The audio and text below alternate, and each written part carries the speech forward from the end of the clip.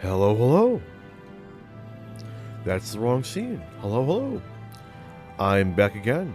Today, I will be finishing what I began yesterday and getting through the remainder of 5.3.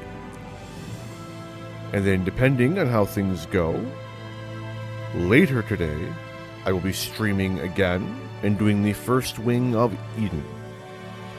Maybe no promises, it depends on how things go. I went over my list again, and unless I am forgetting something, I in fact believe I am 3 days behind instead of ahead. And at that point, I realized that I'm just going to stop caring about it. I have enough days of contingency where I should be fine, hopefully. It was a nice dream, though, right? To be ahead of the curve. But yesterday, we finished off 5.2, wherein we came to the, frankly, moderately obvious realization that Elidibus is the one who is puppeteering the dead body of Artbert. The exact goal he has in mind is questionable, hard to discern, but we do know that his ultimate goal is just to kind of keep the Scions trapped in the First. As we learned on through a bit of a dramatic irony via his speech on the moon.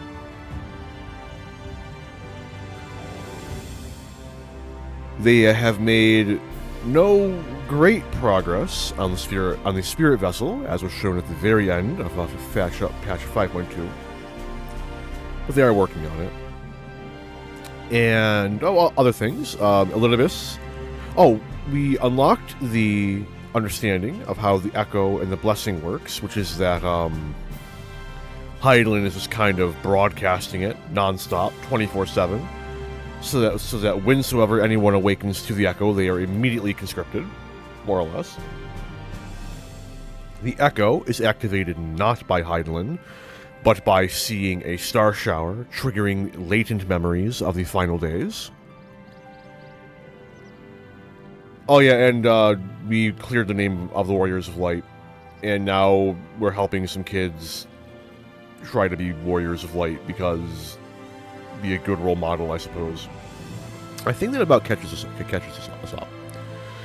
I left off right as we were going to help a young maestral named Riki Tio, I believe. I'm pretty confident in the first part, not so much the second part. To become an apothecary, and Chesimile here just sent Riki out to go grab herbs from elsewhere in the Crystarium. And that's right where I end the stream. So, without any further ado, let's get right into it.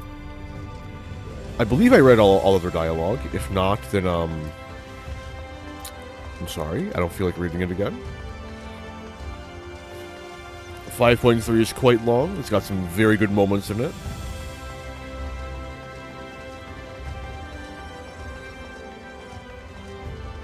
I'm very confident I would have read those before calling it. Is that a Knights of the Round staff?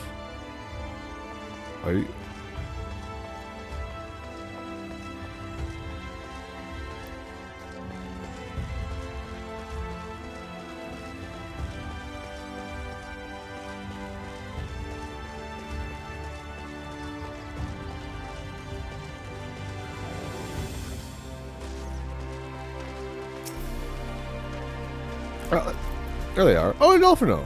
I forgot that he came along. It's not the same, man.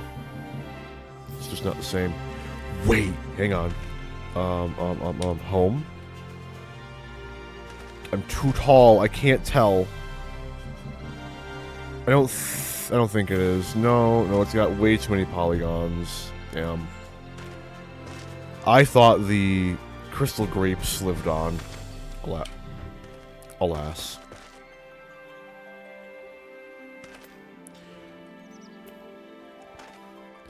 Ah, there you are. As it turns out, the ingredients still wants for harvesting, so we are going about that now. Are these small enough?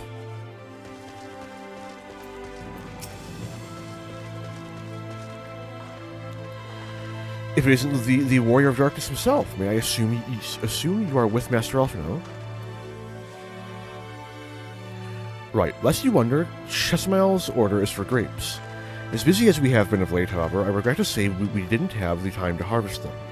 So it was with apologies I asked Master Alphino and his young companion to help themselves to the fruit on the vines. Perhaps you could lend them a hand. It's the undersized grapes you'll be wanting to pick. They're too small for normal consumption, but suitable for making wine and medicine.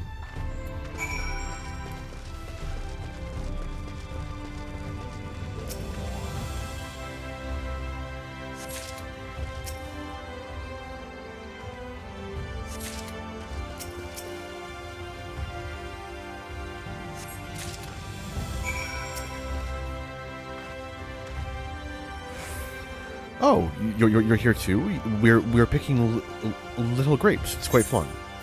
Grapes.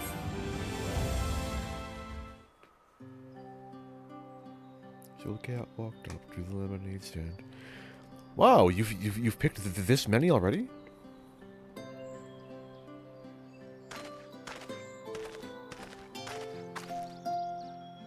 I dare say we have enough between us. Shall we take them back to Chesmael? I can't wait to see what she's going to do with them. Same. How do you use grapes for medicine? Tell me, Riki, what made you want to become an apothecary and warrior of light? Why, well, a while ago I fell sick, really sick. My body was burning up, and I felt so weak I couldn't even get out of bed. Then a traveling apothecary came and gave me a potion to drink. It was the foulest thing I'd ever tasted, but it made me get better. So she was so brave, the apothecary, I mean. She went around taking care of people even when it was dangerous, and I decided I wanted to help people just like her. So I started brewing potions out of grass and giving them to my friends, but I didn't really know what I was doing, or if there's anything else I could do.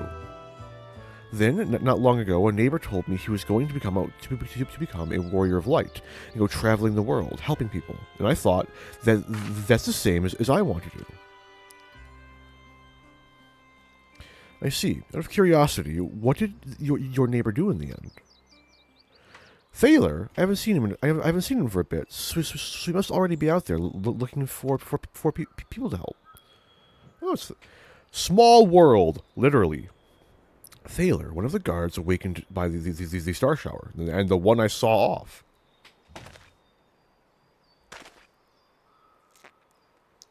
Thank you for sharing your tale with us, Riki Tio. Fuck. Why do you keep trying to add an R in there? I myself took inspiration from one not unlike your traveling apothecary, and I hope her good example will spur you on to realize your dreams. But it will not be done in a day. Such lofty goals are reached through hard work and persistence, though through countless little acts of heroism, like delivering the grapes to Chesmael.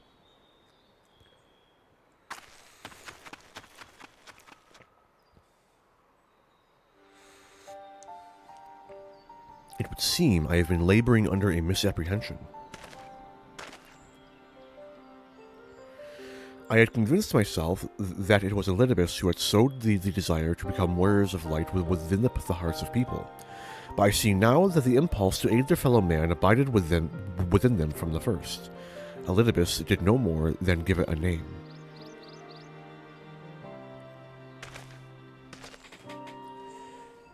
And as he so kindly proclaimed, we must return to our own world ere long.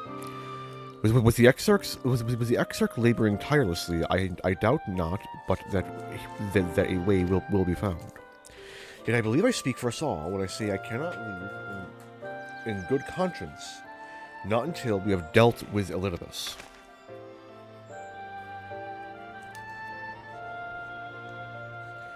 I mean, I can still come and go, man. There is this is no longer a strange and distant land after all. Norvrend has become as a home to us, and her people our own.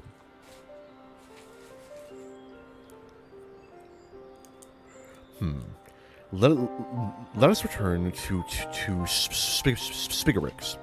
It wouldn't do to keep your admirers waiting.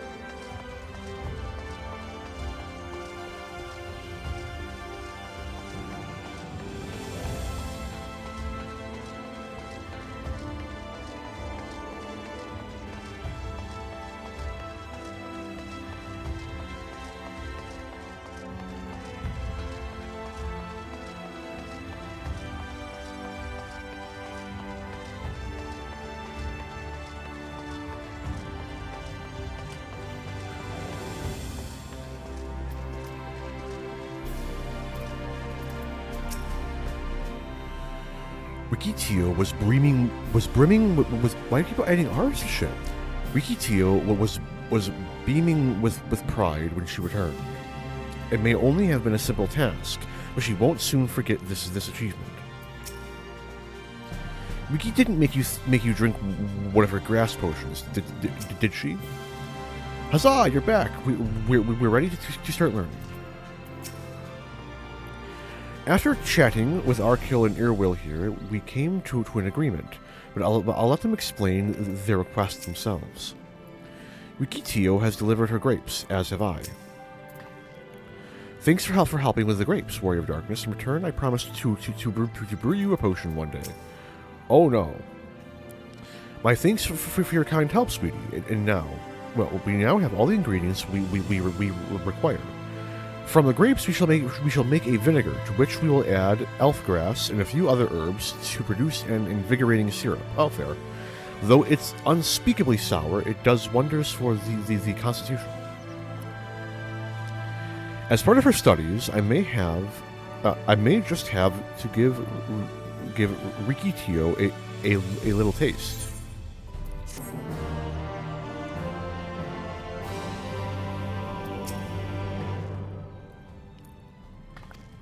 Nothing new. What exactly do you guys want me to do? Warrior of Darkness, if you finished helping Riki, won't you show us some fighting? Not play fighting, but honest to God's fighting. We already have some enemies that you can deal with. Vampire bats. The guards say they've become a pest around the Castarium of late. We tried to sneak outside to hunt them, but the guards caught us and sent us home. But they shouldn't mind if you were doing the fighting and we were just watching. The children told us as much while you were away, and in preparation, Tressamile kindly furnished us with some lures for the bats. While the creatures won't give you any sport, bear in mind that the younglings will be watching. That is to say, put on a good show, yes? Right, let's head outside at once. Everyone, follow me. Alize, we just... come on then, children.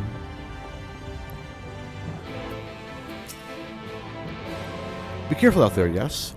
If you can't be careful, you can always come back here.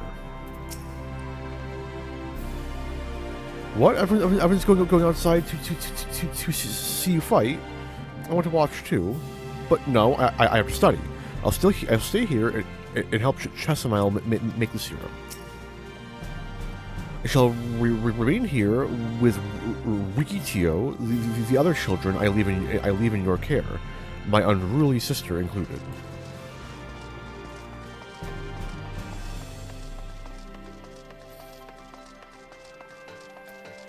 If she knows me fast, we'll go to this. What scythe is that?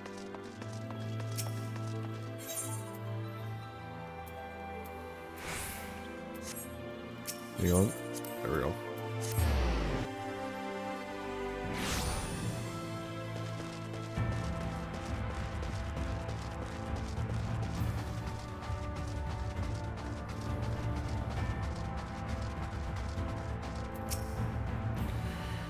It should be safe enough for the children here. We've been waiting for you, Warrior of Darkness. We've heard the tales, but at last we can see you fight with our own eyes. Everyone's here? Good. Let's get started, shall we? As their name suggests, vampire bats feed on blood, and originally being nocturnal creatures, they've grown more active with the return of night and become a nuisance. To draw them out, we'll use Chessamile's lures, which work by exploiting their heat-seeking behavior. The bats are wont to nest under the eaves, so you are like to attract more if you place the lures near buildings. I have 6 lures, 3 each for you and me. As proof of a successful kill, I want you to gather up their fangs. Whoever collects the most is the winner. Oh, you're hunting too? Yes, well, there's nothing like friendly competition to bring out the best in our intel. Anyway, well, while we hunt the bats, the 2 of you are to stay with Reen. She's really strong too, and will keep you safe.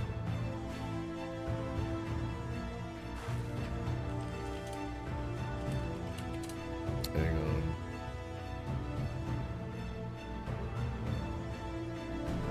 Wait, what? Hang on.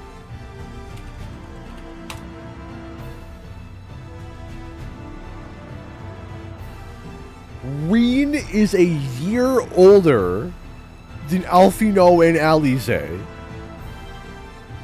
Reen is 17.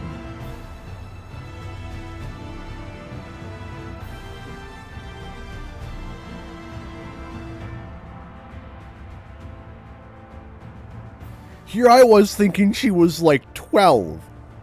Fair. Okay. Man, Alizans are taller than Humes even at like fucking... Okay, I guess it's only a year difference. Shattering. Add it to the list of Scions and Scion adjacent characters, right? I fucking look up their ages, and they're either dramatically older or dramatically younger than I was expecting. I thought that like Thancred was in his like early 40s. But he's like a 20-something, right? Or is he just like 30s? Thancred is 32. Anyway. Without further ado, then let the contest begin. I won't blink, not even once. I don't recommend that. So the bats nest under the eaves. It's important to know your enemy. True. Don't mind us. We'll be watching from a safe distance.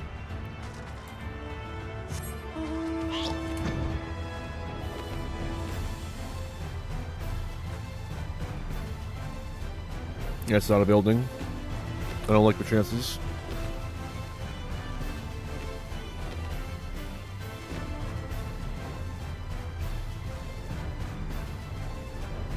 Also not a building.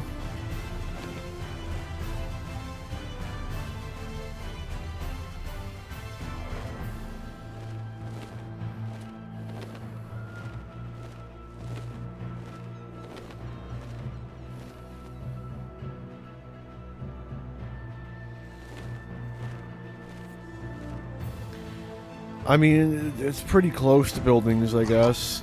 None of these are near buildings, are they? Oh, this one is. I got 3 of them.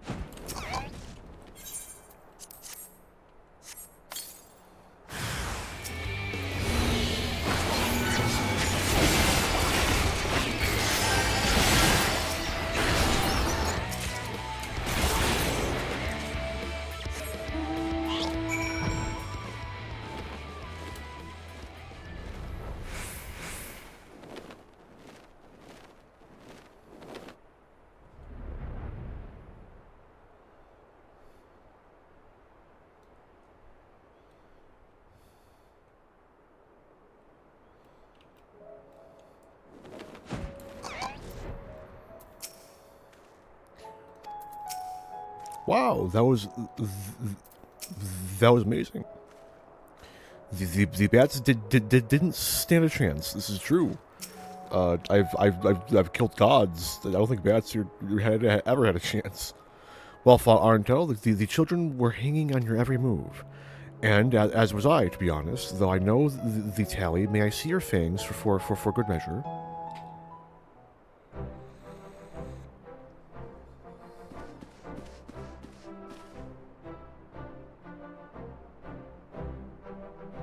Apologies for the wait. My fangs, not a bad haul, even if I do say so myself.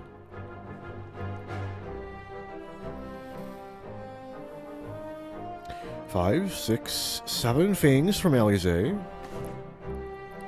which means that the victory goes to Arntel, who collected 8. Bah, seems you found the better spots for the lures. I'd be lying if I said I wasn't disappointed, but you're still within reach. I'll get the better of you next time.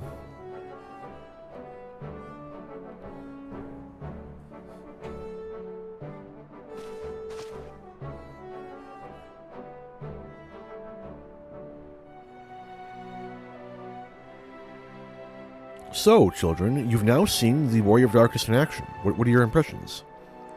He's incredible, miss. The bats down there didn't know... Why, I didn't read that, actually. Hang on. The bats were down before they knew it. I missed that one. God damn it. I fucking... Our guards are strong, but the Warrior of Darkness is much stronger. We want to be just like him. Good. If you're looking for an example to emulate, you may as well pick the best. I want you to remember how you felt when you watched Arntel and train hard. Keep at it for long enough, and you'll be strong too. Quick. Aw, damn. If you don't mind telling us, when did you decide that you wanted to become Warriors of Light? Well, we were listening with everyone when Ardbert appeared, but I've wanted to be strong since before I came to the Gustarium. The Sin Eaters killed my family and my sister, see, and I promised myself I'd learn how to protect people one day. Like Ardbert said, this is our home. We're the ones who have to protect it.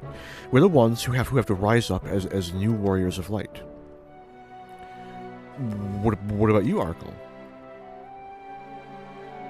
Me? To be honest, I'm still not sure what I want to be. Maybe if my friends were in trouble, but if my friends were in trouble, I know that I would want to help them. And I want to go on adventures with them, see the world together. That's a wonderful goal. You really think so? It's hard to explain, but it's something I felt when I saw the star shower the other day. I felt as though there was something I'd lost, and I had to go out there and find it. Oof. Well, for the both of you, there's nothing for it but to train. When we return to the city, I'll teach you some exercises you can do by yourselves.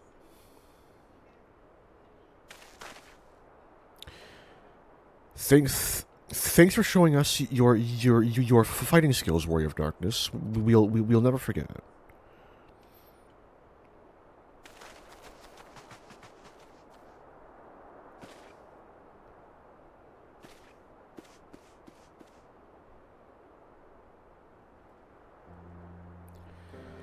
I understand how Arkle feels. The star shower didn't awaken me to Hyland's voice, but that vision of the final days, of Amarat burning, it filled me with sadness to the very pit of my being. Things I once knew, people I once loved, promises I once made.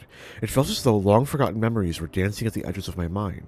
But when I try to focus on them, they simply fade away. An effect of having a fractured soul, I shouldn't doubt. But lest you worry, I'm perfectly happy to remain fractured and have no intention of donning an Ascian mask. I just wish we knew what Elidibus was plotting.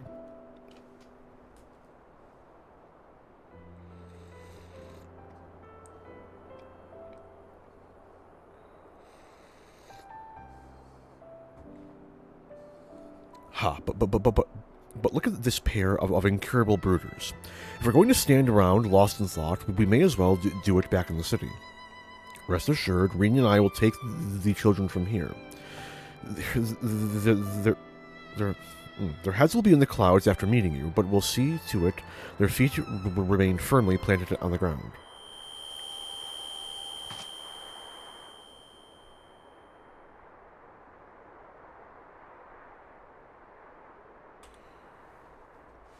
Wait.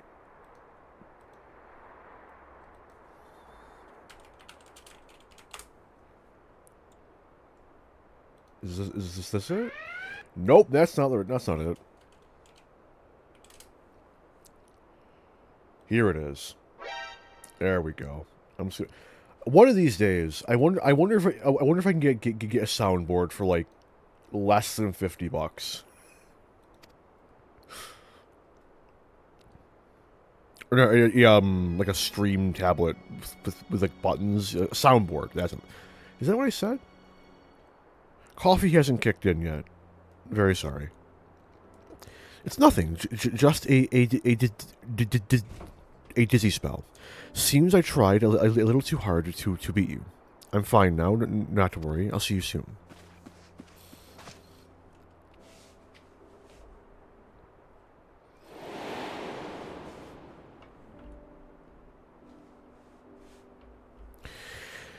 As you ponder Alize's words, you are taken by an urge to revisit the scene of that fateful meeting.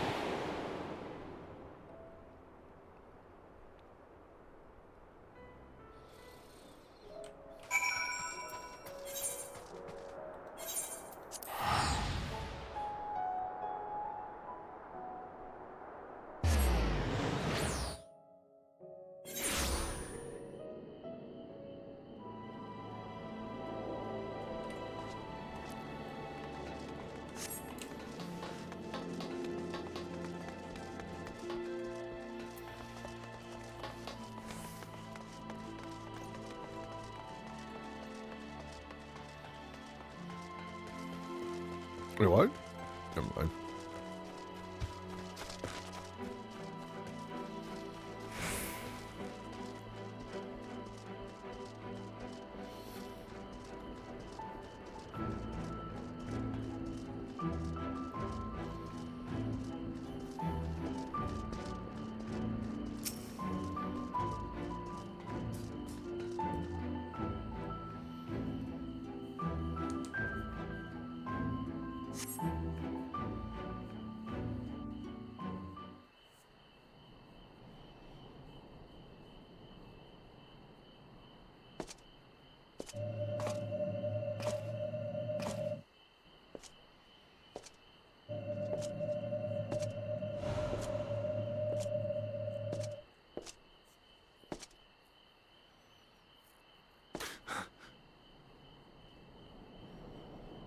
Why am I...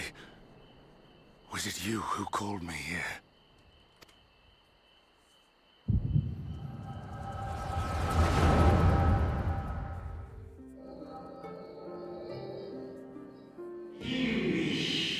On behalf of the Convocation, I bid you welcome to our order.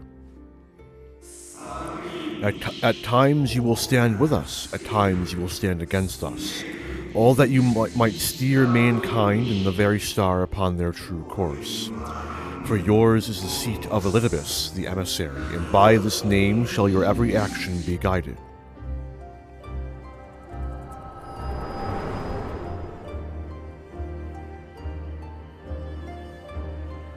So you peered into my memories.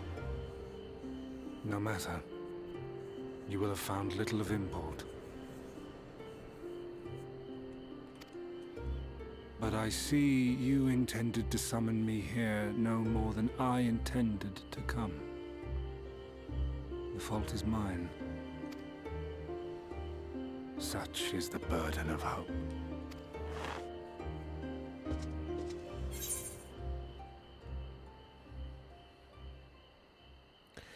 Why must you embroil the people in your plans?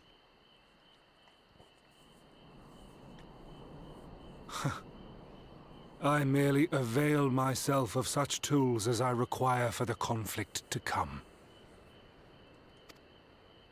That which I do is no different from that which you have done so many times, Warrior of Darkness. I arm myself, I hone my skills, I make ready to vanquish my enemy. You.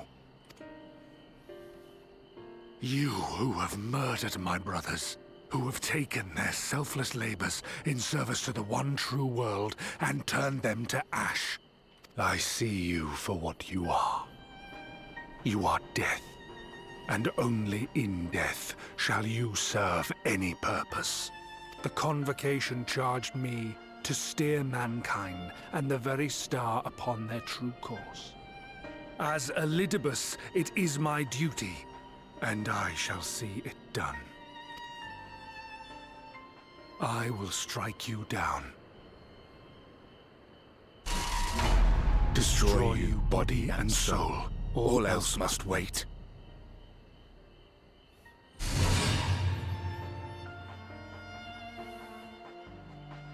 Ere long I will come for you, Warrior of Darkness.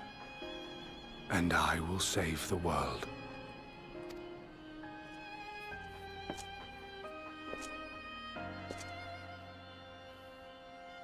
One last matter.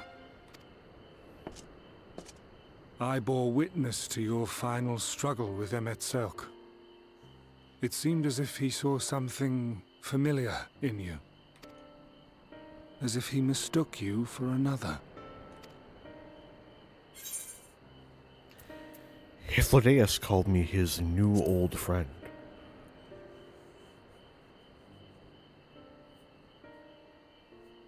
No. I recall not of whom he spoke. Mayhap I never knew you. Or mayhap it is another fragment lost.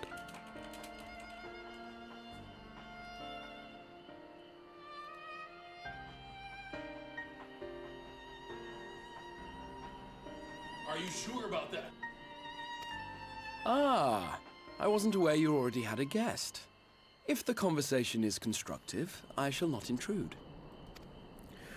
Why the question marks? I know the Exarch when I hear him. You've got a bit more crystal on you, If buddy. you seek to stir up trouble, Elidibus, then I must insist you leave at once.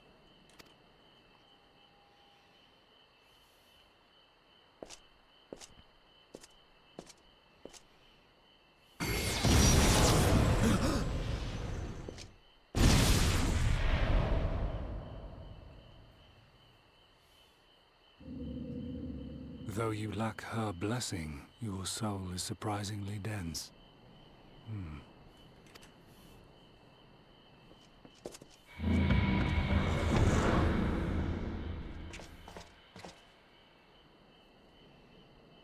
Worry not.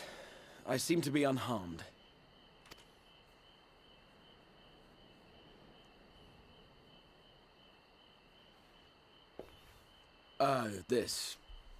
This is my own doing. The consequence of my recent exertions. It is the Tower's way of compensating me for the demands I have placed on it. Rest assured, it is no great inconvenience at present. Indeed, I told Beck Lug as much, but they would not be persuaded and sent me away to rest.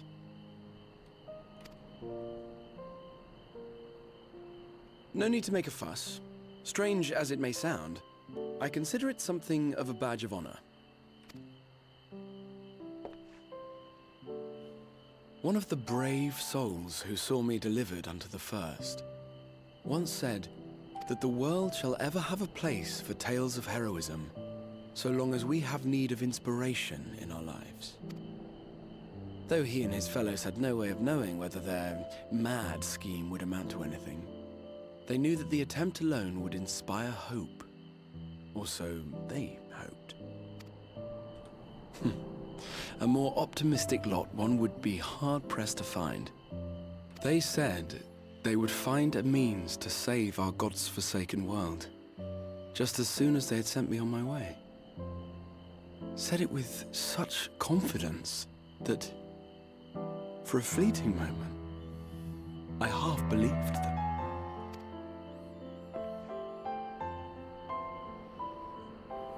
Such faith. Such courage in the face of unrelenting despair. For a long time, it was more than I could bear to remember them. But having come this far, having sent full many on their way myself, I see things more clearly. To take action is to hope. To believe, to choose to believe, is to take the first step towards a brighter future. And why do I tell you this? Because I want you to indulge me in a little recklessness. Needless to say, I have a plan. And when all is said and done, I will ask yet another favor of you.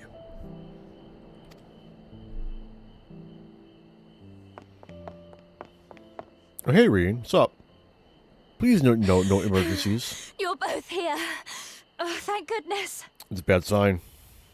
What's wrong? It's Thancred. He's collapsed. Uh-oh.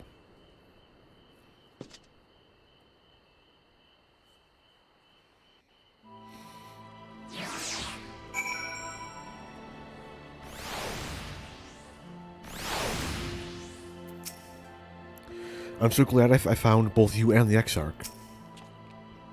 The fates seem determined not to allow us a quiet moment, but come, let us have the details from Reen.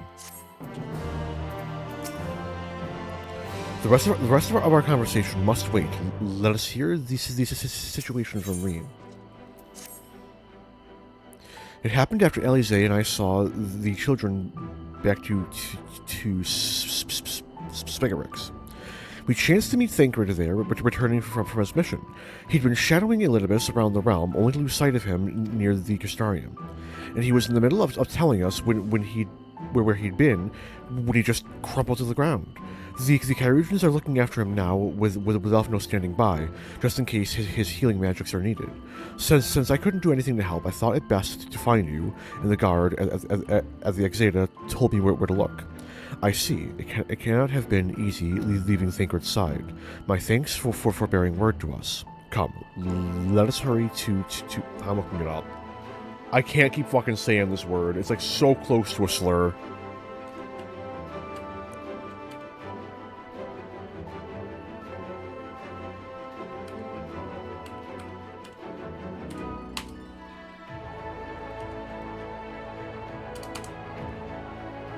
Cool. Can I get a pronunciation, please?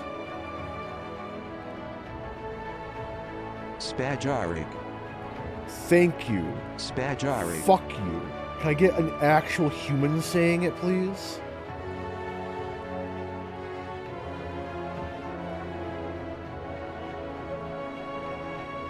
Spajaric.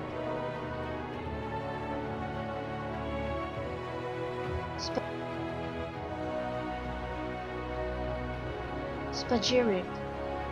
Spajiric. Spajirix? Sure, I'll take it. That was also a fucking computer, but I guess fuck the AI revolution started fucking 6 years ago. Ugh.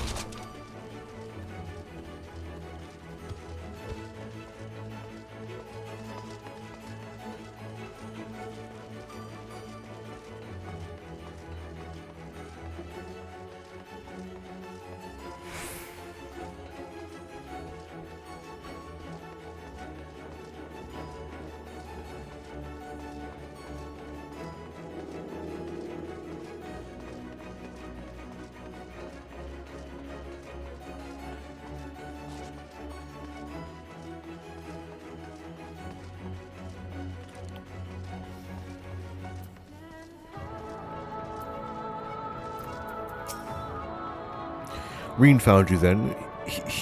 We had to send the children off earlier than planned, but they understood. I fear that this bodes ill, and not just for Thancred. Thancred, shouldn't you be resting? No, I gotta talk to the cat boy. Fuck.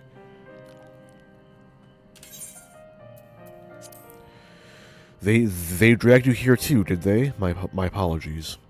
How do you feel? Embarrassed, but otherwise well enough. I won't be staying overnight. This episode was not the result of any injury I could find. Thancred's aether, however, did show signs of instability, and I did what I could to calm the fluctuations. And all this happened without warning? Not exactly. You will doubtless recall at the time Urianger nearly drowned and I gallantly went to his rescue. When his water walking charm failed, he was tired, as were you when we got back. We were both spent, yes, on account of which you begged us to rest, which, in retrospect, may have been a good idea. The fact is, I've been experiencing regular bouts of lightheadedness ever since, but there was no actual fainting until now.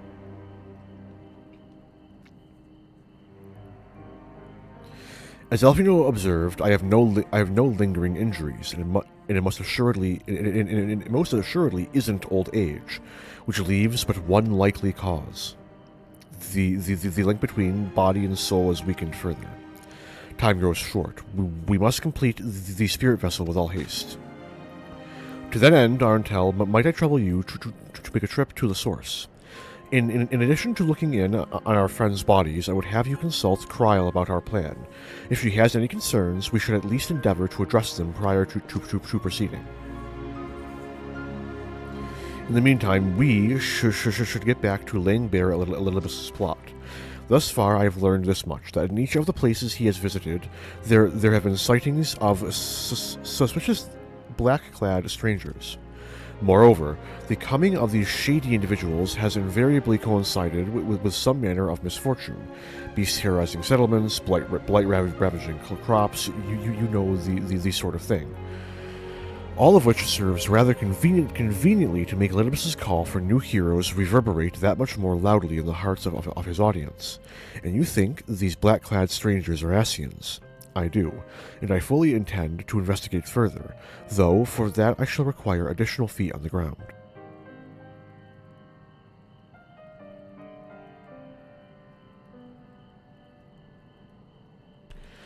You can count on mine. Gods know I've been itching to get out there for a while.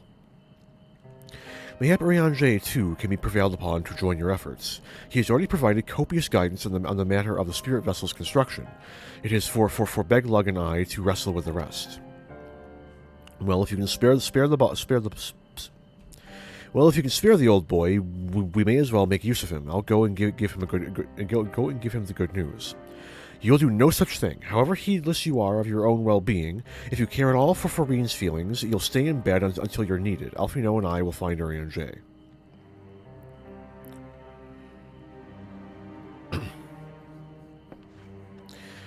All being well, we have news to share. All being well, we will have news to share by the time of your return. Safe travels, Arntel.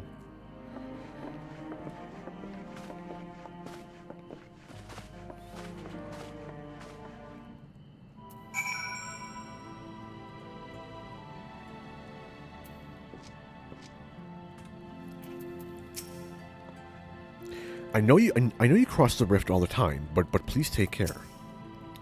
Lest you misunderstand, I'm not averse to putting my feet up. It's being coddled like a brittle-boned... I can't even... Okay, here we go. Non-age...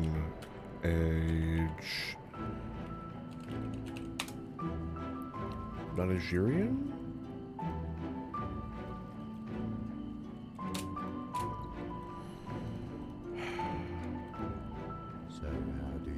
This word correctly. How do you call somebody who is 19 years old? We'll be looking at more pronunciations that are tricky, so stay tuned to become part of their community.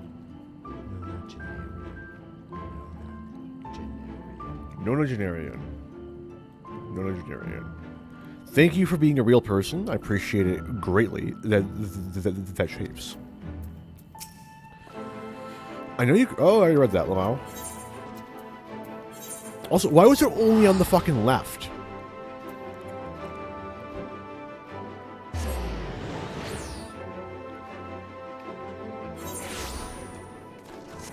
The price you pay for having a real person read it is that it is only on your left side.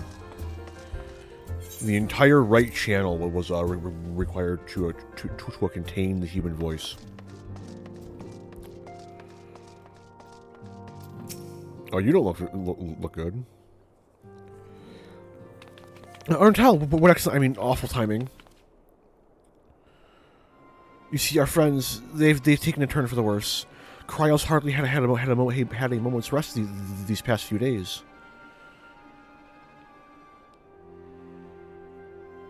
She didn't want everyone to worry, so we've been keeping it quiet. But okay, but listen to me. I call myself a receptionist. I haven't even bothered to ask why you're here. Well, it's related, actually. So, they think the spirit vessel will be ready soon. They want to make sure there are no problems on this end. You better talk to Kryl. She's with the others in Dawn's respite. Let's go and see her. Just prepare yourself, alright?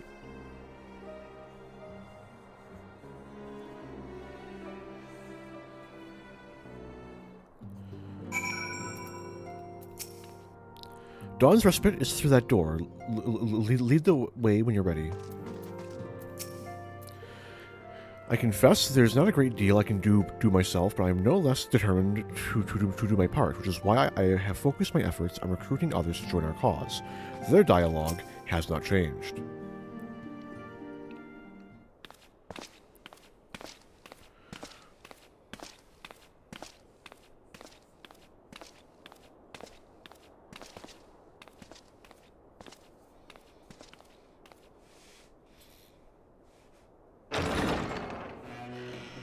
Excuse us.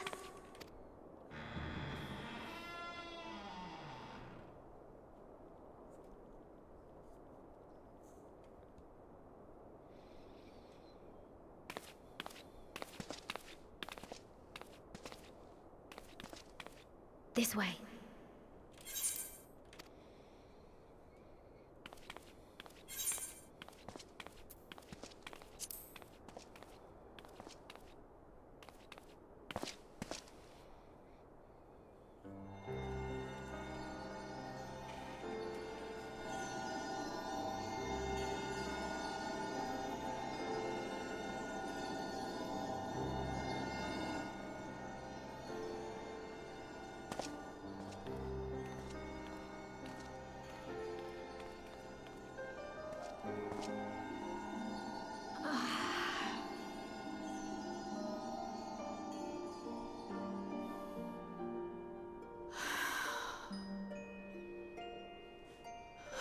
I would rather you hadn't seen this.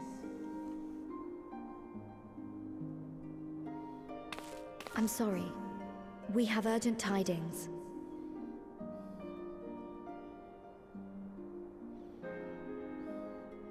Oh, no, I'm not angry with you. On the contrary, I know full well how hard everyone has been searching for a way to return home. And I had hoped to afford you the time you needed. But given our friend's present state, perhaps it was for the best that you came.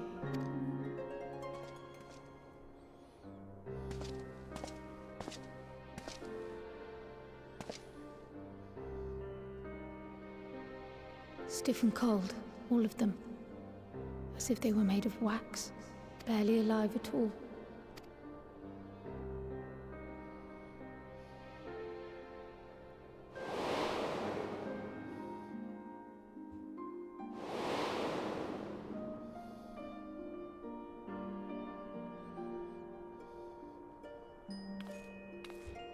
And they had been doing so well. Save for occasional signs of etheric instability, they appeared to be in passable health. Then, quite without warning, things took a turn for the worse. A change for which even Master Matoya could offer no explanation. She could only remind me that the soul is yet an unknown frontier, and that much and more lies beyond our ken. But let's not lose heart just yet. At times like these, it is all the more important that we remain positive. Why? I but this moment succeeded in quelling a fluctuation in Thancred's ether. And while the others have weakened, they have remained relatively stable. I believe I may leave my post for a moment. So come, let me hear your tale outside.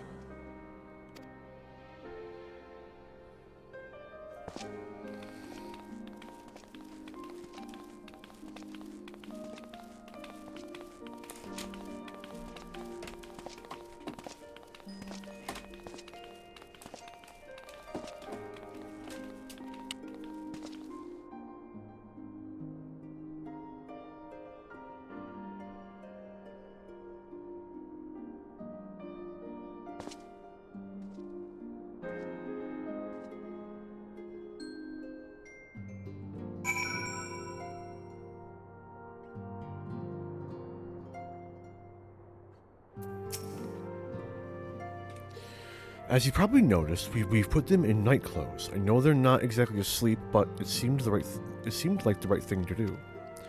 I've made them some new clothes for when they wake up, so they have to come back, and they will. What news from the first? Well, they're fainting. I see. Work on the spirit vessel proceeds apace, where friends begin to falter. As they themselves have observed, the link between body and soul has weakened. It's as simple as that. For now, we are still able to quell the fluctuations in their aether, but it's only a matter of time. We'll lose them if we don't act soon. So if the Exarch is ready to attempt something, let him attempt it. As for the spirit vessel itself, if we seek to draw upon Allegan wisdom, we could do worse than consult an expert in the field. And I think I know just the man. Time being against us, it may be best if I go and solicit his aid in person, even if it does mean leaving my patients. You've come a long way, so do take your ease while you can. I mean, not really. Arntel, could you spare a moment while Kryl goes and finds this expert of hers, I mean? There's a gift I was hoping to send to our friends in the first, you see, and since we might be waiting a while, I wondered if you wouldn't mind giving me a hand with it. My first attempt turned out well, so now I'm going to make it properly. I'll be in the kitchen at the House of Splendors. Meet me there. Well, I had better be off too. I shall see you soon, either here or at the house, depending on how our patients fare in my absence.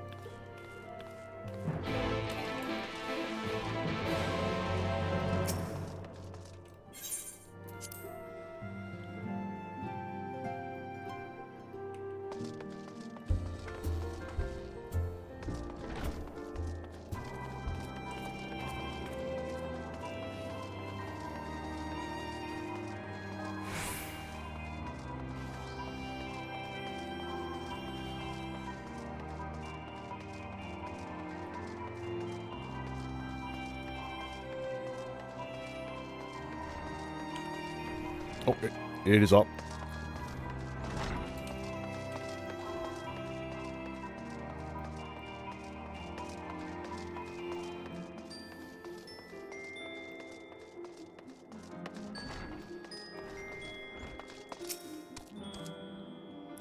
Oh shit! What you up to, buddy? Fucking Alpha's over here making some pie. I love it. There you are, Arntel. As I'm sure you've guessed, this gift is a bit of home cooking. Unlike Kryl, I can't do much to help our friends directly, but that doesn't mean I've been idle. No, I've been doing my best for the Order, taking on this job and that to keep our coffers full. I've even helped out with the Ishgardian restoration. And in the course of all of this, my culinary skills have come on quite a bit. So I thought, why not make something for our friends? It's baking in the oven even as we speak. Shouldn't be long now. And you got some help from Alpha, too. Cool.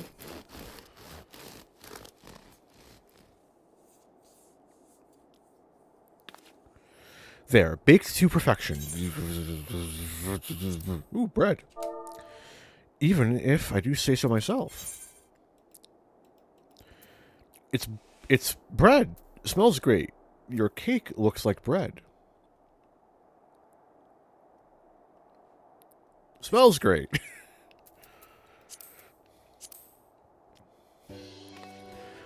Doesn't it just? It's called Archon loaf, in case you're wondering. And it's what they eat over in Charlian. Oh no! Simple fare, I admit, when I thought it would remind her friends of home. If nothing else, Cry tells me it's a good source of aether, so it should lend them a bit of strength at least. It fucking made them Archon loaf. There truly is nothing like the smell of bread fresh from the oven. Kryl, and if it isn't Rambros too. Hey Rambros. I trust you require no introductions either, Arentel. Greetings, my friend. Full glad am I to see you well. I confess I have a long list of questions to ask you, but I will endeavor to contain my curiosity for the present. I understand our mutual friend is struggling with the application of certain Elegant technologies. I've been keeping Rambros appraised of events in the First. Suffice it to say, he knows about the Exarch. If anyone alive can provide insight into the matter, it is him and his fellow sons. Loath I am to disappoint you after so glowing an endorsement. Memory transference was the sole province of Elegant royalty, its mechanisms closely guarded secrets. If any record of them remains, we have yet to find it. To wit, I regret that I can offer no solution to your problem, which begs the question of why I bothered to come here empty-handed as I am. The answer being, rather brazenly, to ask a favor. I would have you relay a message to our comrade. Tell him that we never doubted him. Never doubted that he would achieve all he said he would. Those of us who remained behind have yet to play our part. But when the time comes, he may rest easy in the knowledge that we will most assuredly do so. And then the tower shall shine once more as a beacon of hope in this world and beyond. So tell him we consider his duty done, and that he should follow his heart now. Forgive me, but do you say this to discourage him from overexerting himself, or to encourage him to hold nothing back? That is for our friend to decide. But either way, I dare say a certain someone will be unimpressed. Well, there you have it, Arntel. If you would be so good as to see Rambro's message and Tataru's bread to their intended recipients, along with my report, of course. Kryl, before I wrap this bread up, would you mind giving it a try? Just to make sure everything's as it should be. But of course, I'm always happy to lend my taste buds.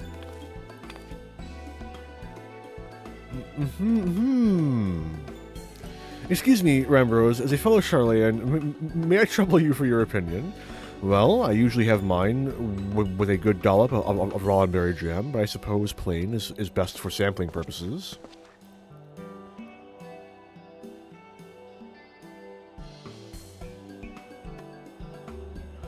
I see. Oh no, is it that bad? It is indeed Tataru, dense and unpleasant, exactly as it should be. Ah, just so, the very taste of home. As you might expect, our countrymen have amassed a wealth of culinary wisdom from every corner of the world, but our native cuisine is, shall we say, a little lacking. In Charlian, the majority regard food as a source of nourishment rather than enjoyment, save for those few who actually research the culinary arts. We pay little heed to the niceties of taste and texture. It was against such a gastronomic landscape that what is now called the Archon loaf was born, the creation of an Archon who devoted himself to the study of bodily sustenance. In order to maximize its nutritional value, he incorporated copious quantities of pulverized fish and vegetable matter into the dough, all with nary a care for those qualities which make bread enjoyable. The result is a flavor that continues to defy description.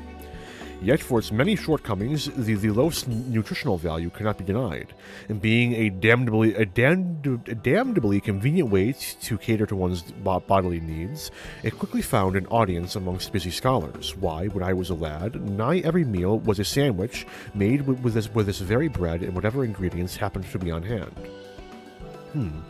I suspect just about every Archon would say the same. Having been away from home for so long, I thought I might have forgotten the taste, but no, it's all too familiar. It's how it takes me back. If there's enough, perhaps you can spare some for the Exarch. He is certain to appreciate it. Oh, there's plenty to go around. I'll be sure to wrap up an extra slice. Arntel, when you deliver the loaf, please be sure to send everyone my regards. Tell them we're doing everything we can, and that we'll be praying for their safe return until the moment they get back.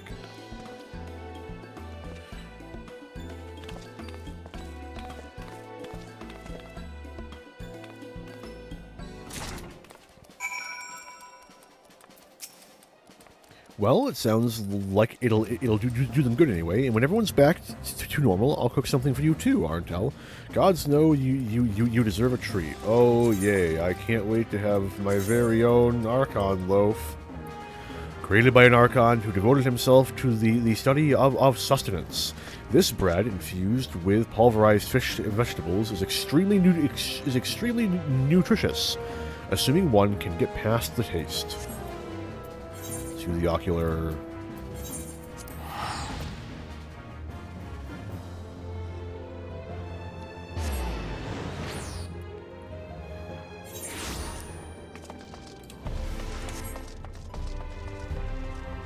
He's still there.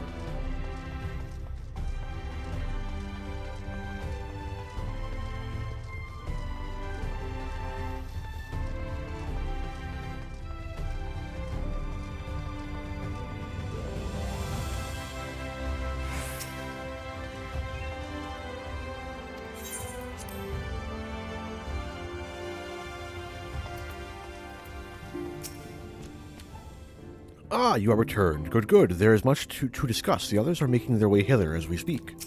Want some Archon loaf? Welcome back, my friend. How was your journey? I have Archon loaf. You want some fucking Archon loaf? By the 12, Archon loaf. However, did you come by this? I swear it had come straight from Charlian. Rembro said that, did he? His words are very nearly as heavy as the bread, but I appreciate the sentiment. Should you have the chance, you may tell him that he needn't worry. That which I seek to do, I do of my own volition and with all my heart. In pursuing this path, I fully expect to earn the censure of our friends, and to deserve it. But I shall forge on none regardless. Forge on as you yourself did when faced with a similar predicament. So I ask that you have faith in me and what we do.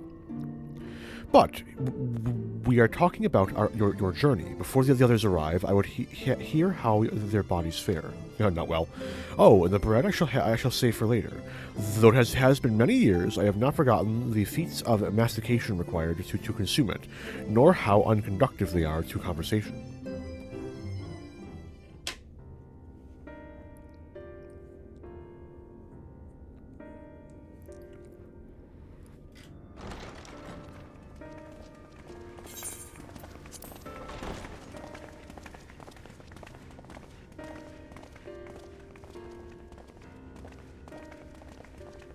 Forgive the delay. We have visited every region and confirmed the presence of Ascians throughout the realm. Lest a grave predicament be made to seem hopeless, it should be noted that they are of inferior rank. The black-masked minions who answer to the Red. Yes, a gaggle of schemers attempting to exploit recent events to sow the seeds of petty conflict. Fortunately, nothing of any great concern has come of their meddling just yet. We also encountered a number of the Crystarium's former defenders, busily solving this problem and that in a bid to become warriors of light. Their zeal is to be applauded. It is but a pity I cannot encourage them on their cause. Not knowing Elidibus set them upon it, no. Both the troubles to be solved and the villains to be vanquished are his doing too, like as not. And so, with apologies to the aspiring warriors of light, I believe it best that we deal with the Ascians quickly and quietly. I quite agree. But tell us, what news from the source? How fare our bodies?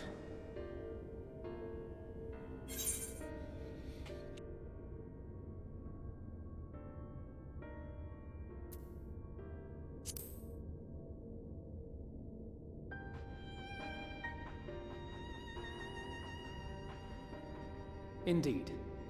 Heartening though it is to know we can stay a while longer, returning home must remain our priority. This seems an appropriate moment to ask about the spirit vessel. Have you made any progress? We have, as it happens. One moment.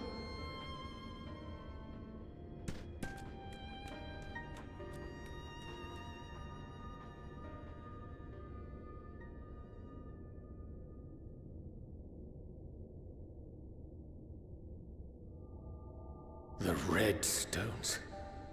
Then this doth mean... For the benefit of all, permit us to explain. As you will recall, using white auracite as our starting point, we fashioned a vessel for mind and memory both. Yet, though it served this purpose admirably, the process of imbuing it with one's complete essence proved a somewhat thornier proposition. Simply put, the memory would not accompany the mind. And so, we looked to the Allegan's mastery of memory transference for a solution. This approach was not without its own complications, however, relying as it does upon blood, which inanimate objects, notably, do not possess.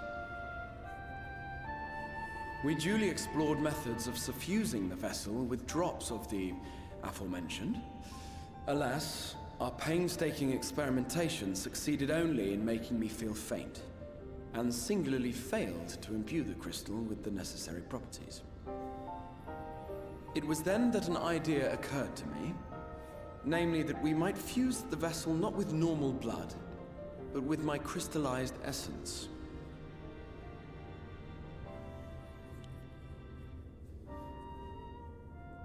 You're doing this for our sakes. So far be it from us to complain. But don't think we haven't noticed what's happening to your arm. It falls well short of offering up my life in exchange for yours, which was your only stipulated prohibition, as I recall. And it is but a small price to pay for delivering you home. Assuming it works. We shall soon know if this grisly addition will serve as a suitable conduit for the subject's memory. Though not soon enough to warrant your waiting. The test is like to take a while. Let us be off then. We have Ascians to attend to, among other things. Forgive me, but I count 6 vessels. And there are only 5 of us. One is for testing purposes. I will personally use it to see whether the crystal functions as it should. And if it does, wouldn't that mean that your soul could also return to the source?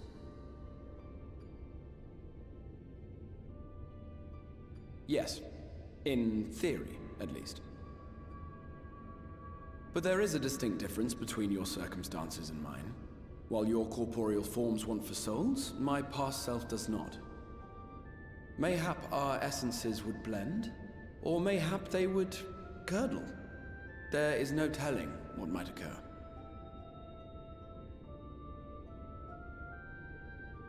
And you'd be willing to take that risk? I would. I see.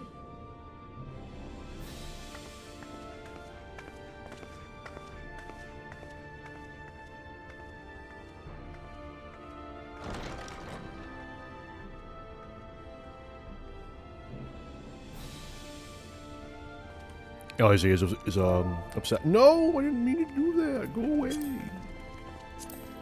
We're right. We're good.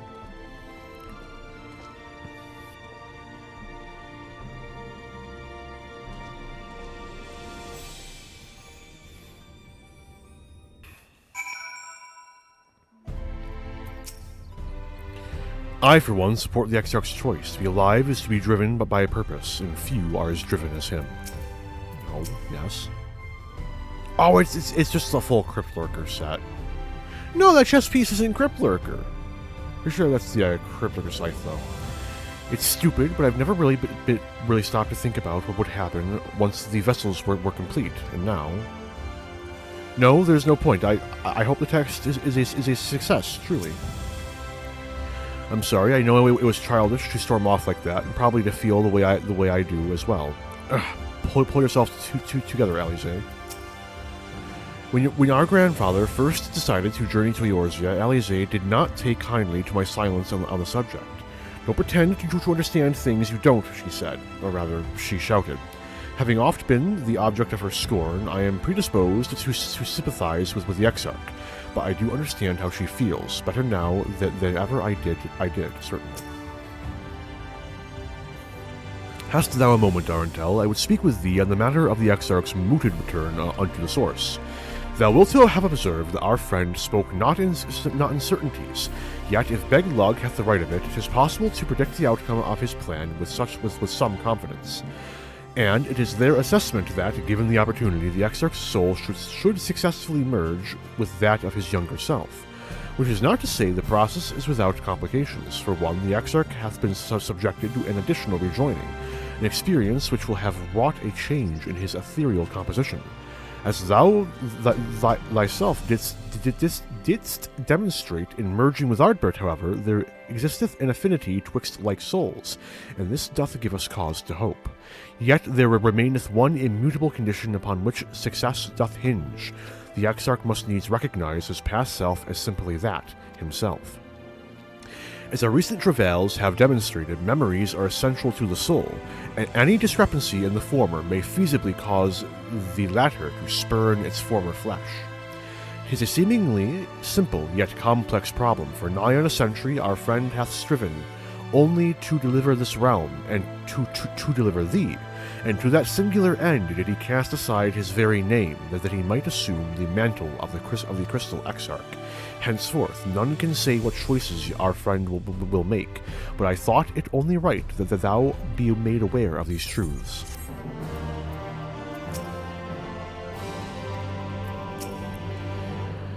Lest there be any doubt, the Exarch hath long been aware of the possibilities he but recently unfolded to us. Wherefore did he refrain from sharing them until now, I cannot say.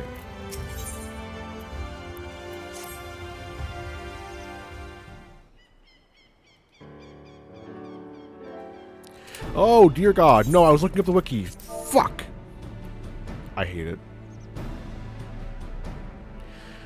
Right then, while the Exarch is literally pouring his own sweat and blood into his allotted task, it seems only fair that we attend to our own. I'm still looking it up.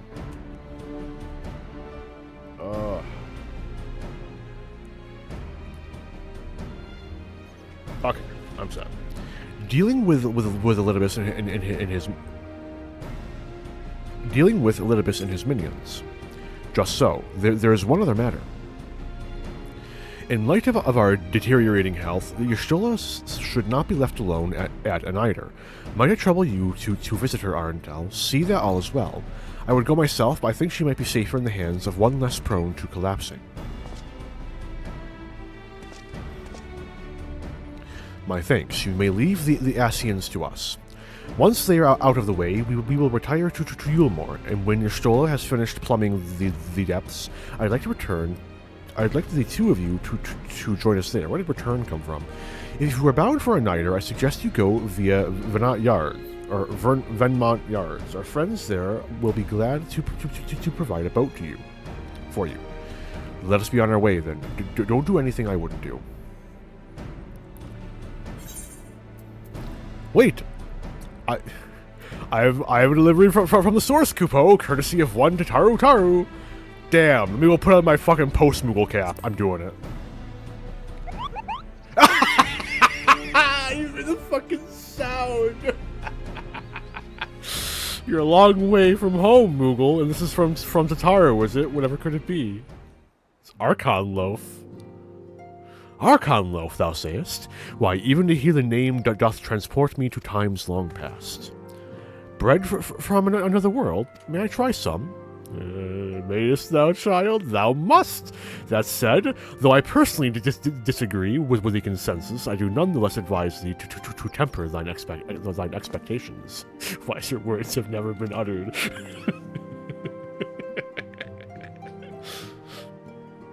Though it rarely darkened our dining table at home, I can attest that it was standard fare at the studium. Indeed, a slice was never far from our peers' hands.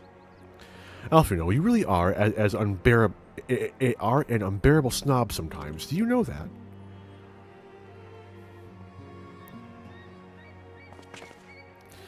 What I believe my colleagues are trying to say is that we appreciate the gesture. Tell Tataru we'll do our best to return before she's forced to seek further supplementary employment. Right, let's be off now. We can find a drink to wash down the bread on the way. I really hope we get a follow-up with Rien. Oh, I hope we get a follow-up with Rien. Oh, man. Okay. You're right.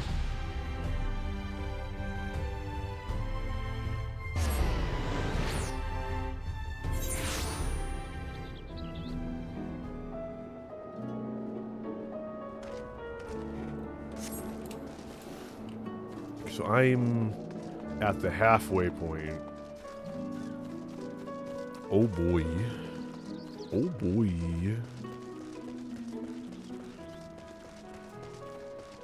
Why am I not mounting up? And while I'm going, I want to see if I can find a more thematically appropriate mount than continuing to use the Porksy. I never got... I still have to get the Gwibber from that instance, because that'd probably be the best option. Uh-oh, that's the water. Honestly, the Striped Ray is a pretty good option.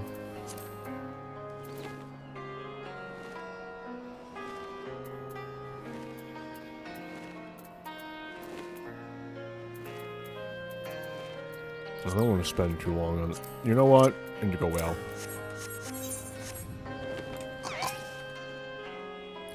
Oh, if it isn't the Warrior of Darkness himself. But what brings you to these parts? I need a boat. Heading out to sea, eh? But of course, we'd be happy to help. Just say the word and I'll ready a boat.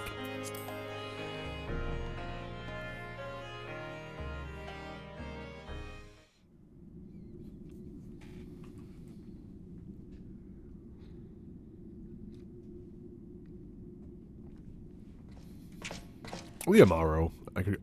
Oh, no! You motherfucker. Excellent. I had intended to speak with you alone. Fuck you. None of my doing, lest you misunderstand. The link between her body and soul wavers.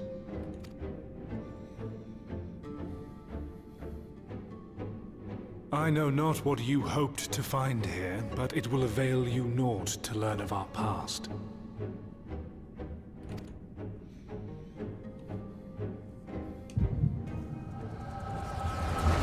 More flashbacks.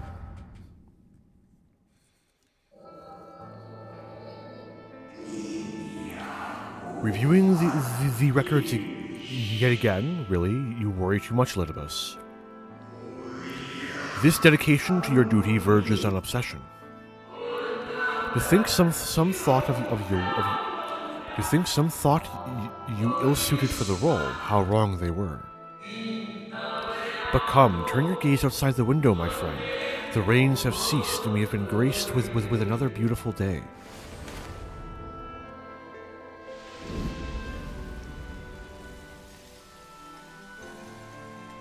It fades. Fades away into oblivion.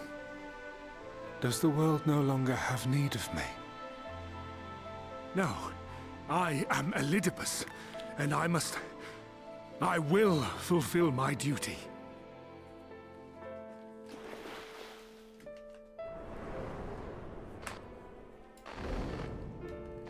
Sundered though you may be, you fought for the world's salvation. For hope. Hope.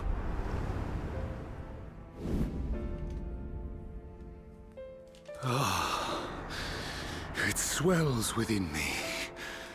Empowers me. Now I may carry out my mission. And yet, why do I yearn for this? Why do I struggle so?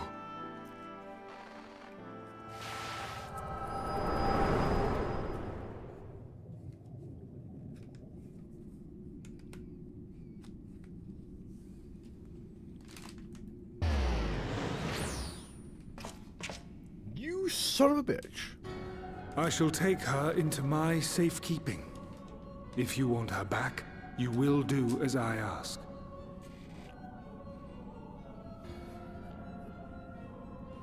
Why are you not on auto advance?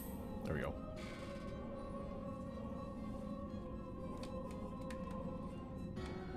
Come on. Thank you. Show me your strength. I would take your measure.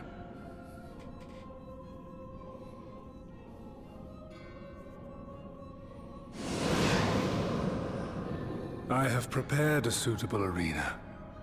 You need but ride the flow of ether.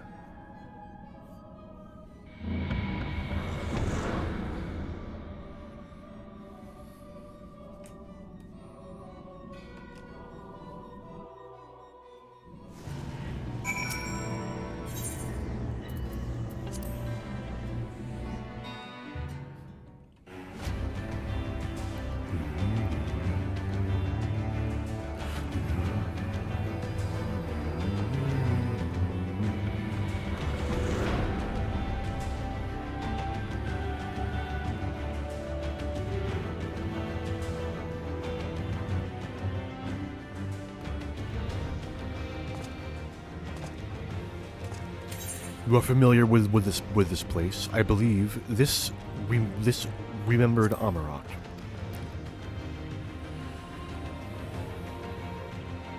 Proceed to the capital. I shall return your comrade to you there. I tire of your games.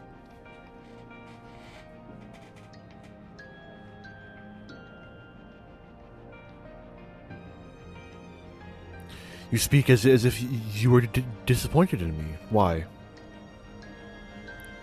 I am your enemy, and you are mine. Our goals are in conflict, and we are fated to clash. Or had you hoped that feigned sympathy and false understanding would cast your crimes in a less reprehensible light, that I would come to look upon you as a friend? You who have slaughtered my people, who would tear down everything we have built.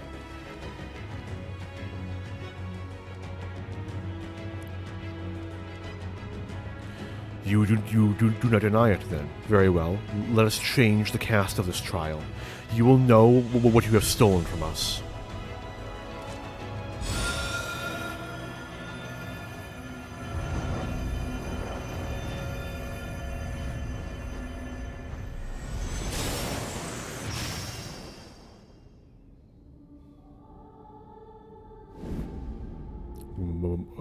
Modi? Mother Mion. I always forget the name of the first guy.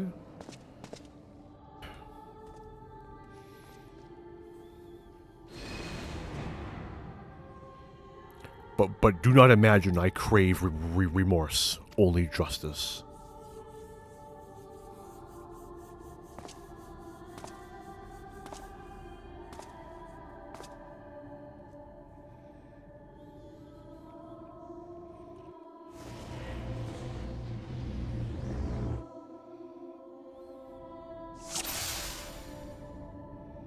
Can I talk to them?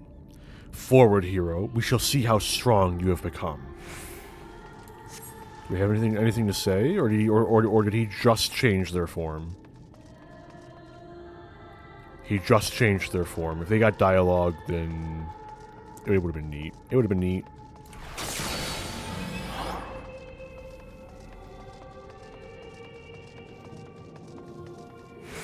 let us begin. Rest assured, there are no tricks. You need but defeat the enemies before you. First, something easy, those whom a budding hero might encounter at the beginning of his tale. And I believe I have the perfect subjects.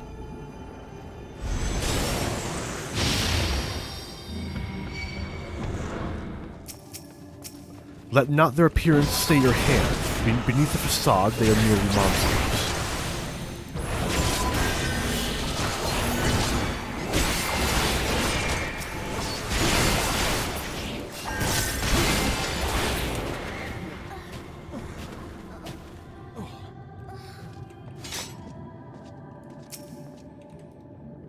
All too easy, I see, but at least now you understand the rules.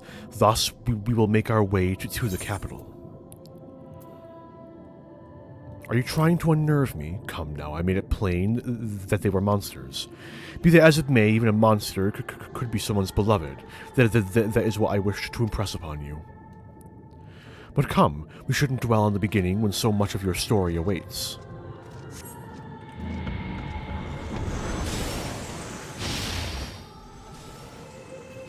When Rita and Philia, they don't speak. I think I'm going to maintain that assumption. Every tale requires villains. Defeat them and claim your place as a hero. Hi guys, from both sides. Long time no fight.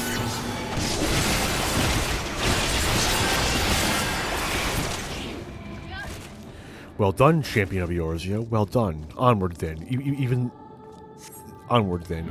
Over the bloodied bodies of the fallen.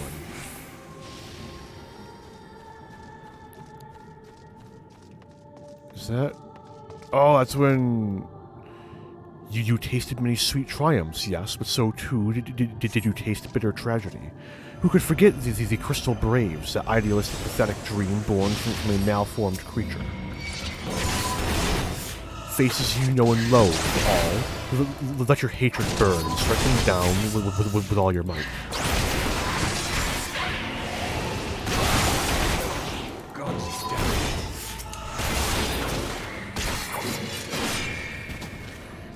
With such ease yet again, you did always grow stronger with every battle. Yep, that's how XP works.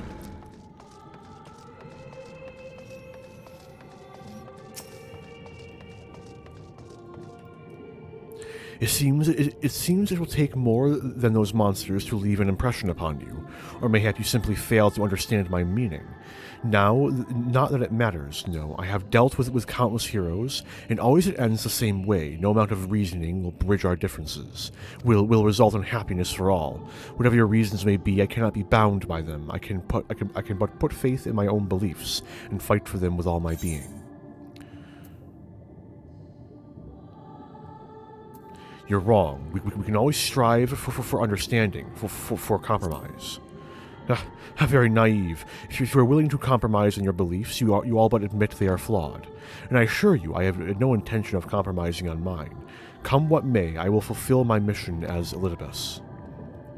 But enough talk. It is not your assertions I wish to know, but your strength.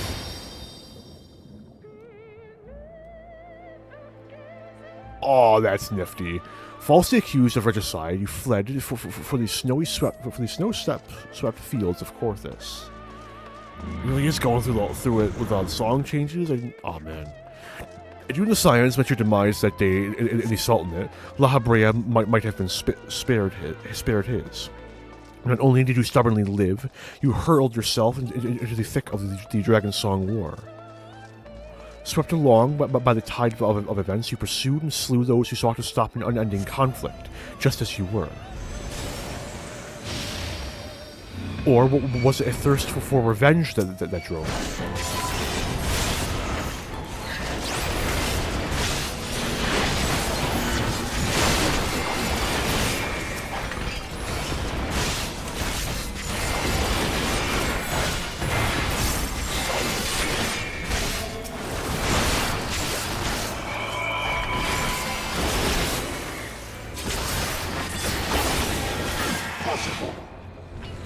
I trust you're beginning to limber up. Do keep up the fine form.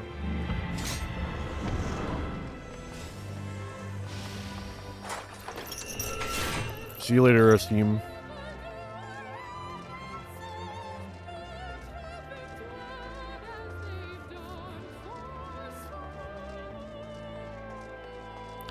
Around heroes, people are wont to flock. People who harbor all manner of motives, each baser than the last.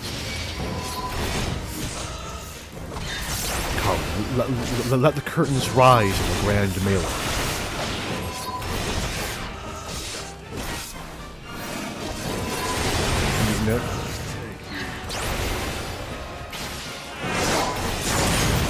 Wow, you actually broke my TBN. No more than they deserve. In the end, their hand of friendship was tainted with personal desire. Oh hey, Racewugger. Been a minute. Oh, we're going this way. See ya.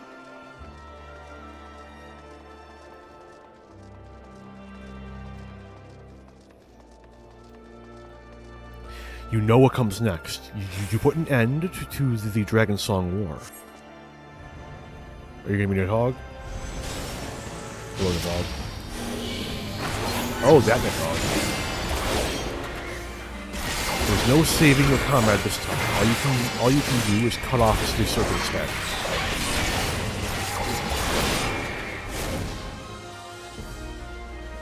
Where'd he go? Oof. Oof.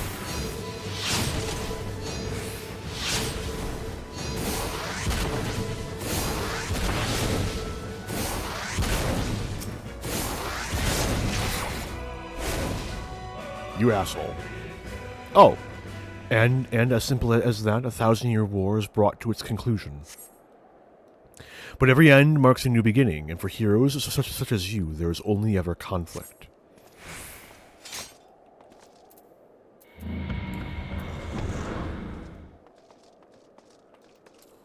Oh. Why does it matter which ramp I use? They both go to the same place.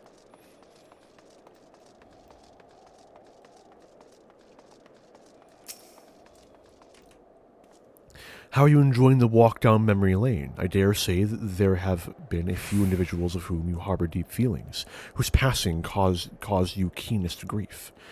That is what people are to us, an irreplaceable existence that can ill be lost. I will save them, for they are my... Never mind. We are not here to talk. Let us return to the task at hand. Emperor Solus had kindled an insatiable flame. Garlemald was its name, and it raged across the land, consuming all in its path. Following the trail of ash, you set forth for Alamigo and Dodoma into a storm of blood.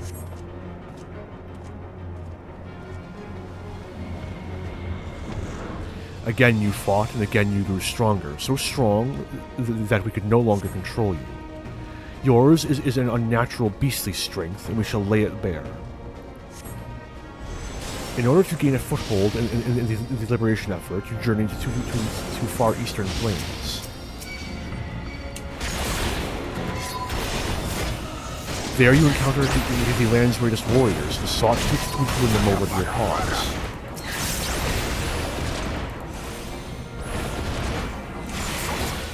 It is not enough!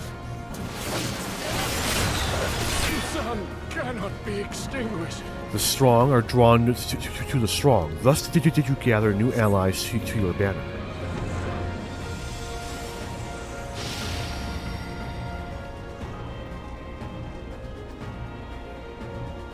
Yet, where ardent souls gather, so too do fires burn. In this way did you consign those around you to the flames. Burn them all, hero. Reduce them to nothingness, like the ephemeral morning dew they are.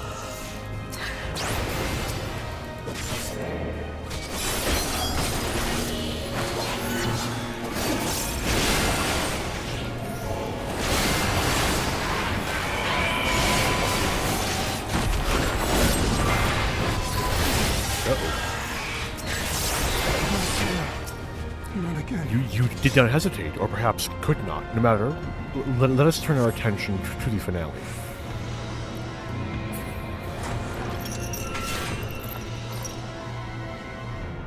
Here we shall have a test between fellow beasts. It is only fitting, would you not agree? When I fought you in this flesh, 'twas I who triumphed. Will you turn the tables this time? You only won because my fucking cat boyfriend dragged my soul out of my body, literally. I could have beaten you at least 3 more times before collapsing.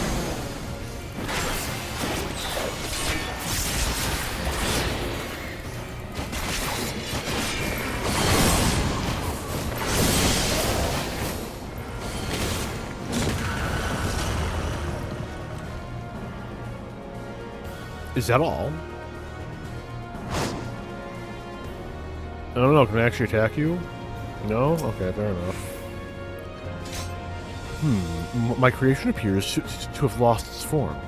It is no easy thing to see through the eyes of a beast such as him. In any event, there is only so much to be learned by taking your measure this way. Let us try something different. Come, we continue this within.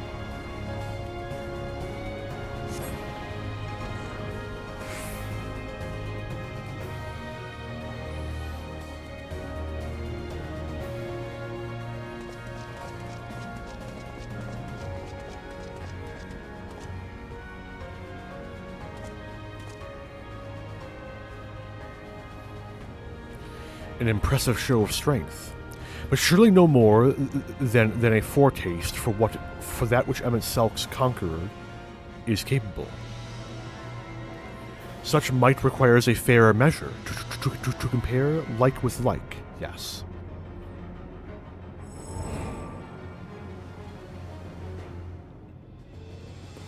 I shall just have to test you myself.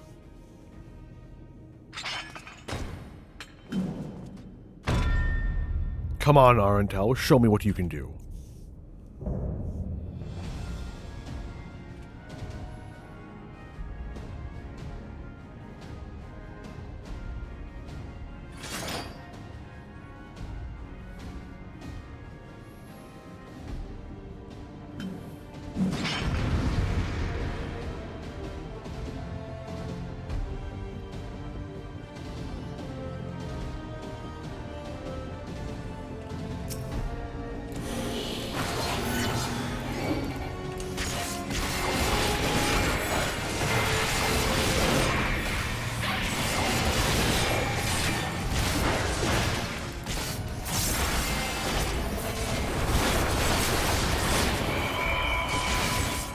All that made him the warrior he was. Every battle waged, every blade low swung was part of my very being.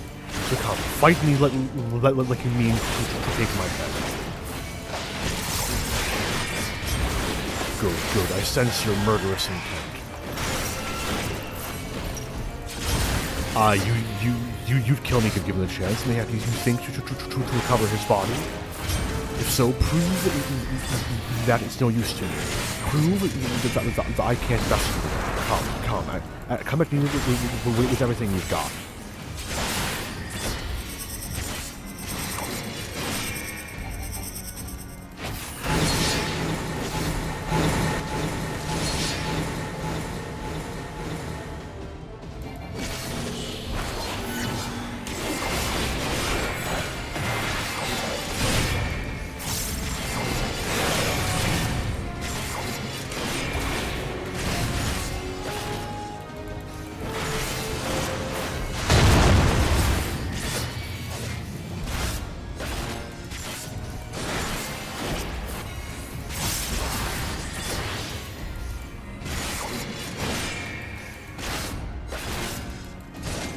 Literally just autoing you, dude. Someone forgot their ABCs.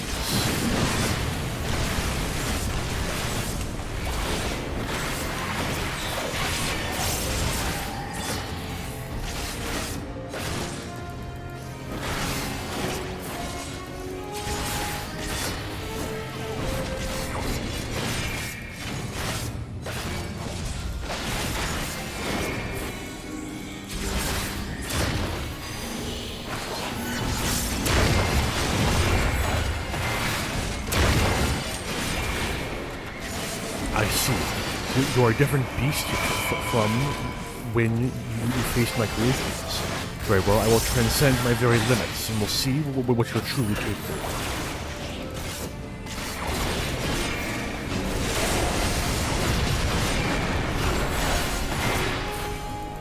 Hold nothing back, for neither will I.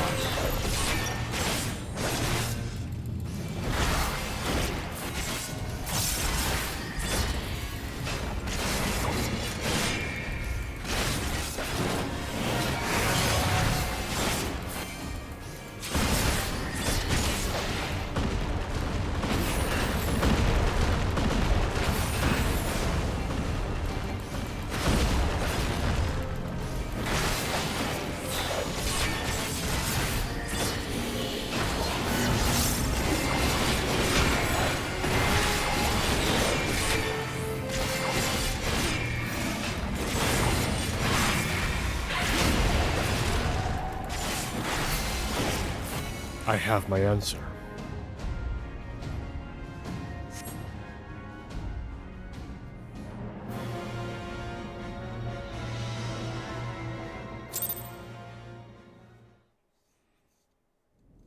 Did I miss something? Did I kill him too fast? They started playing Tsukiyomi's theme for a second there.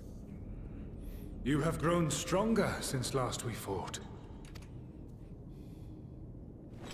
That's kind of my thing, right? You're kind of talking about it. I'm like constantly getting stronger. The result of your trials in the first, no doubt. Have you finished? Hey, Stola. Been a minute. Want some Archon loaf? My apologies. I freed myself as soon as I awoke, but rather too late, I see.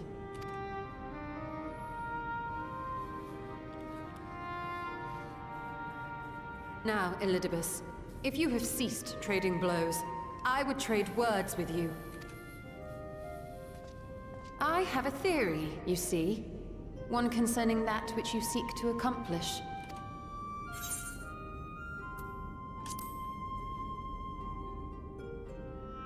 It stems from who, or rather what, you truly are.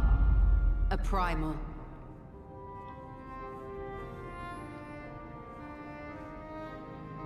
The ancients created Zodiark to deliver the star from destruction. If the magic that brought him forth is the precursor of what we know as summoning, then Zodiark would have been instilled with a presiding desire. I found it among the records at Anida, and it came as no surprise. Were I faced with the world's destruction, I too would wish for the same. Salvation.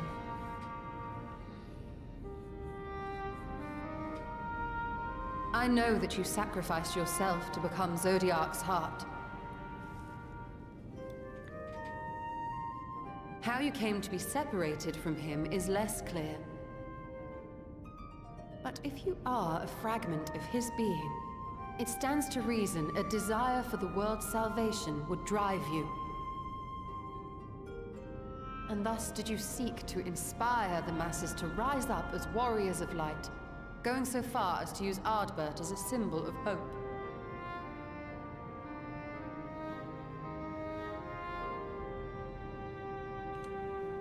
Correct on all counts. Such is my nature, and such are my methods. I have aided heroes. I have made them. I have even become them. This served not only to strengthen me, but also to facilitate the work of my brothers, such as Emmett Selk, with his penchant for nation building.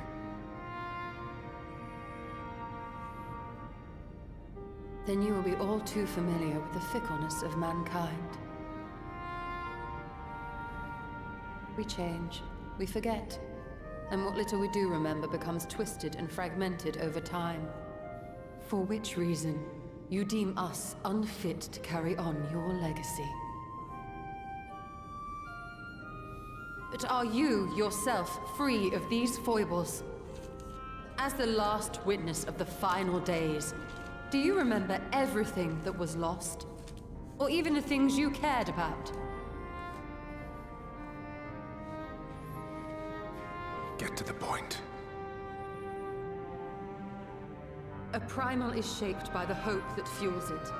Even should this hope be something as simple as the world's salvation, it is the collective desire of innumerable disparate souls crying out for deliverance.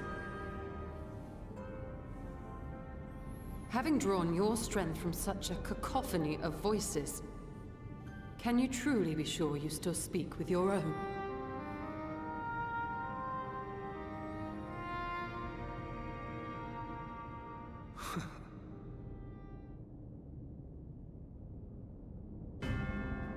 Your question is irrelevant.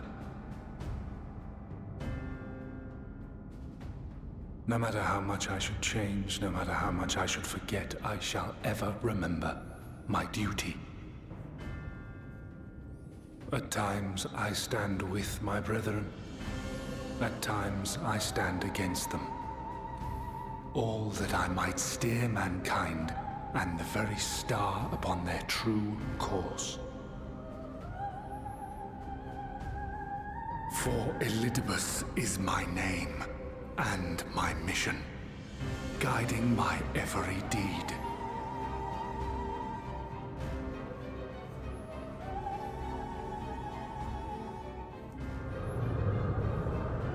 But enough talk.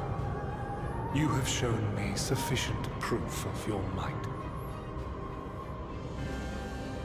As I am now, I would struggle to defeat you.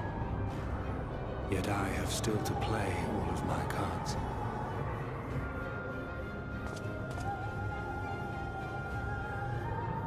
If I could offer you some semblance of sport, your lessers would pose no threat to me. Would you not agree, warrior of darkness?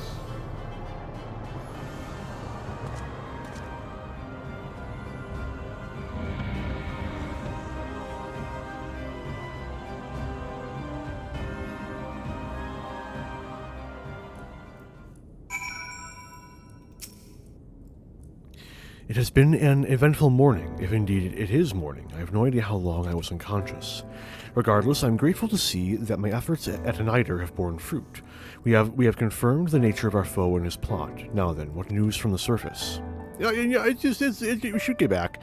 I see. Then, let us make for Yulemore at once. We have much to share with our comrades. Elidibus' parting threat, not least of all. But forgive me.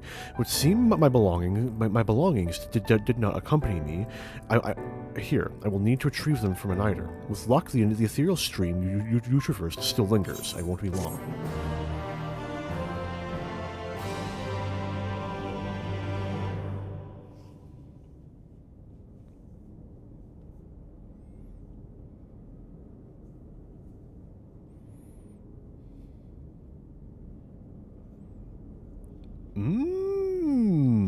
I bet that one's cherry flavored.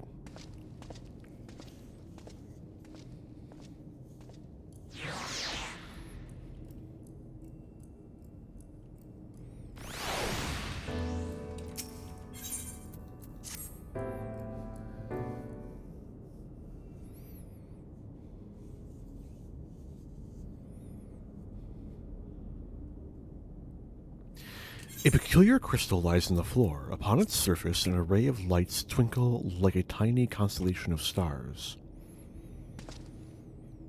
Day 4th. Bring honor to the seat of.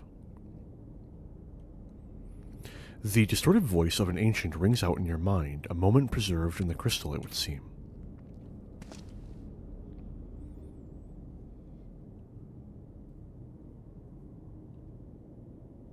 You notice something else glittering up ahead.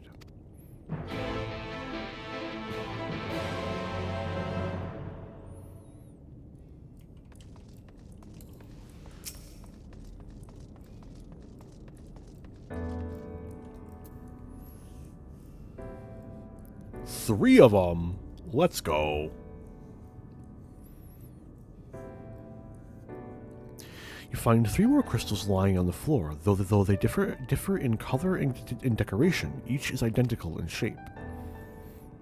You focus on the crystals and find that the words they hold ring clearer than before. Behold, my friends. Embraced by the earth and caressed by the wind, vibrant life flourishes. All is right in creation. There can be no greater joy than to use our wisdom for the good of our people, no greater pride. May all know happiness now and forevermore.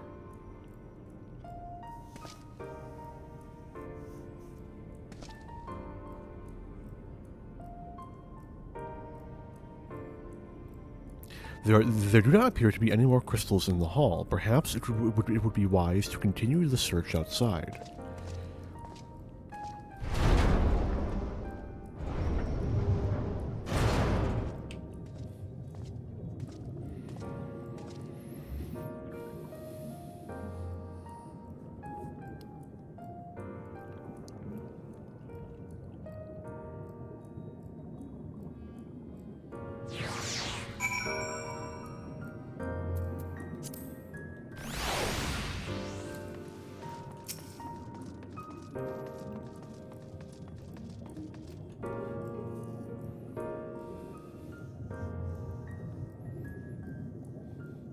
Your instincts serve you true, and you discover another two crystals. As you reach out with your consciousness, new voices begin to echo in your mind. The heavens are ablaze, and the land rent asunder. What will become of the world? Is life itself to be denied? Come what may, we must not surrender to despair.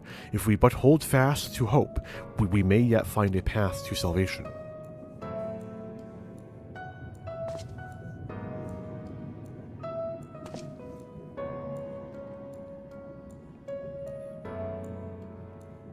The voices tell an incomplete tale. Might more remain to be found?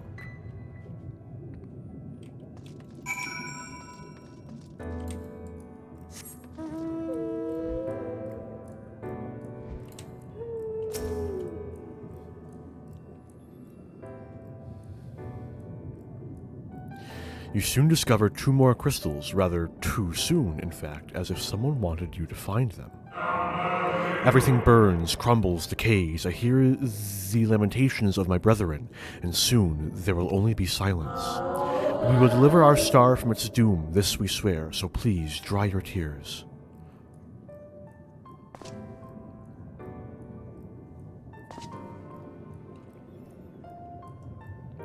Whatever awaits at the end of your search, it is plain you have yet to find it.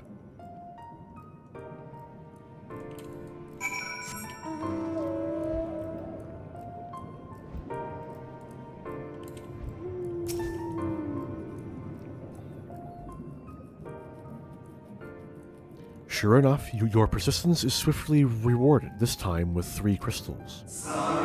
The time has come, we shall rewrite the laws of creation, and we shall save our star. From this life our Savior born, may I be worthy of the honor.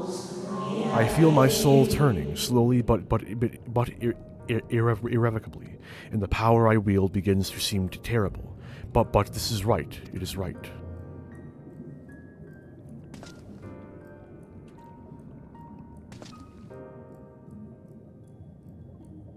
The tale the crystals weave seems to near its end, but it isn't over yet.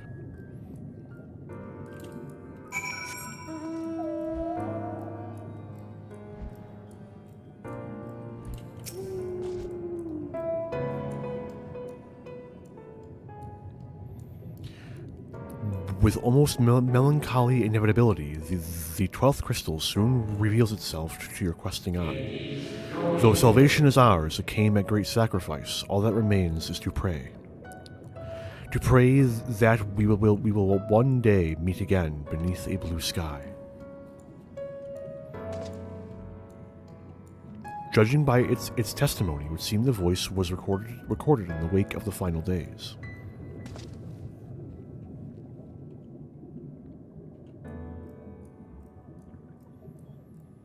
As you scan the area, another glint catches your eye.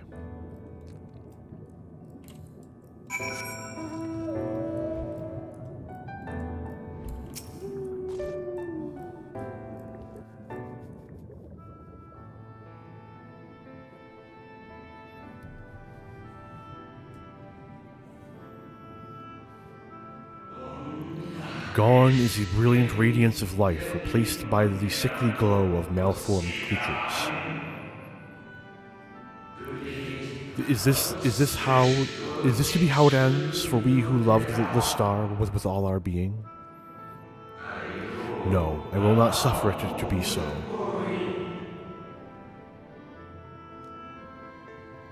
What a wonderful time for this.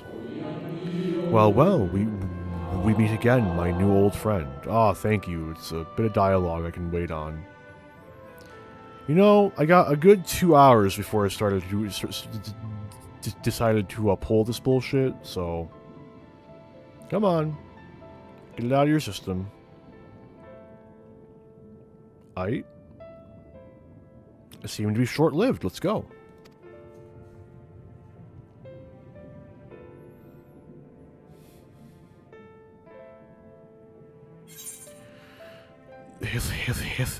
Hythlodaeus.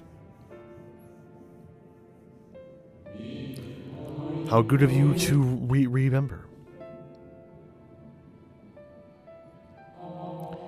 I see. You've been collecting stars. I speak of those crystals. They have constellations etched upon them, yes?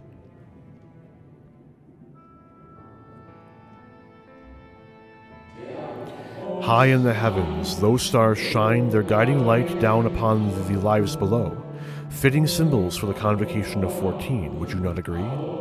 As you will have gathered, each crystal bears an account of the life of a member of the convocation, as remembered by the Unsundered.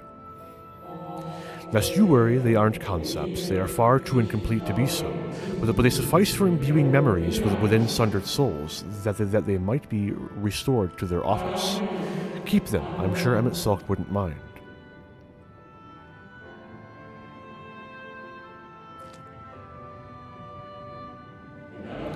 So, how fare you of late? You are feuding with Elidibus this time, I believe.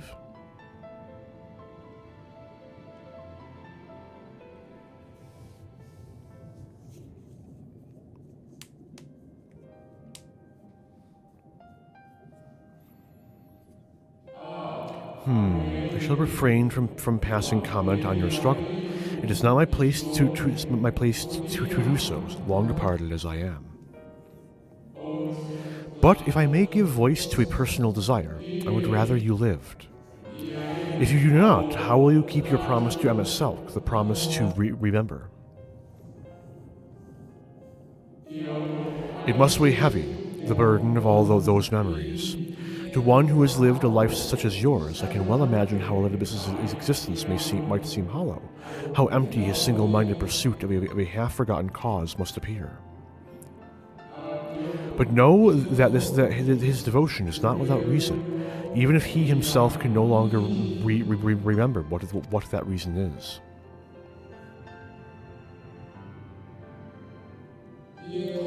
Well, that is quite enough talk about Elidibus. I would see if you can reunite the wayward stars.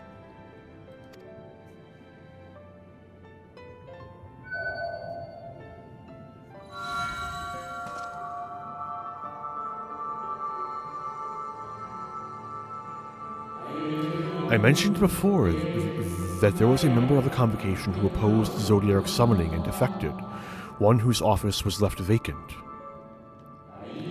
Defectors having been deemed unworthy of commemoration, no crystal exists for the individual in question. Or shouldn't exist, at any rate, and wouldn't, had a friend not created one in secret.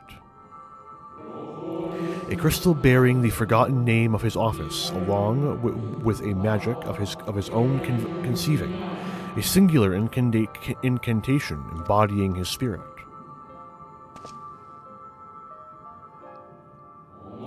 Among all the offices, the 14th was most unusual, for while the rest sat in Amarat, its holder was charged with gaining an intimate knowledge of the wider world.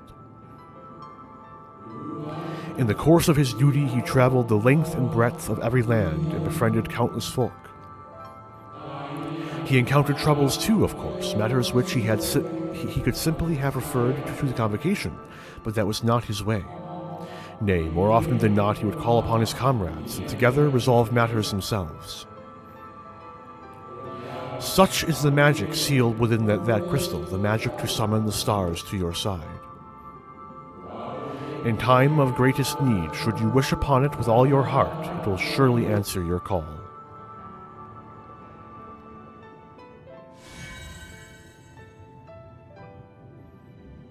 And now it is where it belongs.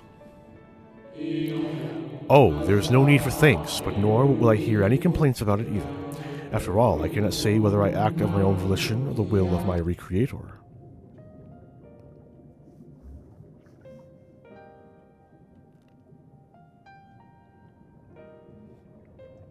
When do they say the line? Say the line! Damn. I was wondering where you'd disappeared to. Sorry, I was just collecting crystals. Don't worry about it. Kind of like I'm troubling you. Yeah, that's fine. I was just talking to a ghost. Got a fancy rock.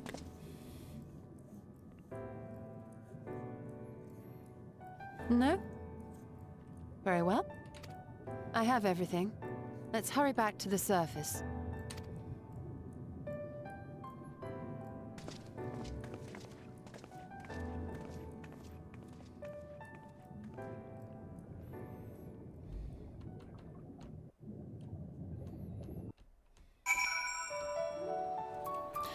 Okay, so I'm gonna step away for a few minutes. I will try to not be very long, but we'll see. In the meantime, I will leave you with the ambience of Calusia.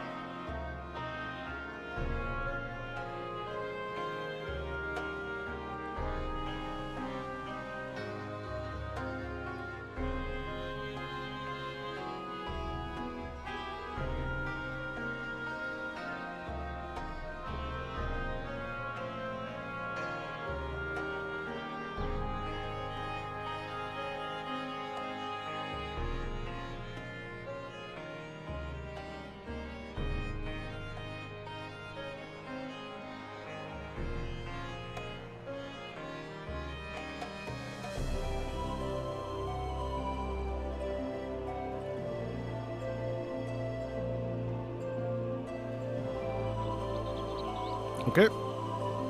I'm back. Right back into it. Glad to see I didn't drop any frames in the meantime. Appreciate it. Ah, fresh air at long last. I would celebrate my return to dry land with a pot of tea, had we the luxury of time. But we must prepare for Elidibus. Given what we know, it is plain he will not be deterred from his course. And nor would I, were I him, not if it meant forsaking everything I loved. That said, I have not forgotten how Silk sought to find common ground with us for all our misgivings. Ultimately, our differences were not to be bridged, of course, but one must always try. And Silk understood this, and if his gesture resonated with you, perhaps you might consider reaching out to his brethren. Though it may all be for naught, you of all people know that there is no such thing as a foregone conclusion. Right, no more musing. We have taken far too long as it is. Our friends await us in Yulmore, yes? Let us hurry and join them.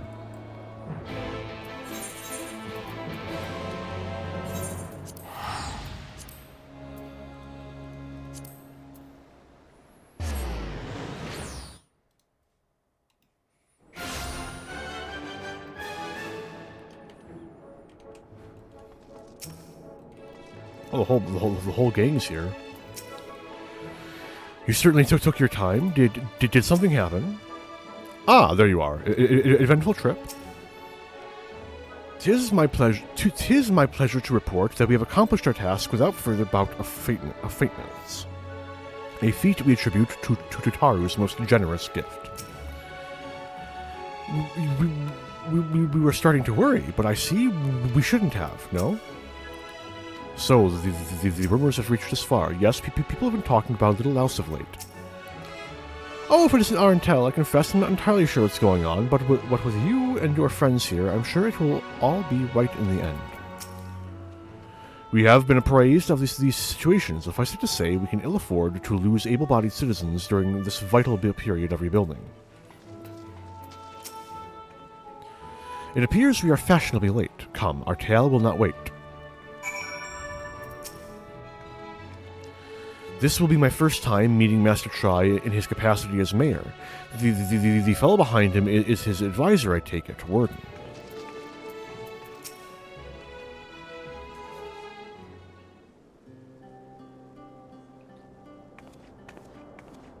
Forgive us our lateness. Master Chai, my congratulations on your appointment. By all accounts, you are a capable mayor. Oh, I have capable friends, my lady. I must say, it's good to see you looking hale and whole again.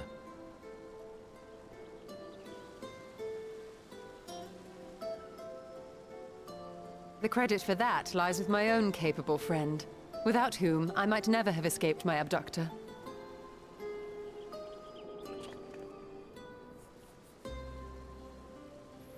Elidibus pulled some shit. It's a long story. Tells the story.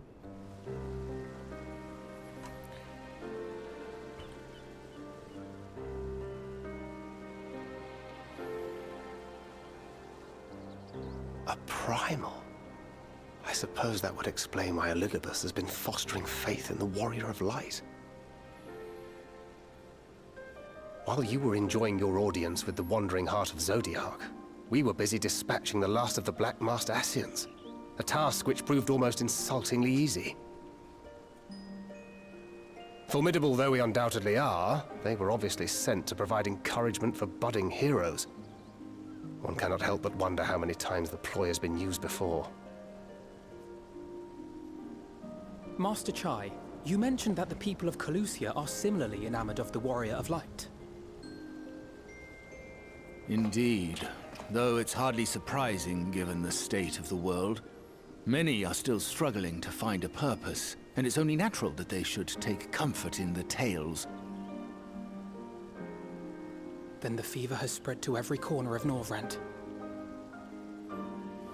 We may have dealt with his black-masked minions, but it is plain Elidibus has yet to show his hand.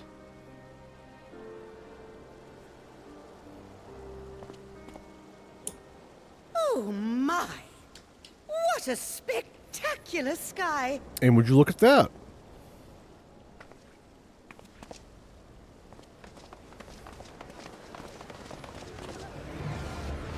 Elidibus, showing his hand.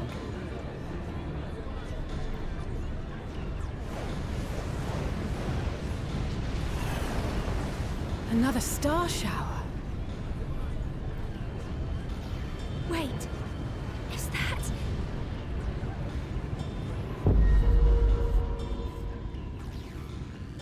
Amaranth?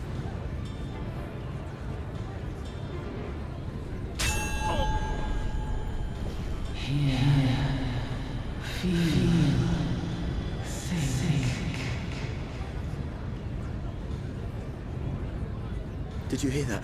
That voice calling out? No, I didn't hear anything, but... Why do I feel so... like I've lost something dear to me?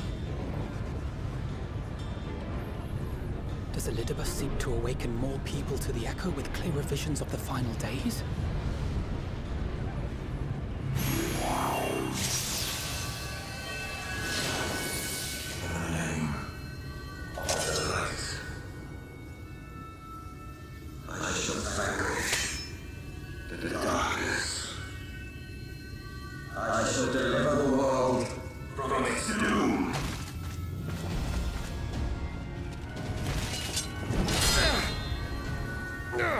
And who might you be?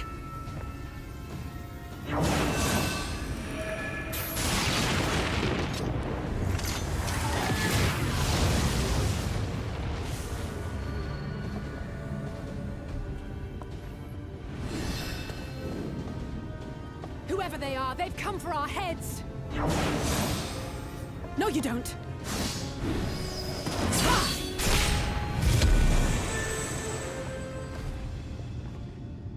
They are not of flesh and blood.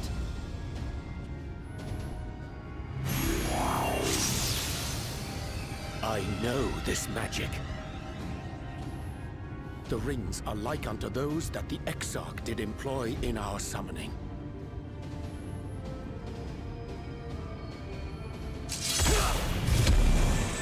Are you saying the Exarch is summoning them? Nay, yet the similarity can be no mere coincidence.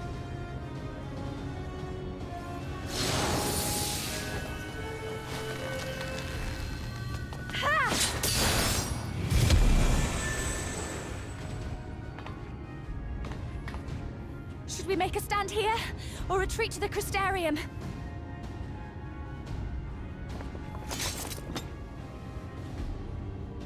The ether churns around us. More of them will appear ere long. To stay would only place innocents in harm's way. We must fight this battle elsewhere. Wait! Take one of our airships. You can decide what to do on your flight to the Crystarium.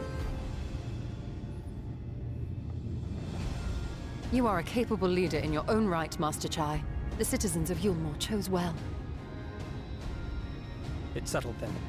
To the airship!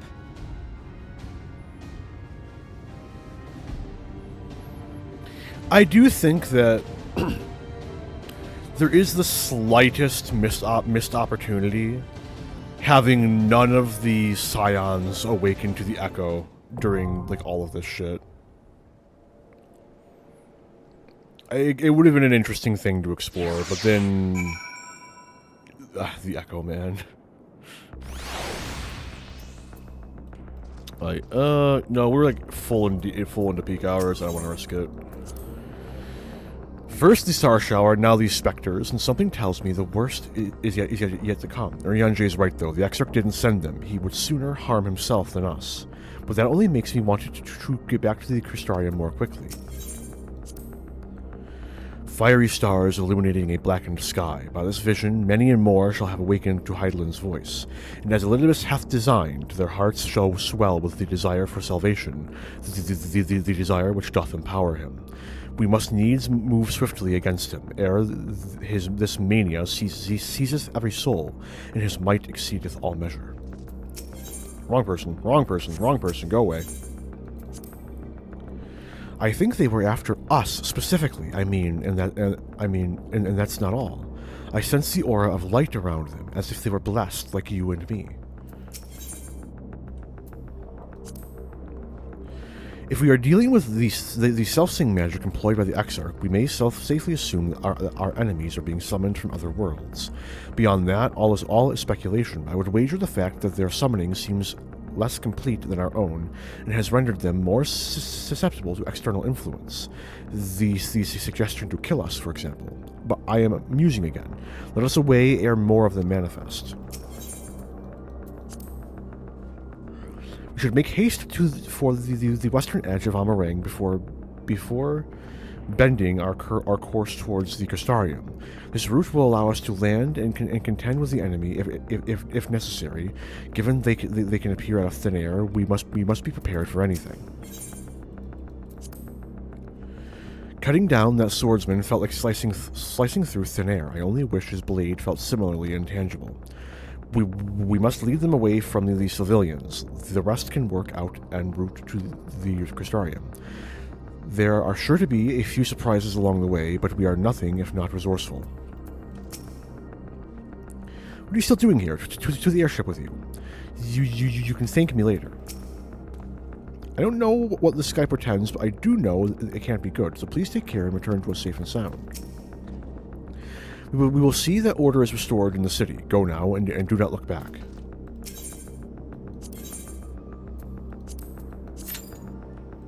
Alright, let's hope for a fast queue.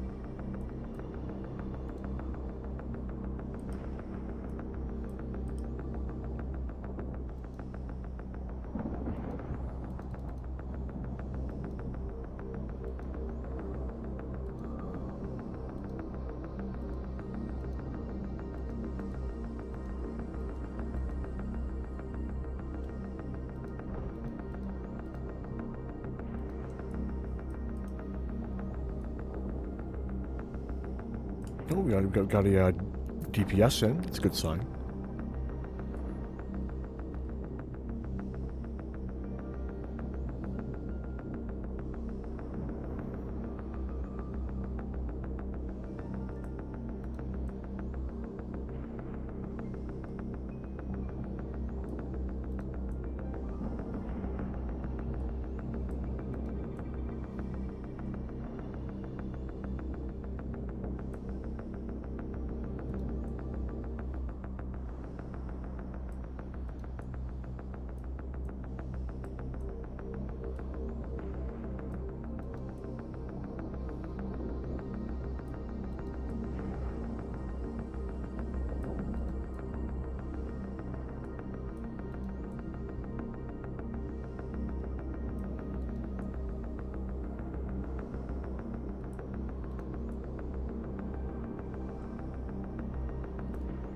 Yeah. I'm probably gonna have to break out something to like actively do in the background when we get to what comes after this dungeon. How unfortunate, man.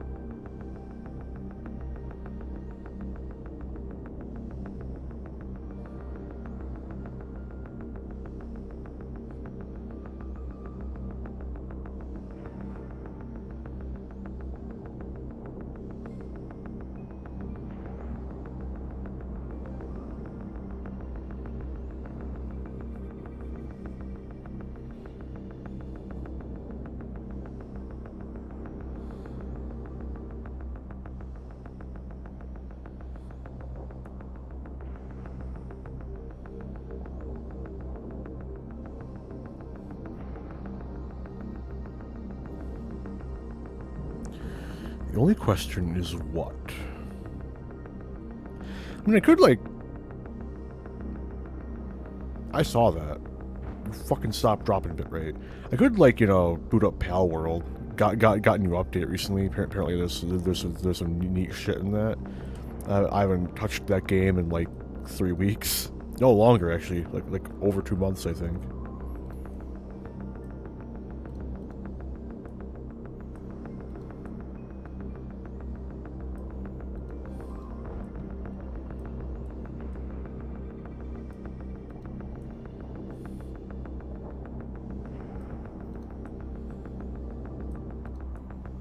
I can share one of the new games I got. I got a game, apparently, like, just came in, out on early access, AutoForge. Seems kind of neat. That might be entertaining. Oh, it's got an update. That's kind of rough. So does Pal World. I don't know how wise downloading something while I'm streaming is. How bad of an update is it? Well, it's like 70 megabytes. Yeah, it's done. It's like already done. Lamau. 3 megabytes. Amazing. Pal Worlds is there's stream tanks. It's completely my fault. It's like 40 megabytes. Yeah, that'll be over in no goddamn time. Not even affecting my bitrate. Love to see it.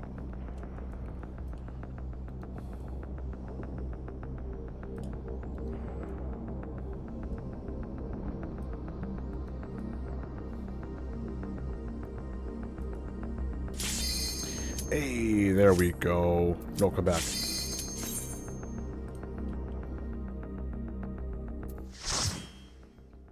You know, I'm definitely gonna have to pull something else up for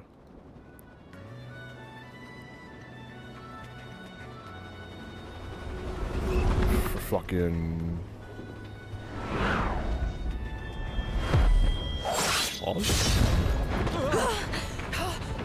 What comes after? Hang on to something.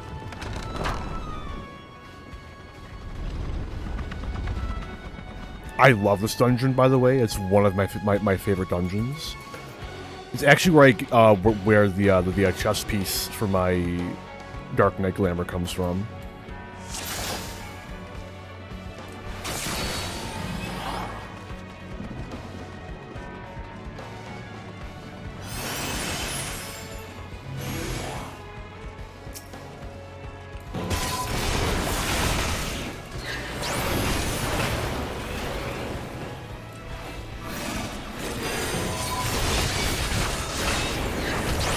Uh-oh. We're off the Black Mage.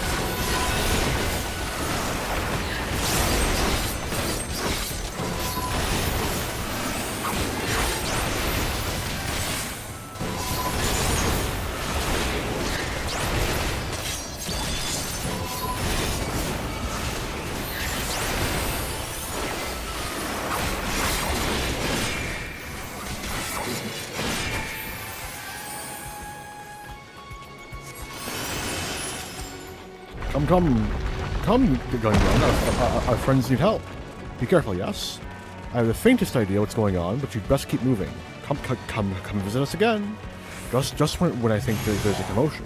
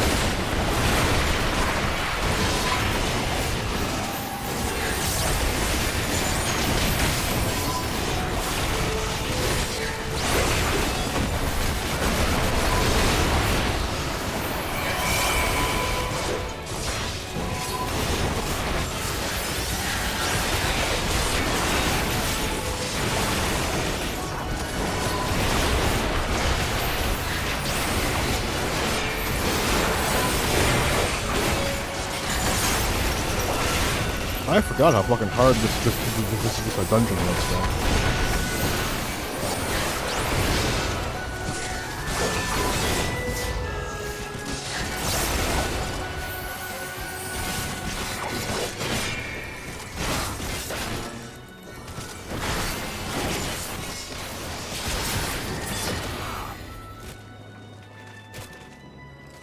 Lucky we chanced to be testing some Telos.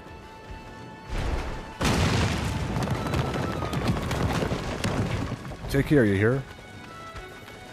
Well, it's back to the workshop. It's the workshop with this lot.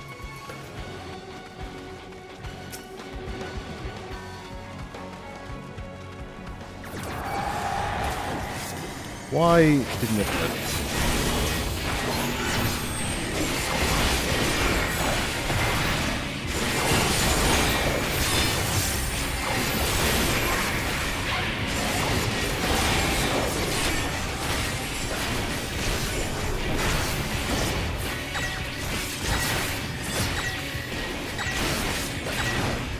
Oh, I'm filling the area.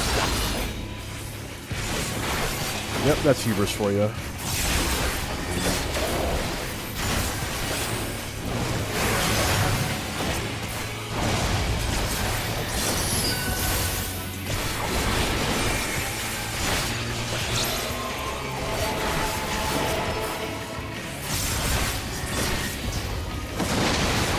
Oh yeah, Dark Missionary definitely litigated that. Oh yeah.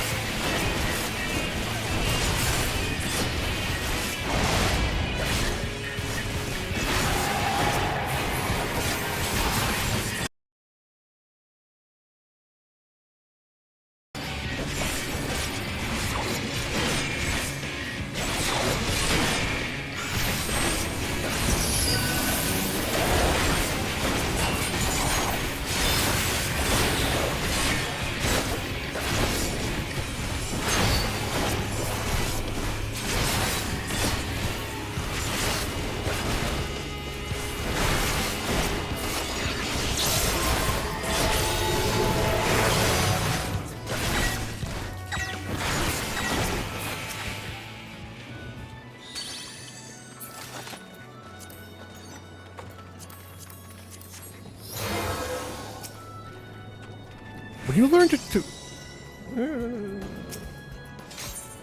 you learn to call your lovely branch when you're in trouble. When will you learn to call your lovely branch when you're in trouble?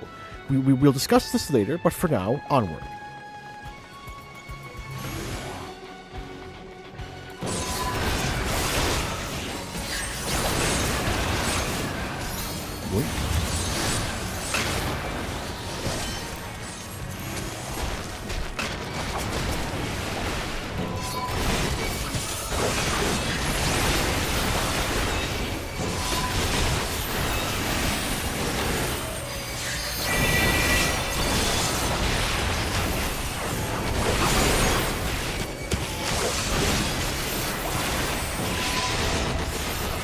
Right? We're getting rid of Anton. Want to make sure they're all frogs.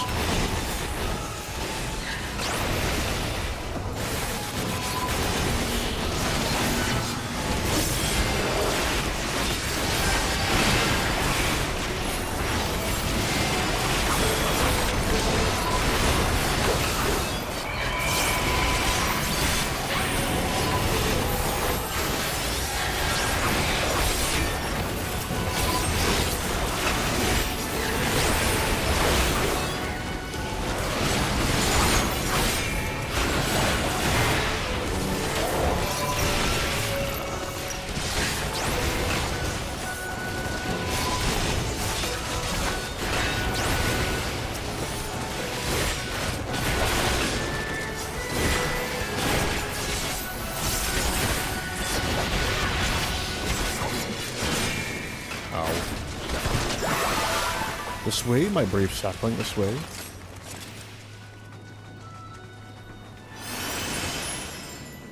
We Numu are not wont to fight, we know when we must.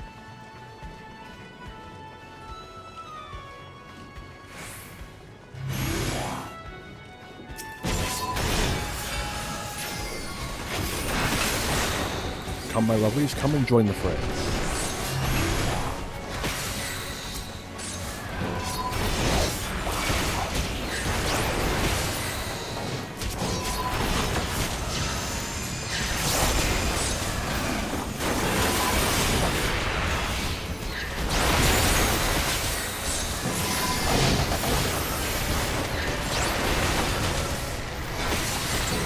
Stop fucking dropping AoEs on my feet.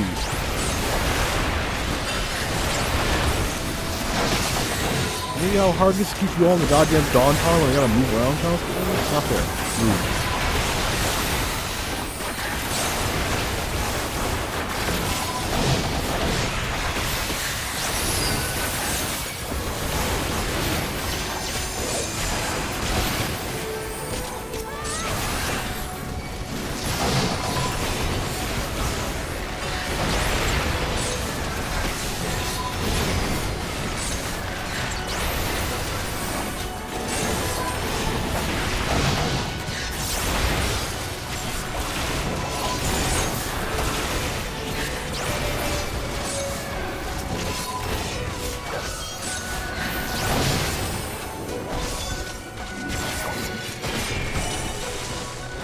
You want Arntel? We'll keep these ones busy.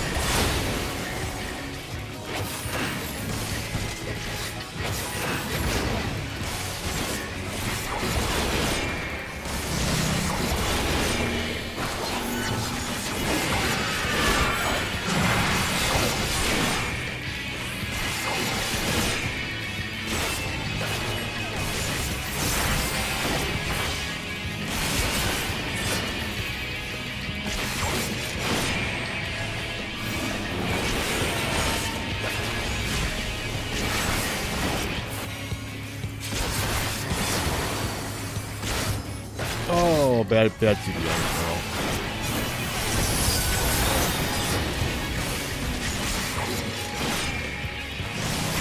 Can't hold them all.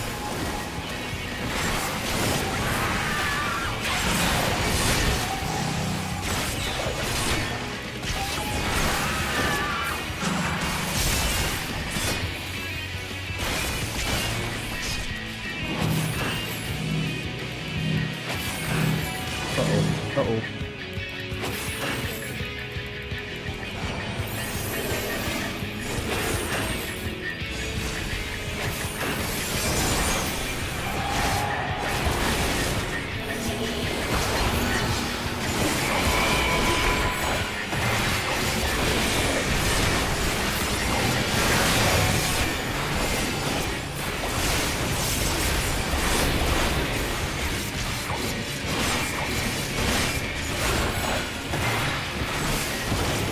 Oh, Bart's dead.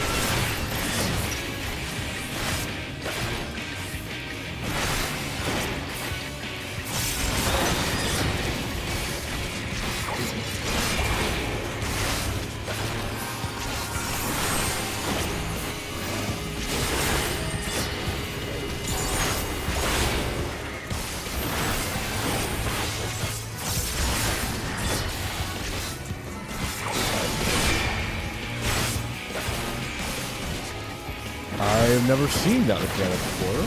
Or rather, that perception of mechanics. I wonder why our damage is so low.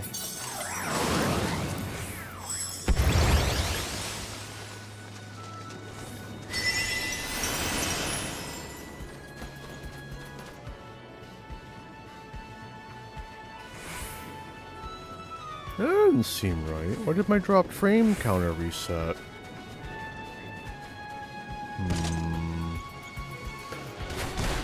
Whatever's going on, you've got my hammer. And the job for bounty.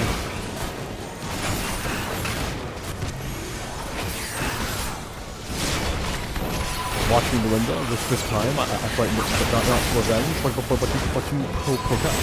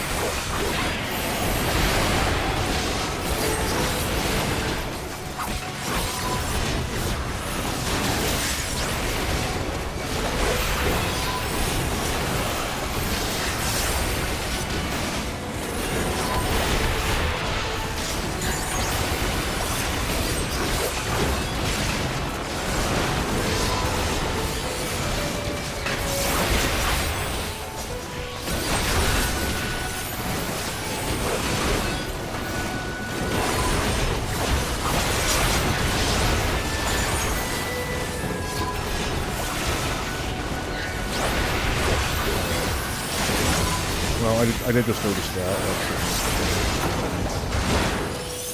Will he appear?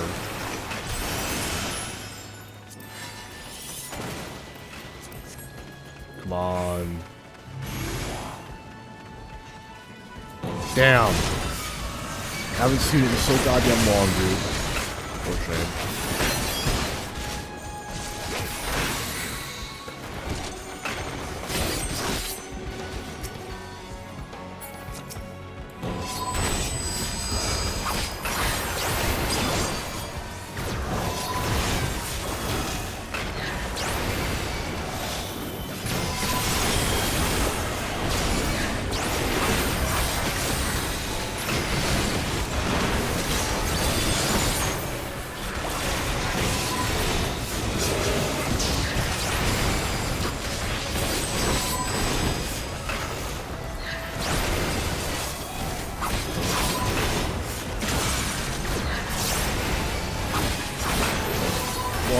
Single targeting. This fleet at Bard is a gain on 2.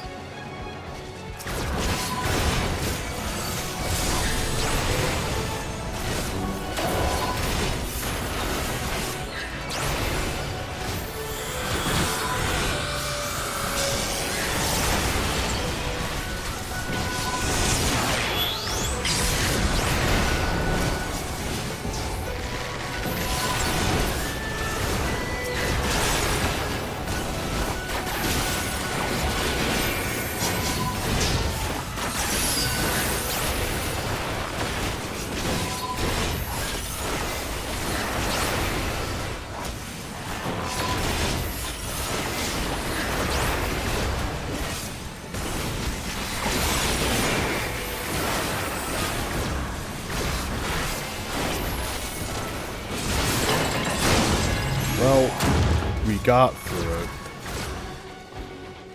Let's see how the boss goes.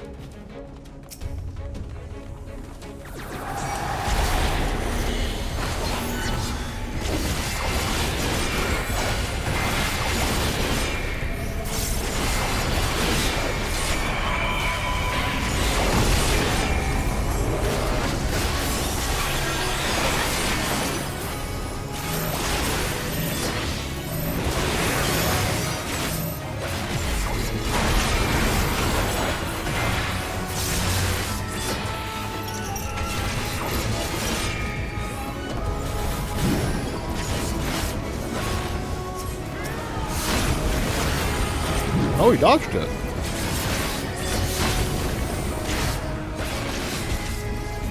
Ah, solid fucking bard. He fucking straddled that AoE. Good shit.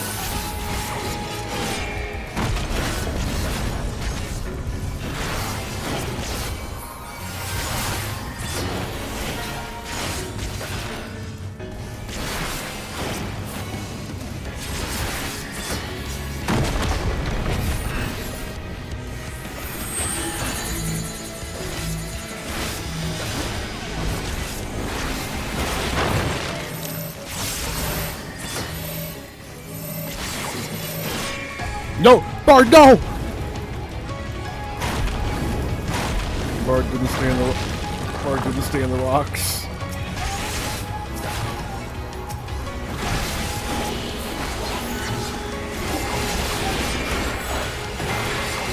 I tried to warn him.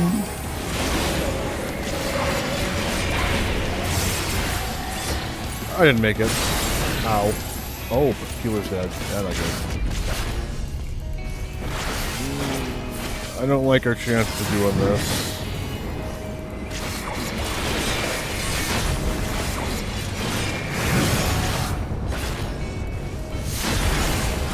Oh, that's bullshit! Bullshit! Guys, this is over. This is over. Okay. We'll get it on the second run.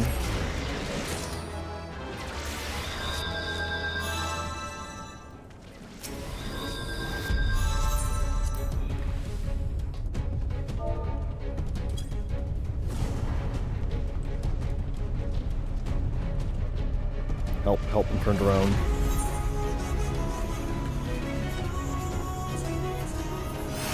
It's this way. Yeah.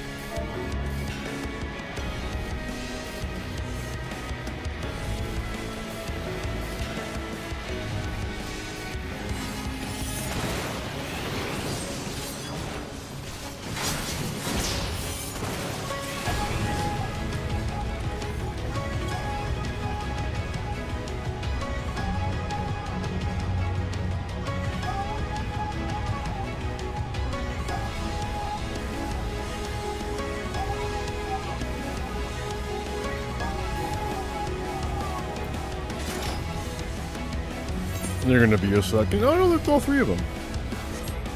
And you recovered. Good stuff.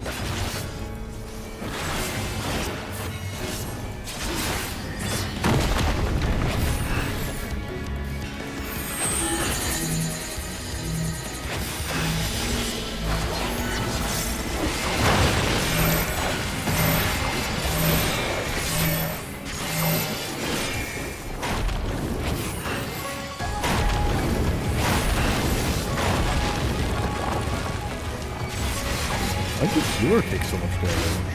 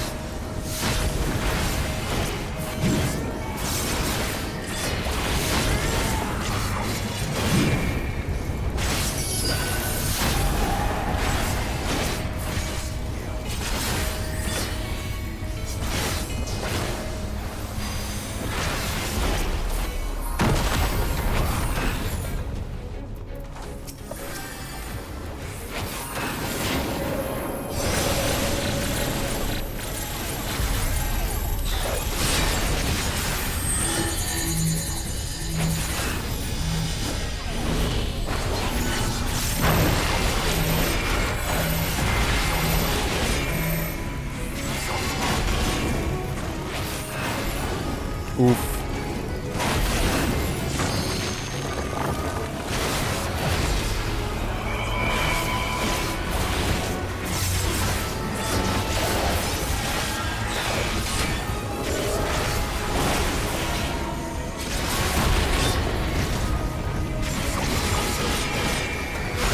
If they can get him below 10%, I can solo the rest.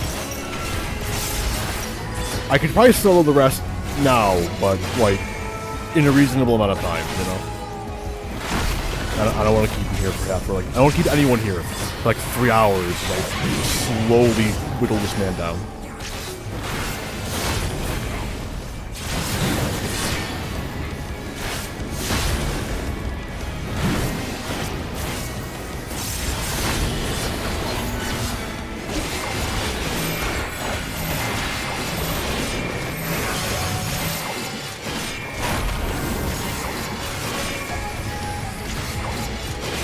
Alright, Mans has got until 15% to use that fucking LB, or so God help me, I will.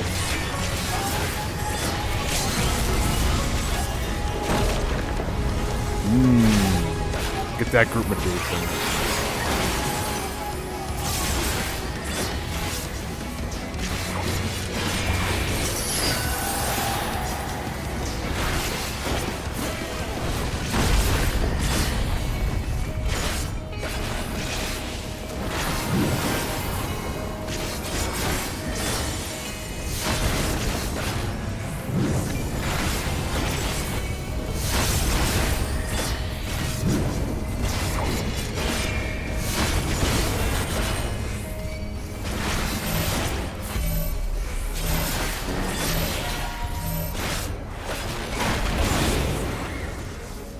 There we go.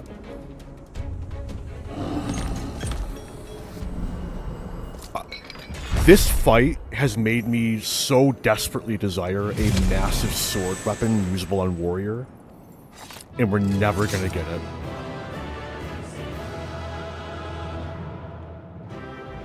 Because like we're never gonna get this class as a playable job, because it's literally just Warrior.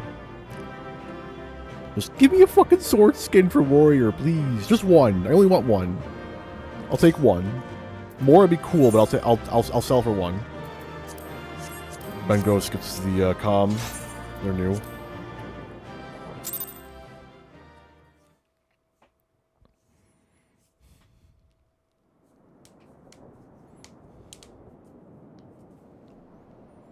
I think that's the last of them. Apparently even they have limits. Nevertheless, we should remain vigilant.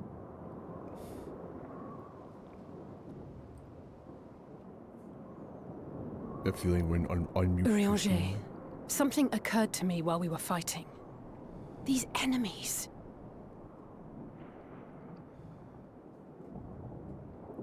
Are heroes hailing from other shards, summoned hither to deliver this world from its doom.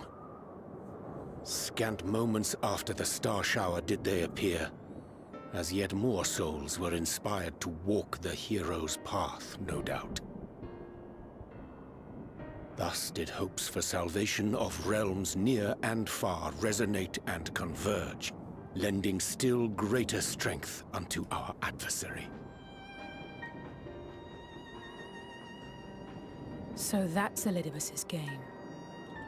But first things first. If the rings are the same as the Exarchs, then we need to ask him how that's possible.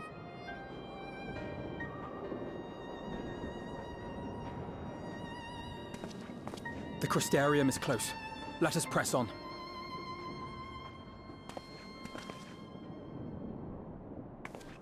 They come.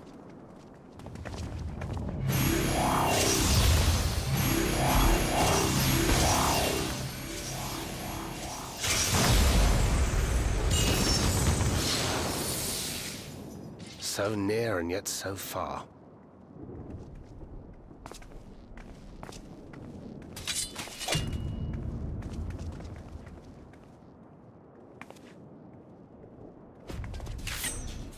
In the chaos of conflict, one can always find an opening to exploit. Whoever taught you that is a wise man indeed, and good with a gun blade. But yes, I dare say we can create an opening wide enough for at least one of us to slip through. That being you, of course, though others are welcome to follow in your wake. Reen and I will keep our guests occupied. Brave and selfless as ever. Yet the two of you may struggle to fool our foes, etherically sensitive as they are. Had you a comrade who could use destructive magics to wreak havoc upon the ambient ether, on the other hand?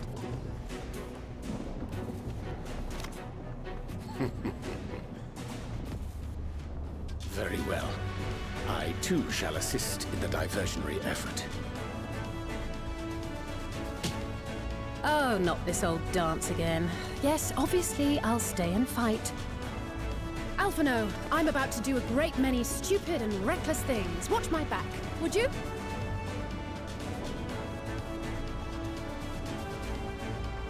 And there you have it. Take care of yourself, my friend.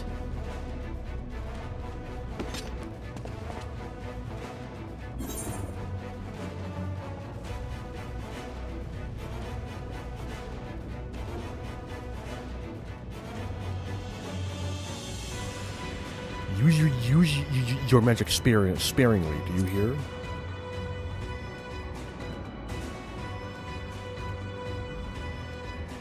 I shall not overexert myself without good reason. As for the others...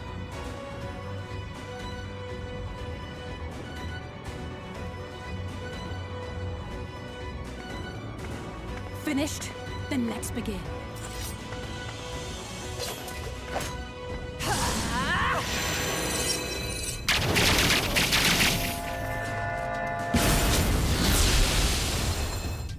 Alizé immediately opens with a fucking Limit Break 3, as you do, a short while earlier in the Ocular.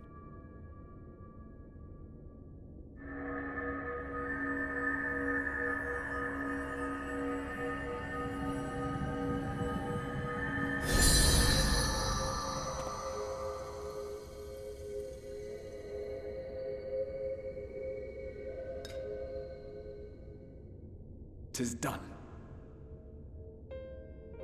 Oh, let me see, let me see!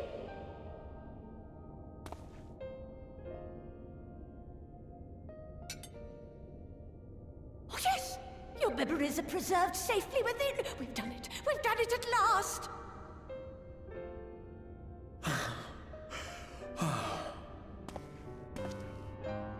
I have inspected the other vessels. They are all ready to receive of our friends' memories. Oh, excellent! Excellent! I shall have my familiars bear word to them at once!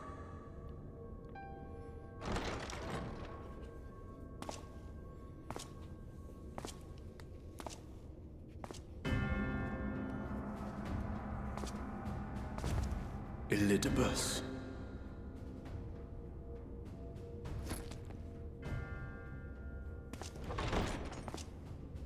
It was not until I observed the battle between Emet-Selch and the Warrior of Darkness that I realized what I must do. I will summon heroes from other worlds unto the first, just as you did. Their presence shall serve to empower me, granting me the strength to crush my enemy.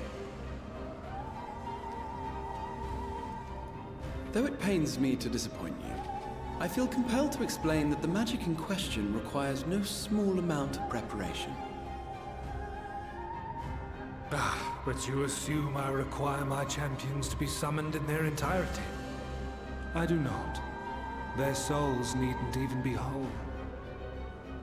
My purpose requires no more than their burning desire to vanquish evil.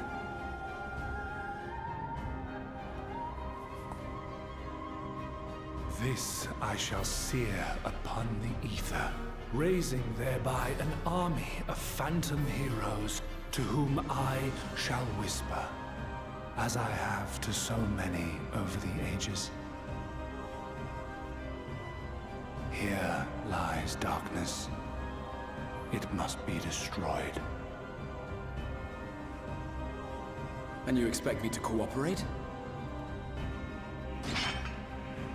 I do not require your cooperation. Your death will suffice. The magic I shall have from your corpse.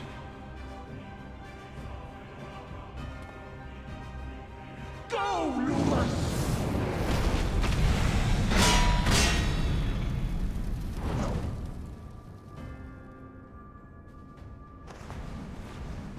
We must flee!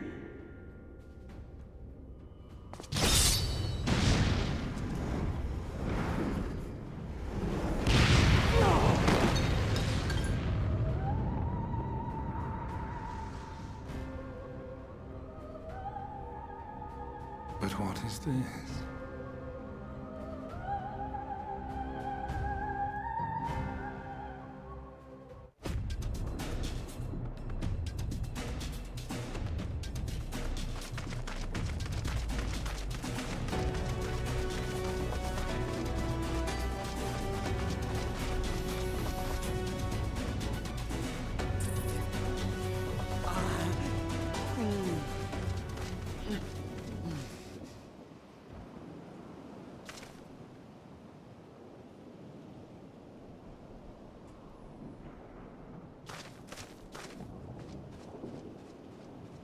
It's the Pixel Exarch!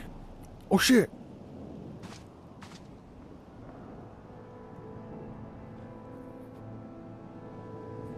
My friend, how did you...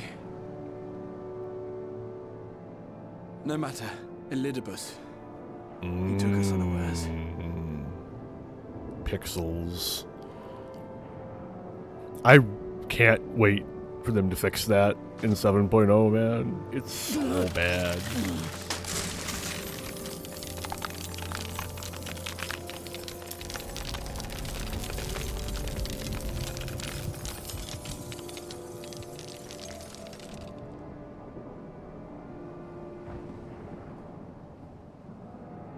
It was all we could do.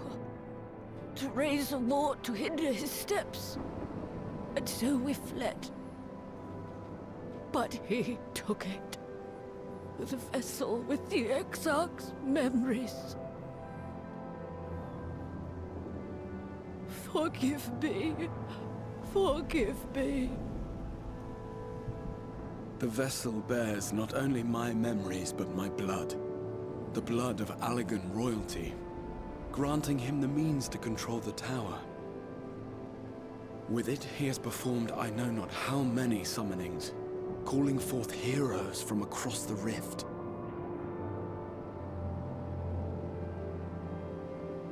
And, as you can see, the burden upon the tower is beginning to tell. Yeah, you're dropping your resolution too. I'm just glad you're alive. Make sure you stay that way.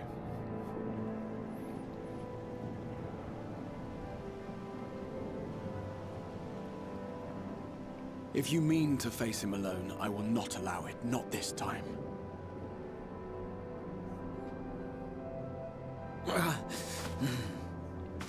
Elidibus has exploited the people's nobility, twisted their purest intentions for terrible ends. And I cannot let it stand. As Exarch, it is my duty to protect them, to defend their hopes and dreams. So I am going to the Crystal Tower, with or without your blessing. Though, I would rather it were with.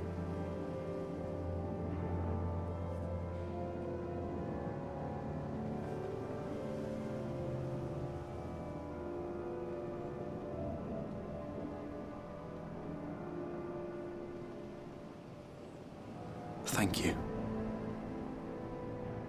I joined you, but I would only be a burden. Better that I remain here with my gremlins. I shall send help.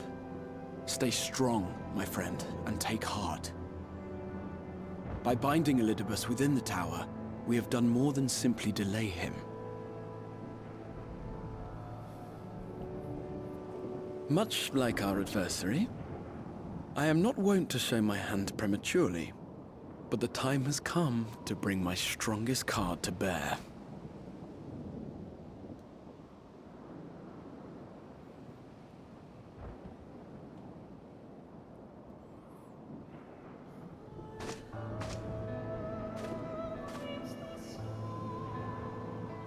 To the tower!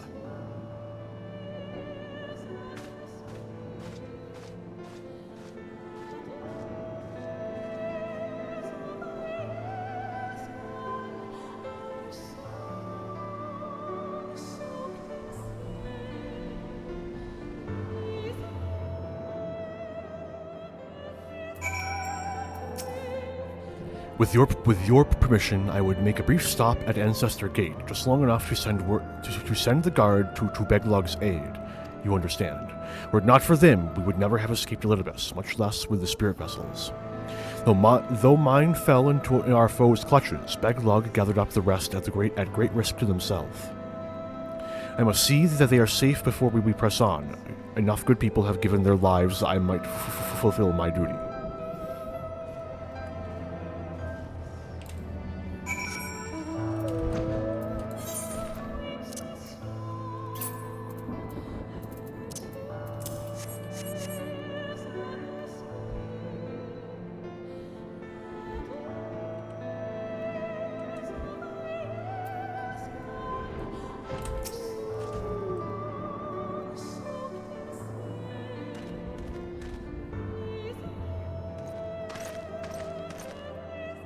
Warrior of Darkness, Exarch, forgive us this paltry greeting. We were not notified of your coming.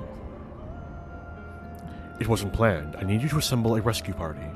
Our friend Beglog lies wounded in a clearing to the west. Pray go to their aid with all haste. At once, my lord, may I ask how you came to harm? There have been reports of enemies in our midst, specters who appeared after the star shower. Do they have something to do with it? Yes, the man who attacked Beglog is also responsible for the star shower and the appearance of the specters. I have no time to explain, but know that the individual in question does not seek to do indiscriminate harm. If you do not bar his servant's path, they will not turn on you. You are to leave this foe to us, understood? Meanwhile, I ask that you alert the rest of the guard and focus on maintaining calm in the city.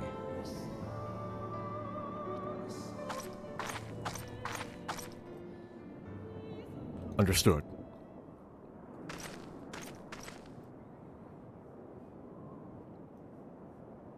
Lena.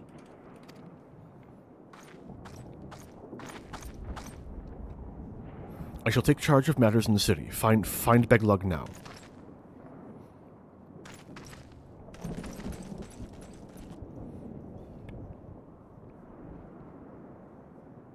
No time to explain.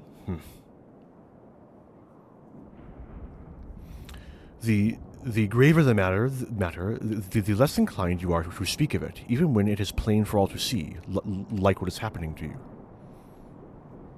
Lena, this time there truly is no time. I know, my lord. Were matters otherwise, I believe you would even be willing to speak of your past, if pressed. Yet I remain afraid to do so. Afraid that what I might learn would make a stranger of you. Forgive me, there is no time.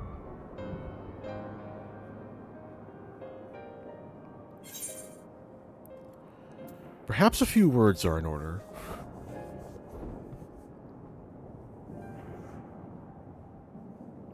Indeed, time must be made. Nina, do you remember that time you got lost in the tower when you were little, and I searched for you for hours on end? And the cake I baked for your 10th name day, that hideous lump of good the good people of the mean covered up with beautiful candles. And the hapless first encounter, in your hapless first encounter with the Sin Eaters as a guard. Afterwards, you threw yourself into training, pretending nothing was wrong, though I could see the tears in your eyes. All these moments that we shared, all the feelings that accompanied them, they are as real as aught that came before. Nothing will ever change that. Will ever change what we mean to one another.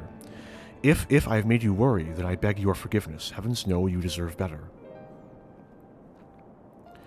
Through the darkest of times, you have kept faith with me, standing tall as a proud daughter of the Crystarium, as an example to us all. I count myself blessed to have had you in my life, and I want you to know that.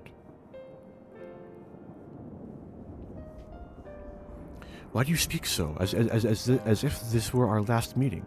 Truly, you have a knack for making people worry.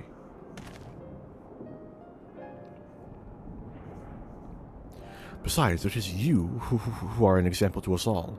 You who have led us through countless trials, and you who will lead us through countless trials to come. So go, my lord, do what you must, but take care.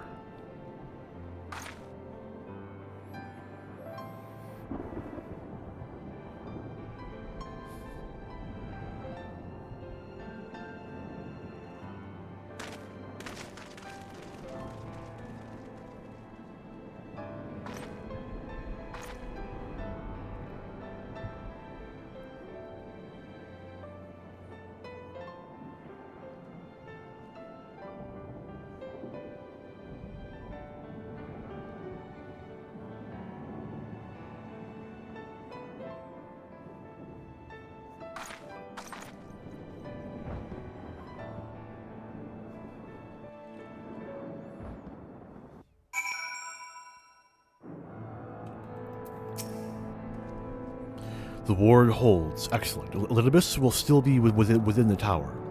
Our foe's sole purpose is to destroy you, and to that end he has summoned heroes from other reflections, empowering himself with their hope, even as they occupy your comrades.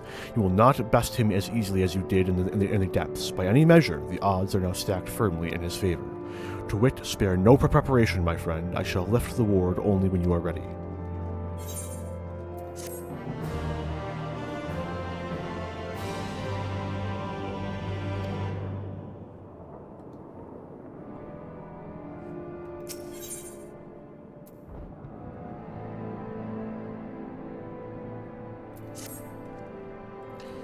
You are ready then? Very well, I shall lift the ward.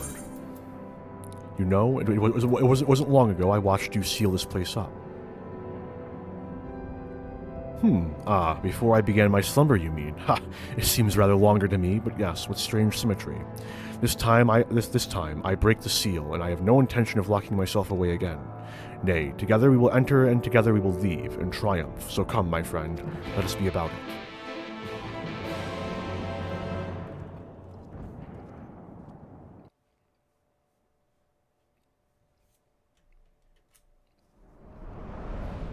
The fuck?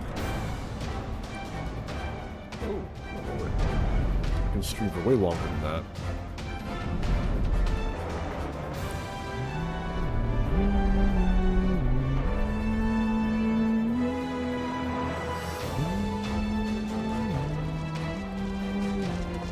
Not here either. We must keep climbing.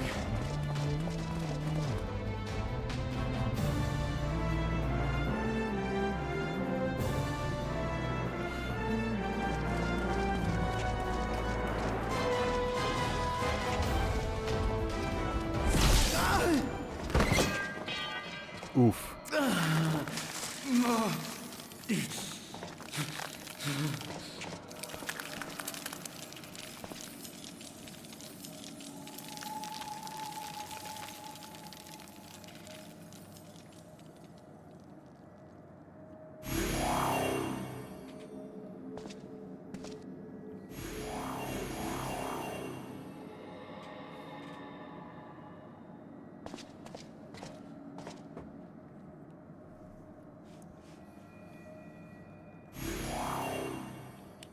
"'Twas but a matter of time. I cannot keep up with you, nor will it avail us to make a stand here. You must go on without me. Find Elidibus and stop him.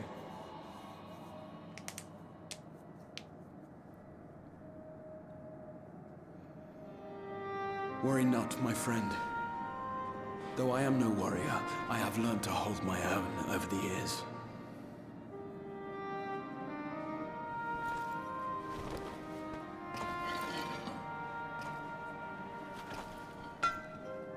When first we explored this tower, you and your fellow adventurers formed the van, while I was left to follow in your wake.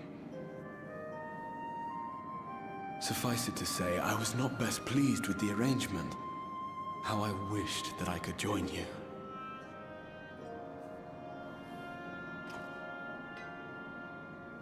And now I have, here where it all began. I was right to trust in you, and the power of your legacy, of your name, to let them guide my every deed.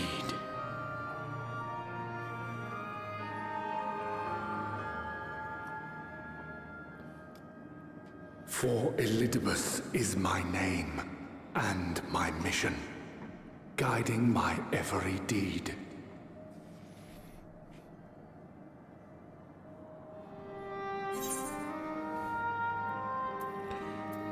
Did you never consider other paths? Why me?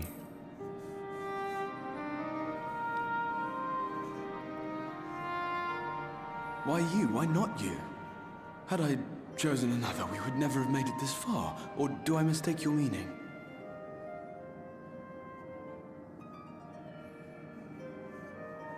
Just a man with good intentions. Elidibus spoke in similar terms, you say? How curious. To answer your question, then, I made my choice for reasons which seemed obvious to me, but may not to any other. There were the expectations I placed upon myself before beginning my slumber, and the expectations of those who roused me.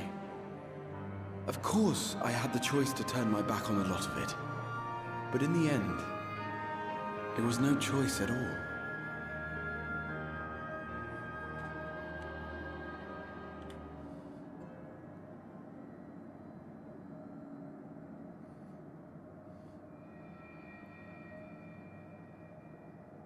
I cherish the time I spent with you and the others. What I wouldn't give to return to those halcyon days.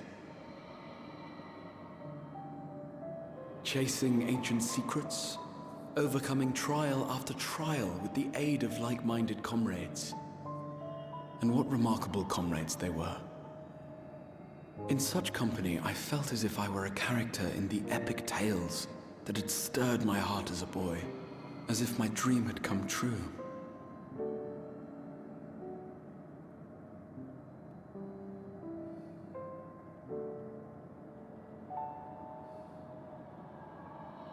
It hadn't, of course, for I was no hero. Neither then nor after.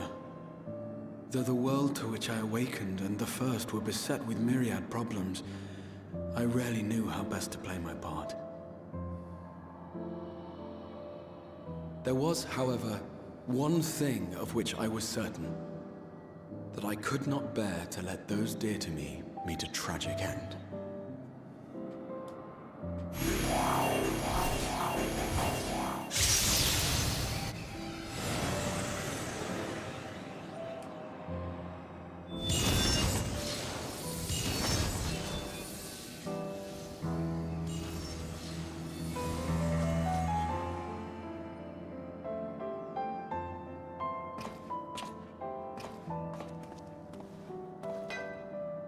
I'm afraid our time is up.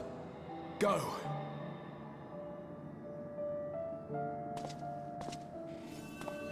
Rest assured you haven't seen the last of me. I wouldn't dream of playing my trump card safe in your presence.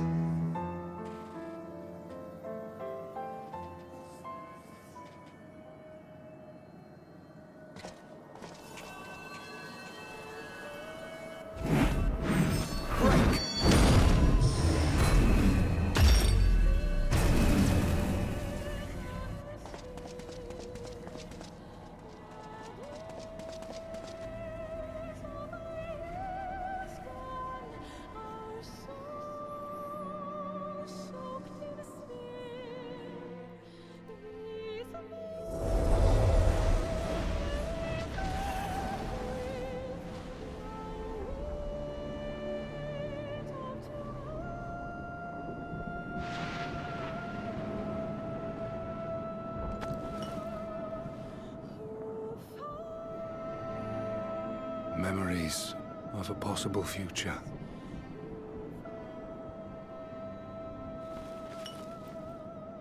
Worthless. All. Worthless as memories of the only past. Fated to fray and fade into oblivion. Leaving naught but a gaping void.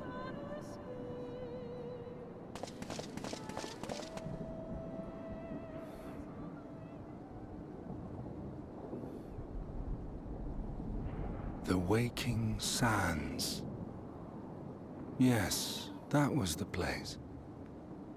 The place I first made myself known to you and yours.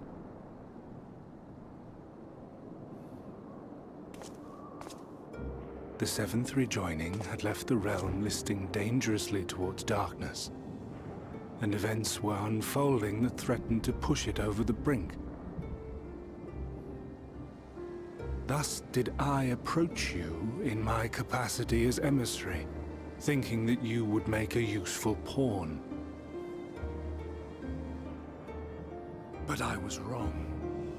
And for my misstep did La Habrea and Emetzelk pay the ultimate price, leaving me the last of the Unsundered. My remaining brethren, fragmented as they are, cannot hope to see our mission to its end. It falls to me alone. Defeat is not an option. I will strike you down. I will resurrect Lord Zodiac, and I will bring back those who sacrifice themselves to call him forth. Though it take 1,000 years, upon my honor as Elidibus, emissary of the Convocation of 14, I will see this done.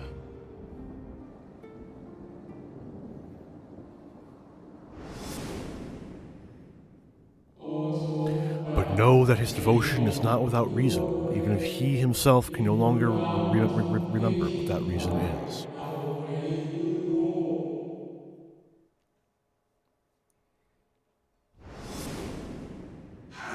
You worry too much, Elidibus. This dedication to your duty verges on obsession.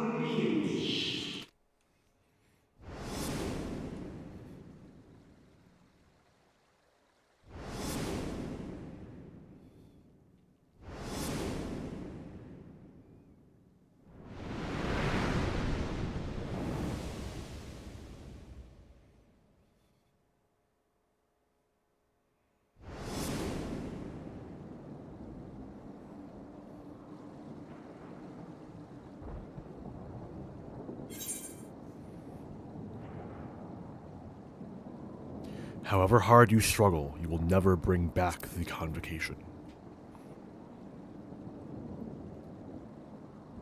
What of it?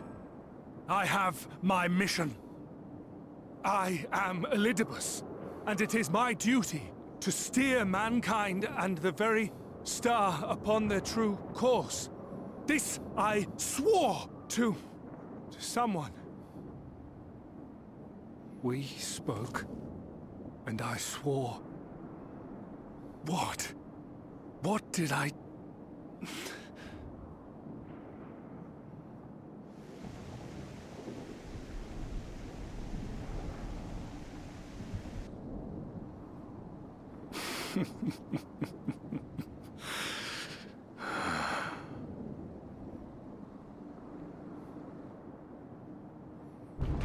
This pain, this torment, is nothing. No more than must be suffered to deliver the world from its doom. No more than any of you malformed creatures have known. Even should you lose all that is dear to you, even should it cost you your life, you bear the burden and fight on, kicking and screaming until your last breath is spent!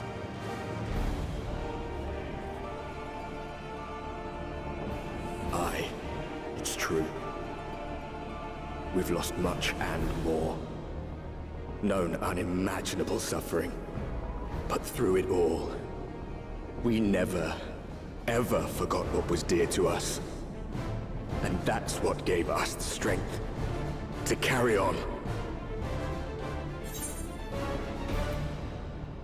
You've no fight left to fight.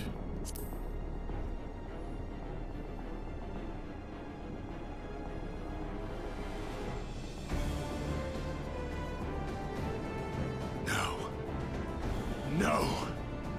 It will not end here.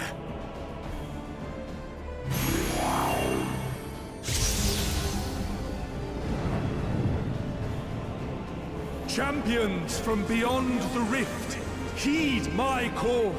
The time is come to deliver your brethren from darkness. My heart's sole desire is a world free of sorrow. Join with me now in hope and prayer for the salvation of all.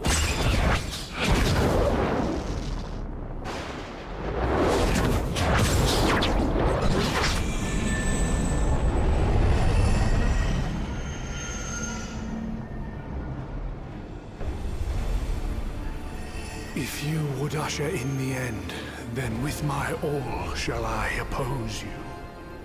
As the avatar of those mortal heroes who fought unfalteringly in all their imperfection. As the warrior of light incarnate. Come, warrior of darkness. Let us finish this.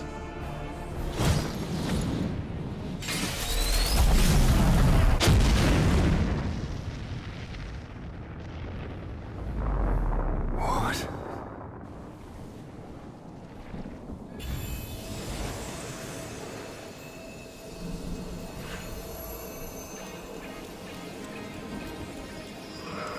Herein I commit the chronicle of the traveler, shepherd to the stars in the dark.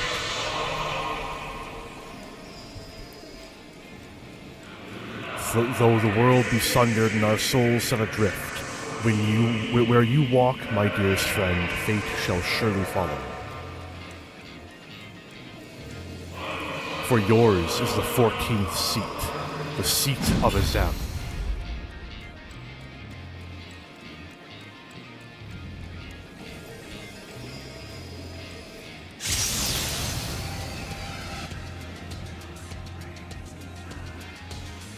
An invocation of Eld. Though not of Hydaelyn's making. What are you? No. It matters not. You are the enemy, and you will fall. Even should it cost me everything, I will not forsake my duty.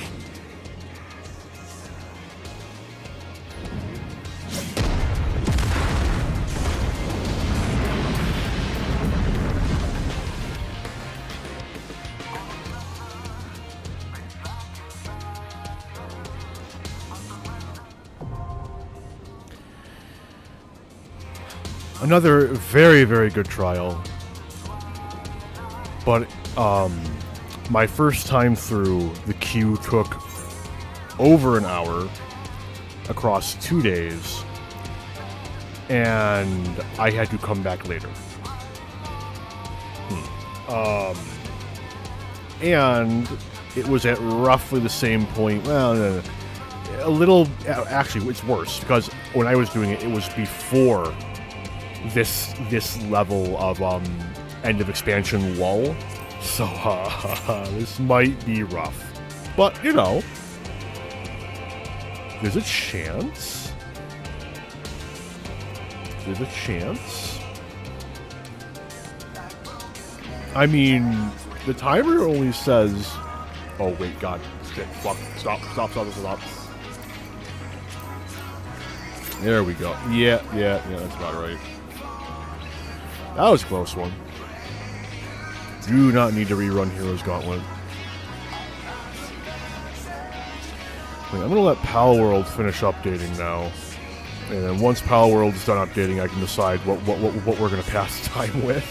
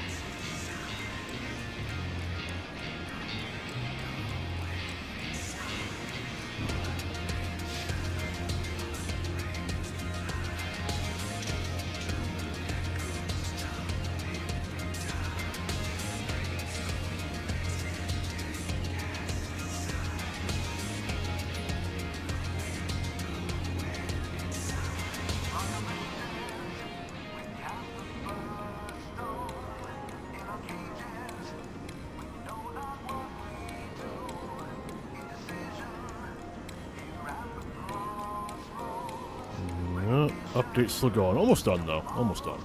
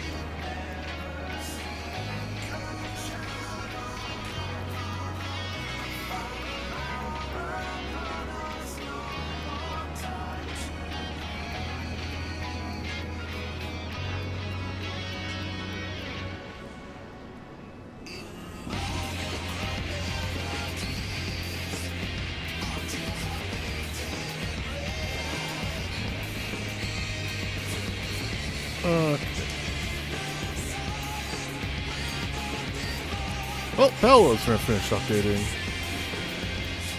I think... that's obnoxious to look at. Let's just, go over here. Ooh, the time's going up. That's a good sign. Got a DPS, though. That's kind of nifty. You know what? It's probably that Bard. I would be very surprised if that Bard wasn't far behind us. Not the store. Library, please.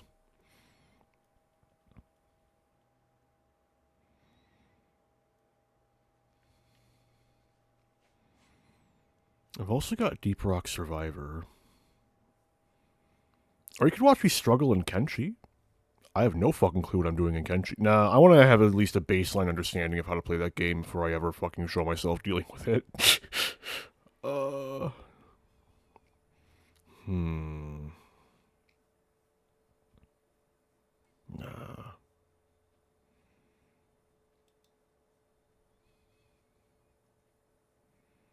Yeah, I'll pull up this game. Why not? It's pretty lightweight. Because no, I fully expect this queue to take a fucking year. Just go over here. Game capture. This one. There we go. Continue. So, I still have no fucking clue how this game works. I have the most basic understanding.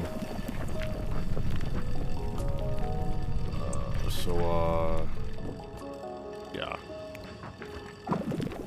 Also, I'm pretty sure that it literally just came out. So, that's not what I want to do. Put this away.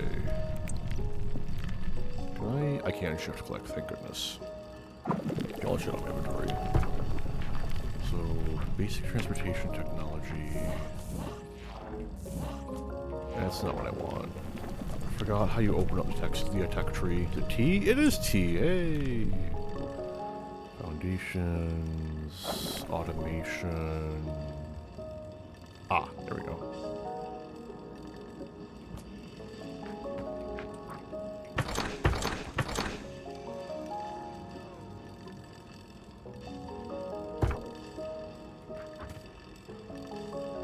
Oh, I have to make the gears. How many? 10.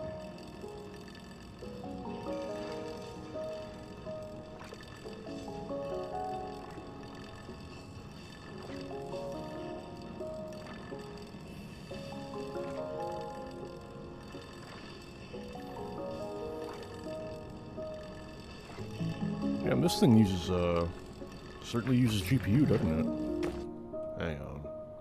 I got my, frame, yeah, drop it down to 30, just for safety's sake. Don't want to be overtaxing my GPU. Oh wow, that's bad. That's really bad, never mind. Okay, it was a nice idea. I'd rather not, overtax my GPU, though. Alright, we're back to this. It's a neat little game. I do like it. I'm looking forward to see where it goes. But, now I gotta find something else to kill time with. Any change in the queue? Nope. Oh, man.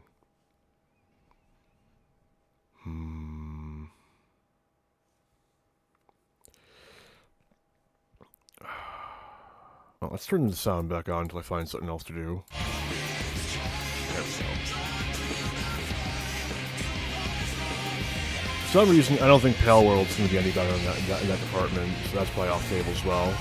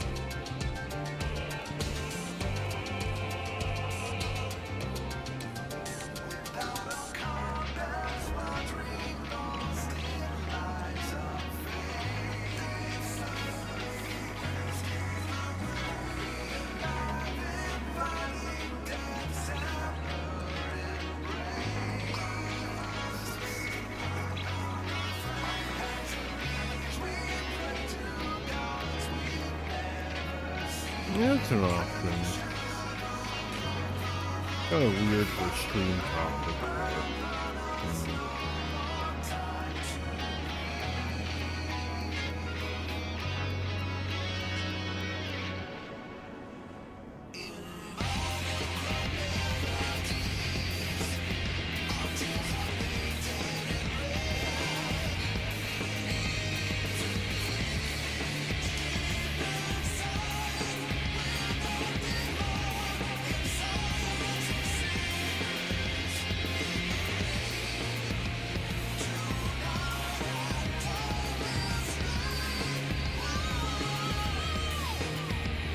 My world is so strong.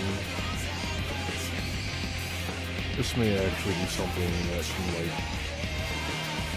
take up some time without overtaxing anything.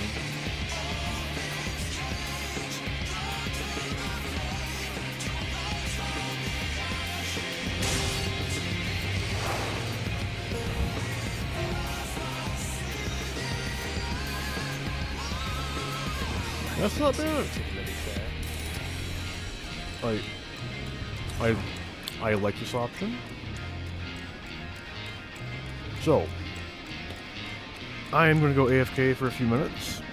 I just remembered some book work I gotta do. Shouldn't take more than like 5 minutes. And as we can see, I got time to spare. And then once I'm done with that, I'm gonna pop over to Hades, do a couple of runs. We got another DPS. Good sign. Good omens. Yeah. So, yeah, we'll do that. Of course, I'm not actually going anywhere, but good music though.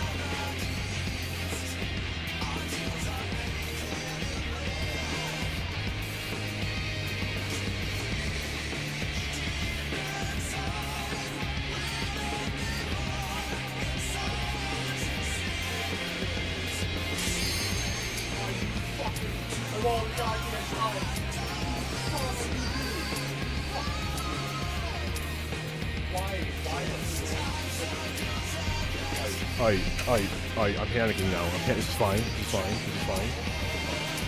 This is fine. This VOD's gonna look fucking terrible because immediately I'm gonna go. Fuck. Quit. Yes, I don't want you to take the resources. Yo, go away. Go away. Alright, we're good. Fucking hell.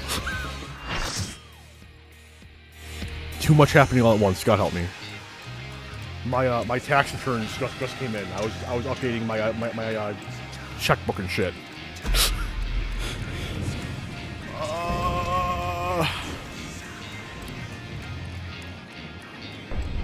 For my people, for our world, I have so much to do after stream. I will Holy strike you shit. down.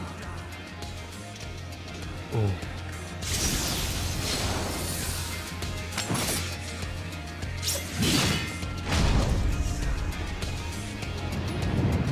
I really love this trial, in part because it's one of the only normal mode content that requires you to tank LB.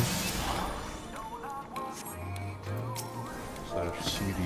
This battle. Oh, we're right into it then. Okay, this is fine.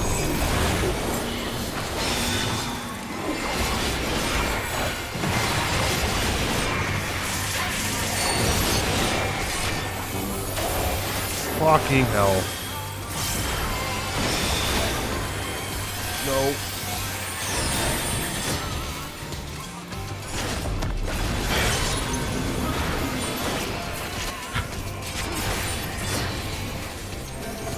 I think he meant word. I hope he meant word. He's calling me a word, that's kind of rude.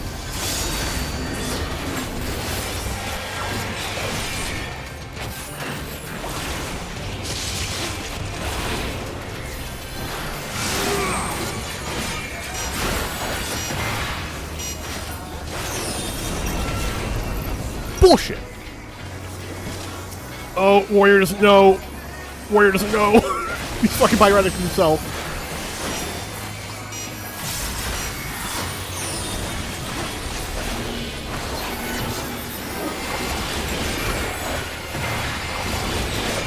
Be gone! Sword of Shadow!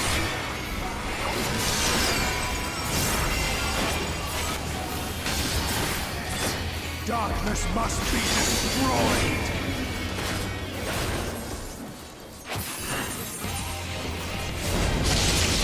No, Warrior, stop! You're gonna kill yourself!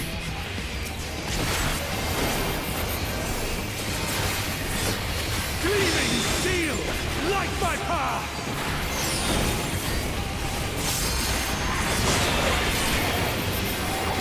Everything, everywhere, all at once. I gotta watch that movie. I've heard such amazing things about that movie. Come along, buddy. We're in the safe zone. There you go.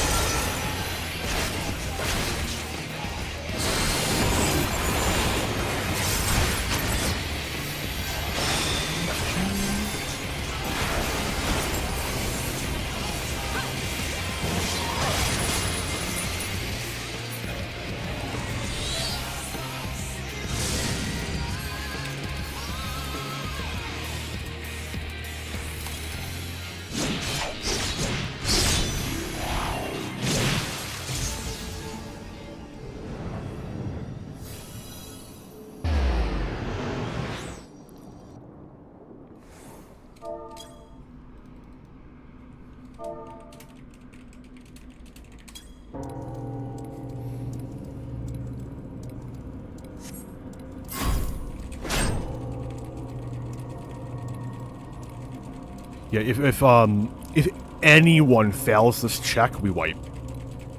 It's really spooky. It's actually like, it's also not a super easy one if you don't know the trick, which is that you can click anything and you're fine. Any key in your keyboard, left click, right click, anything, except for enter. Do not hit enter.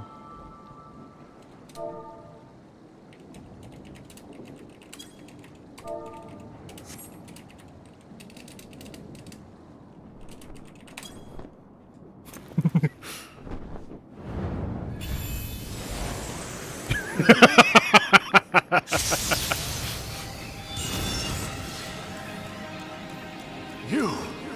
It cannot be!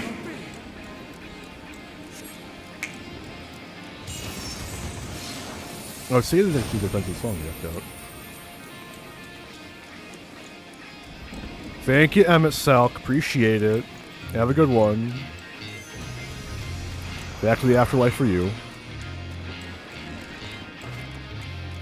To me, warriors of light!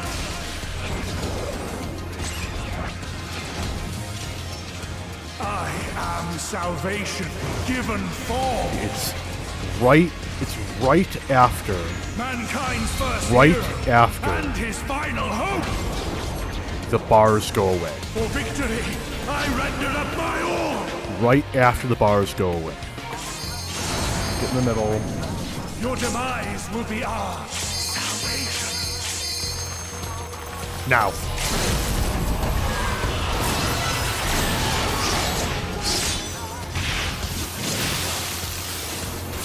Was it? Oh, that was close. That was close. We're good though. We're good. Woo, we're good. You still stand.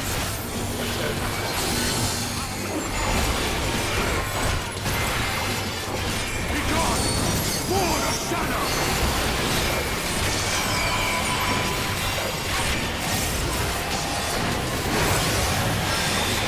Ooh.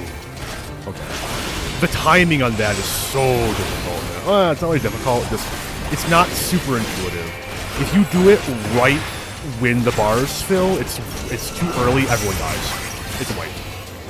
Although technically, because the tanks will survive, and because of that, it's not an actual wipe. This is a checkpoint. As long as you get past Ascendance, you hit a checkpoint.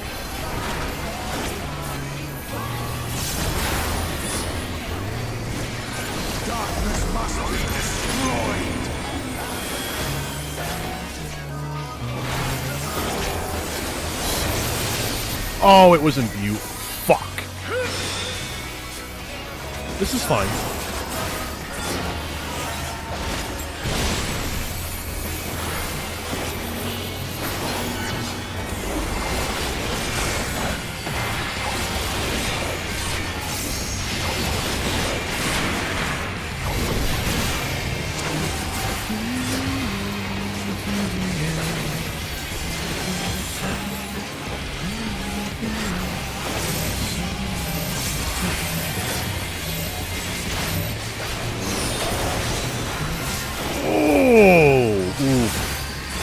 Oh, Summoner's dead. Rip Summoner dead.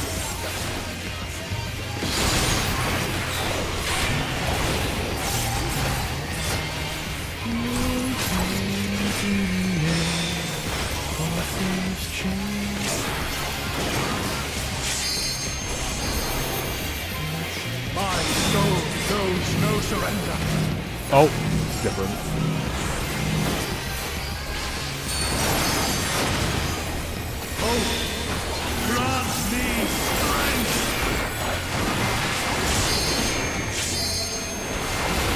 This is what I was looking for.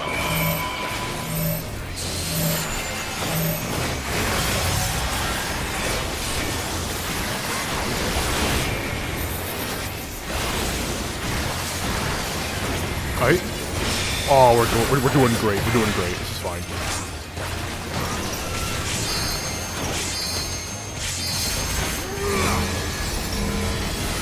Nickel dibs in this corner. This is my corner. You can't have it.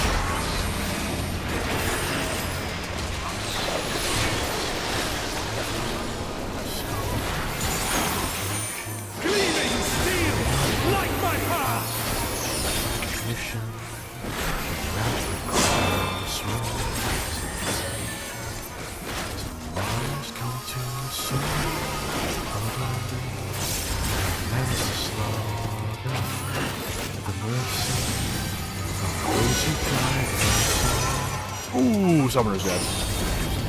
A lot of people are dead. Oh no, it's good. I thought it was worse than it was.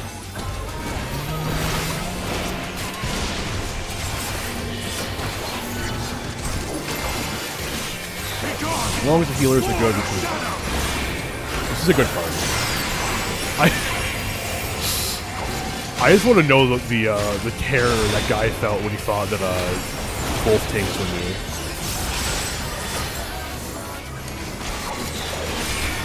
We should have seen the crown. Like, bar and minimum, the crown means that I've done this content before. Doesn't mean I'm good. I'm not good. I'm like slightly better than mediocre, but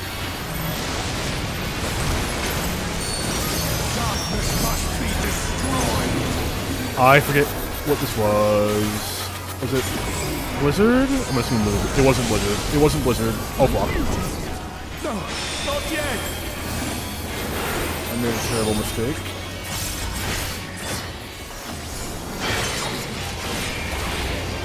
I sacrificed 460 potency to make up for my mistake. No! This cancel! Cancel! No! That sucks! That sucks! That's rough. I feel bad. He was already locked in by the time the fucking hallowed ground went off.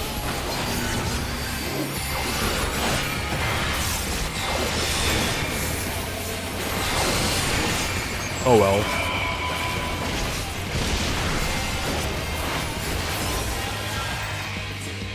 I love that fight. This is one of my favorite trials. Oh man, it's such a good fight. I cannot fail. Normal mode, I guess. I will not. I think that, like, because like this is probably the normal mode trial that is the closest to a extreme.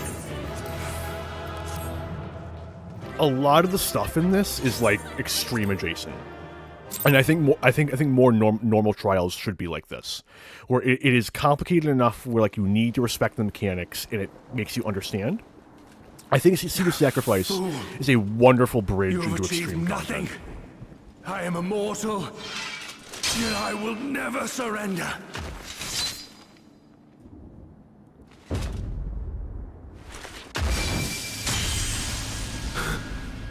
Elidibus, so fixated were you on my memories of the future, you failed to heed the lessons of the past.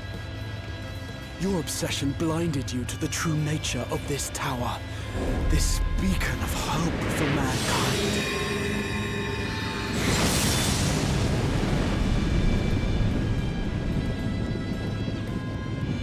Created to serve as a reservoir for the limitless energy of the heavens.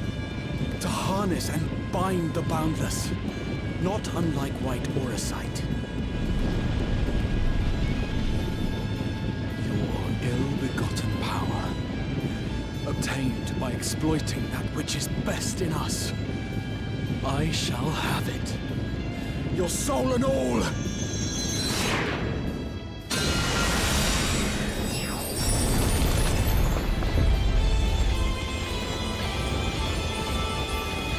Okay, so this spawns two questions. Question 1. Why couldn't he have used the Crystal Tower to eat the light off the Warrior of Light? And store it in the tower? Question 2 comes in a minute.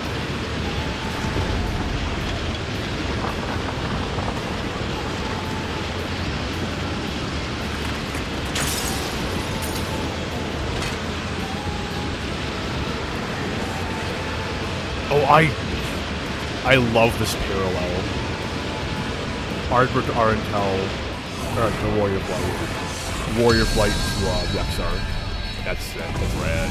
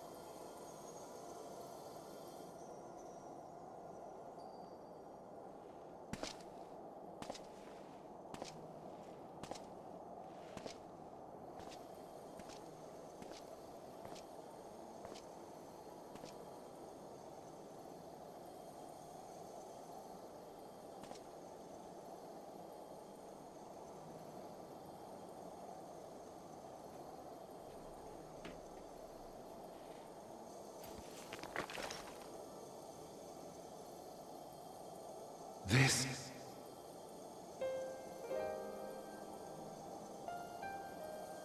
Yes. I would become him. I would save everyone. This, I believed. Yet still they cried out in rage and despair. Divided over the fate of the star. A rare occurrence, always fleeting. But not this time.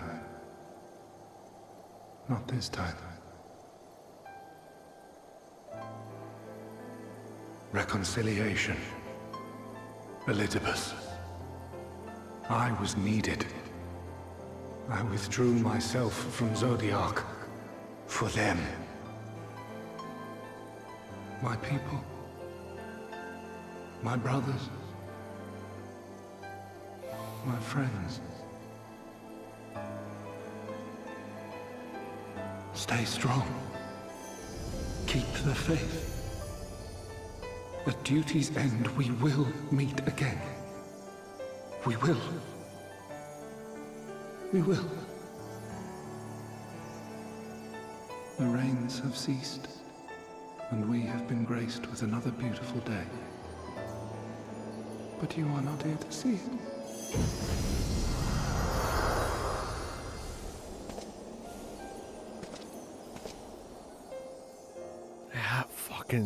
That line gets me, man. That line gets me. It's such a powerful line.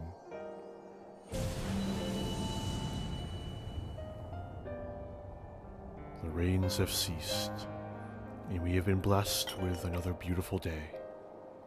But you are not here to see it. Okay, so the tower effectively absorbed a fuck ton of Aether. The tower is up on Aether. Why is it so mad at Grahatia right now? I concede I may have overexerted myself. Or am I misunderstanding what bids the tower to pull from Graha? Steady now and listen. I told you before that I had a plan, and that when all is said and done, I would ask a favor of you.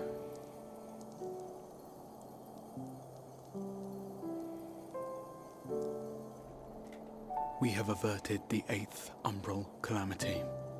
Found a way for everyone to return to the source. And, last but not least, we have secured the future of all the people of Norvrand. We have won, my friend.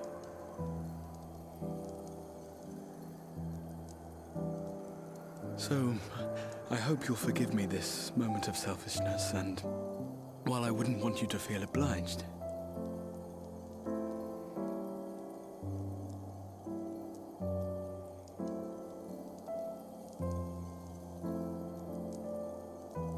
promise me you'll take me on your next adventure. A journey. Together. That's all I ask.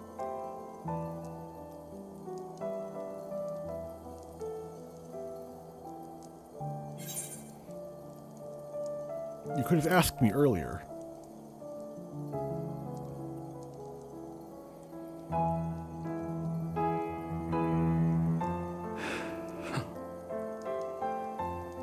If I were to tell you that this isn't the end, that we will meet again, would you believe me?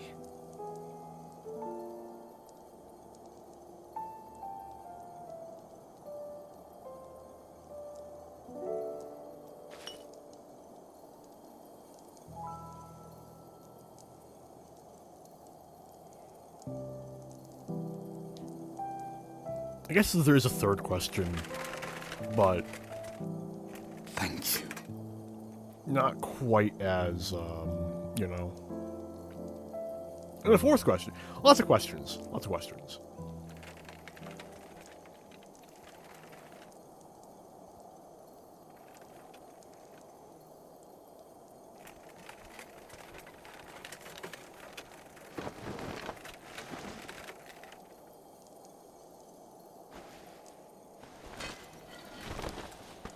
My friend, with you, my mind and memory shall travel to the ends of the world and beyond.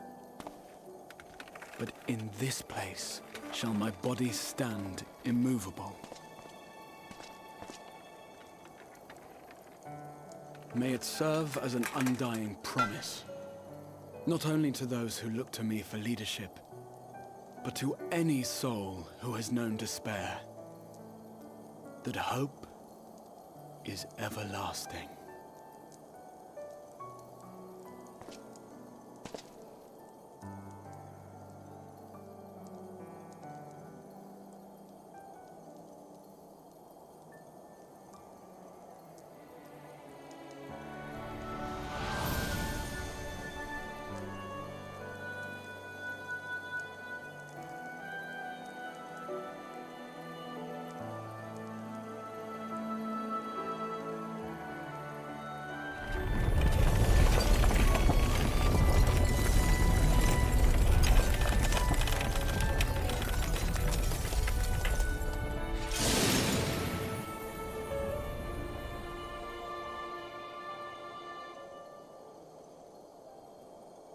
So, here's the question: is Graha still conscious as part of the tower, and we're carrying a copy of him, or did he essentially die? Now, I think he did die. I'm pretty sure that Graha is present in this exact moment. On the first, Graha is dead. Rip Graha. Graha's gone.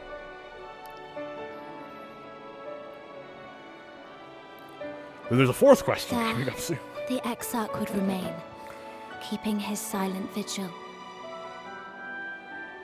When the Scions were not released from his summoning spell, we proceeded with the plan to return them to the source. The Warrior of Darkness, however, I've never retained played his ability it, to traverse but I have the two worlds watched at the will. entirety of it. And in time, the crystal and tower as it's became essentially a symbol of walking his sim, link to the first, and of hope. It is probably some of the best existential horror I have ever experienced. Like there are still some times where where I think about the implications of its story and experience a faint sense of dread. And it's been years. It's really, really good. But in terms of being a good horror game, it's not a very good gameplay experience. It's a very good narrative experience.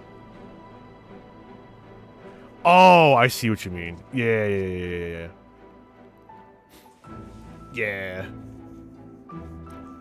I kind of got that.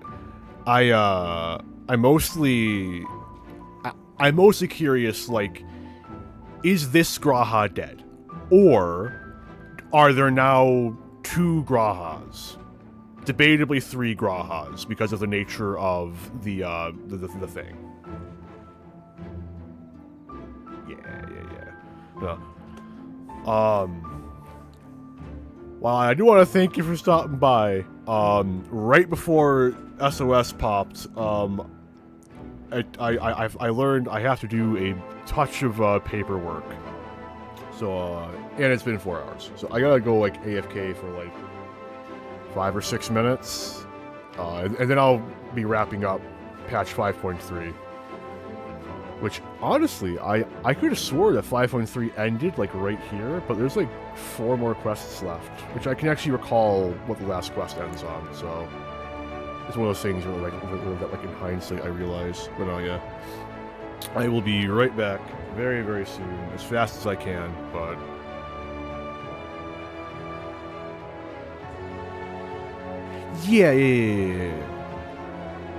Yeah. It's interesting. I don't even know if it's because there's also the question of is new old Graha 8/14 rejoined? Did he inherit the extra fragment from this Graha? I argue yes. It makes sense to me that he would. Or is he some weird abomination who's technically more than whole? Exactly. Like, is he actually 16/14th right now? Or did, like, the excess get burned away? Or, like, who knows? I doubt they'll ever explore that aspect of it. It'd be neat if they did. But all we know is that he blended himself into one being. But being as he is not presently capable of creation magics, I don't think he's technically fully rejoined. Yeah.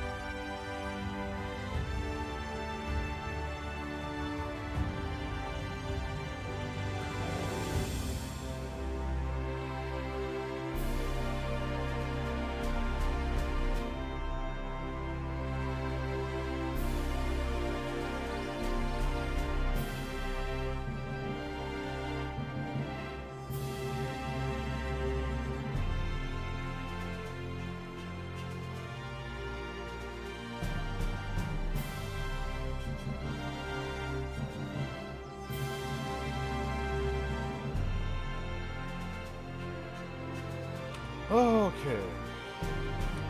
All of my books are updated. Thank goodness. I'm finally free. Just gonna move my ship back into place and wrap up patch 5.3.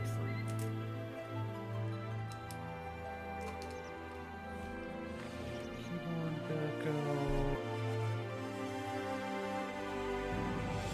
Move my mic back into position, and there we go. Wait, change scene, there we go. Goodness gracious. So much to write. At such moments, it is hard to know what to say. Are you alright, my friend? You did well, Arentel, you and the Exarch. Sometimes I wish that I too had been gifted with the Echo, that I might see what you have seen and glimpse into the hearts without the needs for words. Shortly after you left, we observed that our enemies' ranks were no longer being replenished, presumably when your absence was noted. So we polished them off and came as quick as we could. Which is to say, not quickly enough. But then you had the Exarch for company, didn't you? And you could ask for no better than that. Ere we descended from the throne room, I did chance upon an object, which, if I have the right of it, did once... my apologies. Mayhap now is not the appropriate time. Let us speak of it later. Am I all right? I should be the one asking you. But yes, I'm fine. Thank you. We all are. The people are fine. The city's fine, and the star showers have stopped. It's almost as if we'd gone back to the peaceful days that followed the knight's return. Almost. The only way is forward, so I have to believe that whatever lies ahead will be better than what came before. Arentel, if you are ready, would you recount to us how the day unfolded?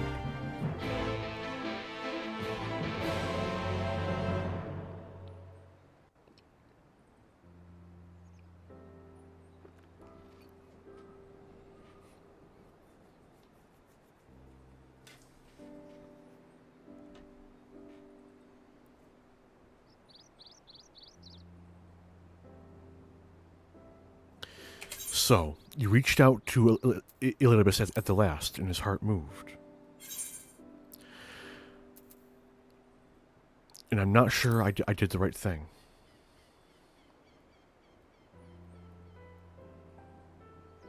Perhaps you did. Perhaps you did not. None can say.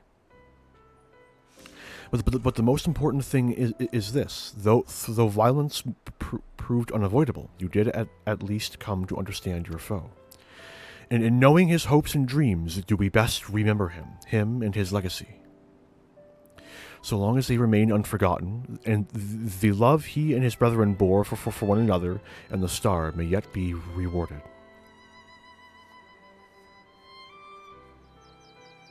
You said that an ancient came to your aid, but how is that possible? Fuck if I know, man. A gift from Emmet Selk. He knew of Elidibus's plight, foreseeing his own death. He made provisions to bring Elidibus's suffering to an end, lest his friend be left to continue the struggle alone. Or, so I wildly speculate, it is unlikely we will ever know the truth. The best we can do is remember events as they happened, no more and no less, as the Ronkins so rightly put it. History is learned, not lived. Ah, there you all are.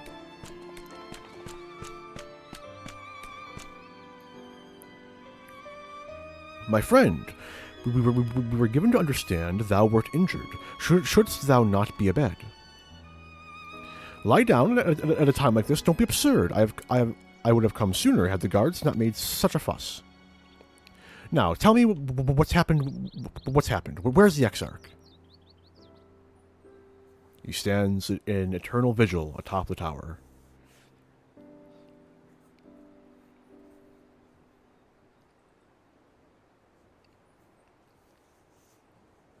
I see.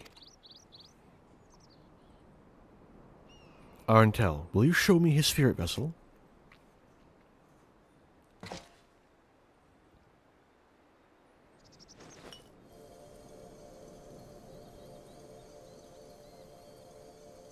Yes, both his soul and memories seem intact.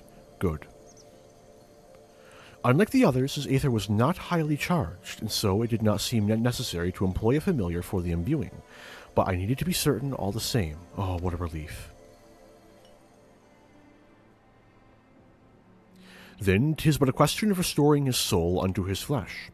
And as thou didst lately tell me, the success of this process resteth on no more than our friend's soul recognizing his flesh as his own. Given his apparent desire to return to the source with Arental, one would think his soul would be only too happy to be home. No, surely it wouldn't balk at the relative newness of its accommodation. So one would hope, but none can speak for the Exarch's heart of hearts, and he can no longer speak for himself. Furthermore, though I have drawn upon all of my not inconsiderable experience to predict the outcome, the fact remains that there is no direct precedent for what we are attempting. Will his body accept his soul? Will his essences blend properly? Will he awaken whole of mind? Any number of things could go awry.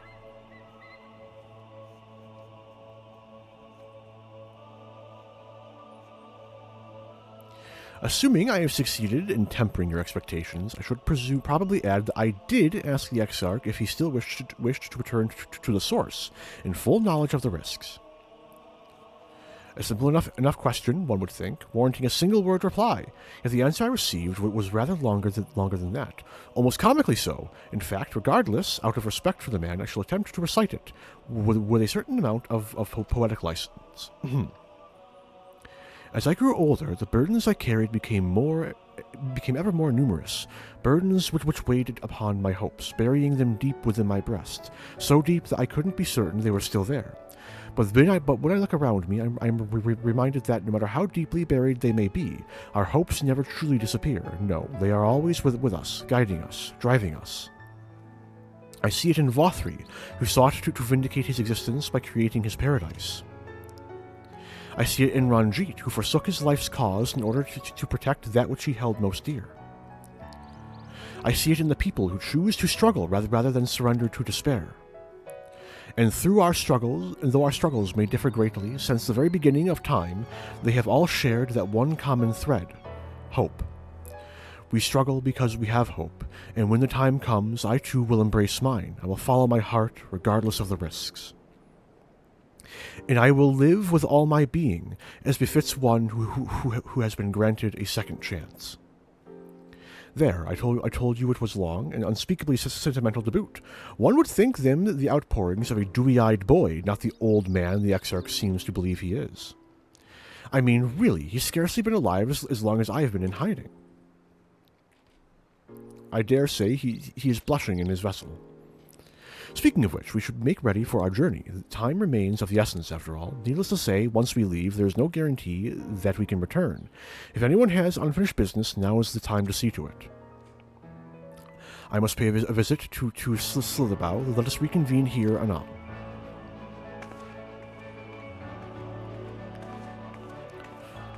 There remaineth some few matters which require mine attention in Ilmag. May I leave Thancred in thy care, child? I've been meaning to get some flowers for Menphilia. I thought you might help me choose them, and then we can go to Nabatharang together, one last time. A fine suggestion. Lead on.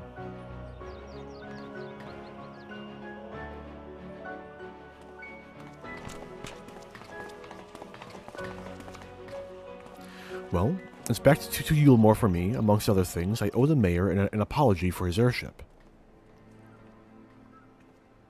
I assume you have places of your own to be, Alize. I shall see you later.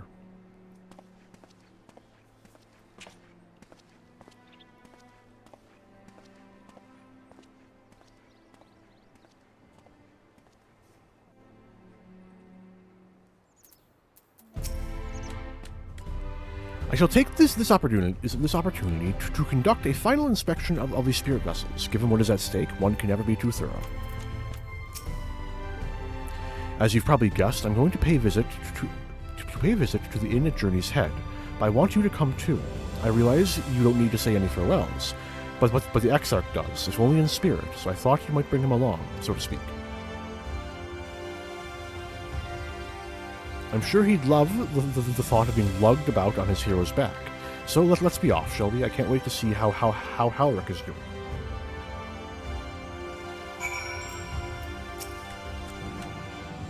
Yeah, I didn't think so. Aye, ain't it Journey's head?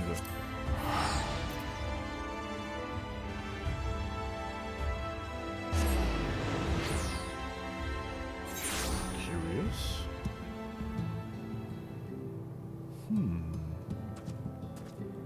Aye. Elise. Halric. Oh gods, don't tell me he's wandered off again. Quickly, Arntel, we have to find him. Oh, Elise, I didn't see you there. If you're looking for Halric, he's... What is going on with my... The shit? I think it's meant to be heat waves, but I don't know why it's so far in front of my screen. Shouldn't it be, like, past my character? Oh, this is weird. I don't like this. They're planning to visit the graveyard, if I'm not mistaken. Well, that's a relief. Shall we adjourn to the graveyard, then? Heat waves. Could this be, like, past my character, please? Downright disorienting.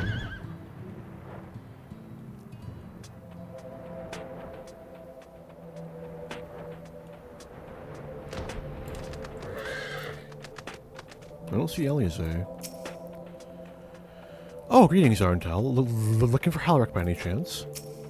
Yeah, Alize's around here somewhere. She ain't got a horse. There he is. I was afraid he'd wandered off again. Oh, there's no need to worry. Halric's safe and well. He's been showing good progress, and likes to go for walks of late. Those steps usually bring him to this particular spot. Oh, I wasn't aware he had family here. He doesn't. It's Tesleen. Her sword, that is. We buried it here in her honor. So he remembers. What brings you back so soon out of interest? I didn't think the next round of treatments was due yet. Oh no, it isn't. Look, I realize that this is sudden, but I've come to say goodbye. It's time for me to return home. But rest assured, the treatments will continue. Beglug will come to oversee them in my stead. I see. You did mention that you and your friends were searching for a way home. Needless to say, we'll be sorry to see you go, but I know everyone will be happy for you, truly. Happy and grateful. You've done so much for us, achieved what none of us dared hope was possible. And we'll see to it that your good work continues, and that no more poor souls are buried here before their time. So rest easy and take care. We wish you every happiness. Thank you. I will miss you all. But it isn't time to say our farewells quite yet. So if there are any tasks that need doing, hunting beasts, fetching water, and what have you, just say the word. I mean to make use of every last moment here, after all. The time left to you is precious.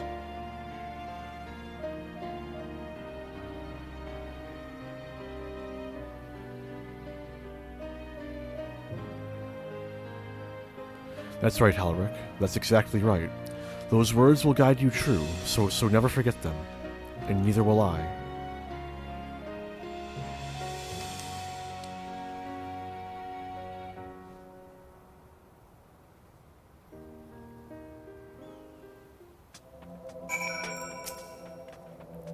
Thank you for coming to see Halric, Arntel, and Tesleen as well. She did always enjoy having visitors, and none were more welcome than you and Elise. Take care. What? I'm not crying. I just have sand in my eyes, that's all. As I mentioned, I mean to stay here as long as possible. In the meantime, perhaps you could go looking at the others. Alfino, for instance. If anyone is crying, it will be him. But what are you still doing here? Hurry over to Yulmore and look in on Alfino. Oh, and send my regards to the Chais. To Yulmore.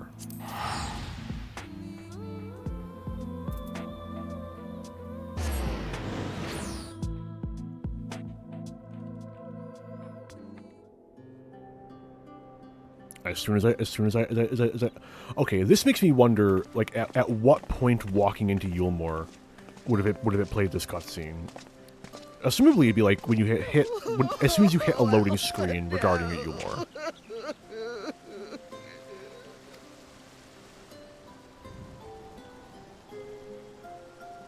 Please, Lady Chai, dry your eyes.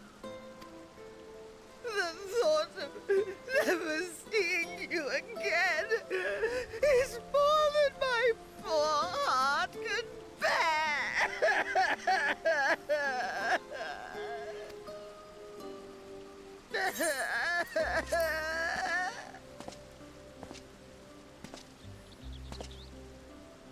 Oh, it's you.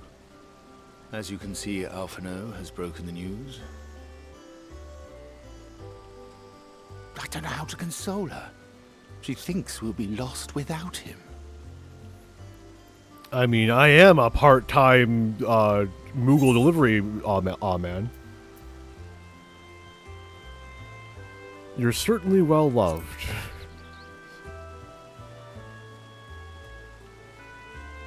'Tis more than I deserve, yet I'm truly grateful and will see that she knows as much.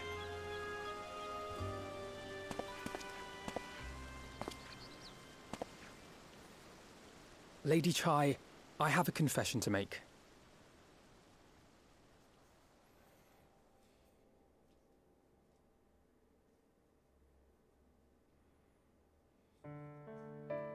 On the day we ousted Lord Vorthree, when I revealed the truth of his tyranny and your complicity in his crimes, I did so with great trepidation. Not out of fear that you wouldn't listen, but that you might never recover. There was a time when I too, in my hubris, believed myself worthy to lord it over others. And when the lie was laid bare, when I was forced to confront the cost, the lives lost, it all but destroyed me. To awaken from a naive dream to so harsh a reality, I would have understood had you all surrendered to despair.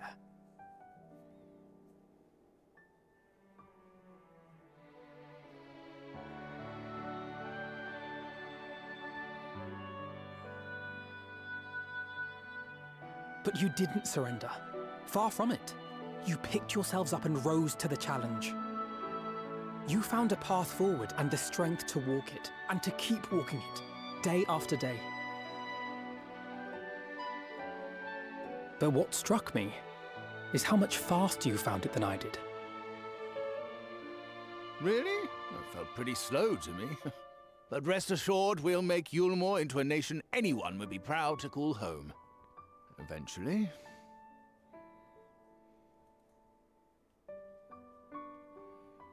You can still come and go as you please, I believe.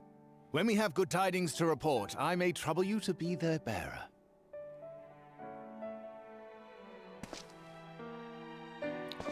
Kupo? There may also be less than good tidings, in which event I hope I can trouble you for your counsel. I should be honored to provide it, Master Chai.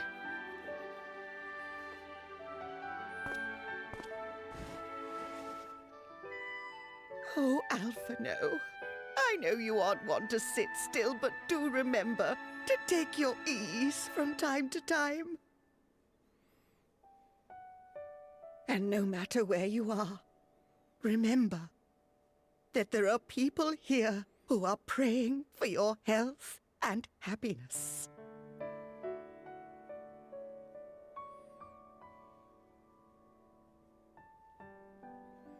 Our brave and gentle artist, you have our love, now and always.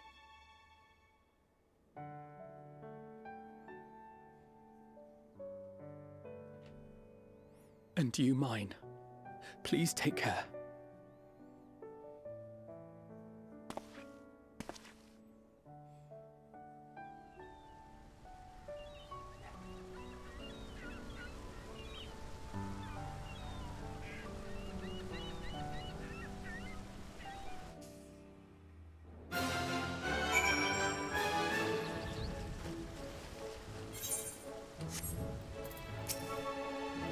I hear the airship crashed in Amarang. Never mind, the important thing is you're all safe and well. That said, we should probably retrieve the wreck before the locals strip it for trolley parts, so perhaps we can make a trade for it. Oh, thank goodness, you can still return. If I had to bid farewell to both, my heart would burst here and now. Like Alfino, I know that yours is a life of constant employment, but do visit us from time to time. It would mean the world to us. I understand the Exarch will be leaving with you. Capable though its custodians are, the Crystarium will be poor for his absence. It seems the coming years will be a period of transition for both our cities, but through mutual cooperation, I am confident we will find a way forward.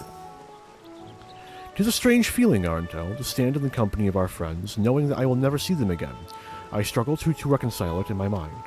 But this I know, I shall cherish my memories of Norvrant, of every soul I met here for the rest of my days, and I shall look forward to your tales of their endeavors.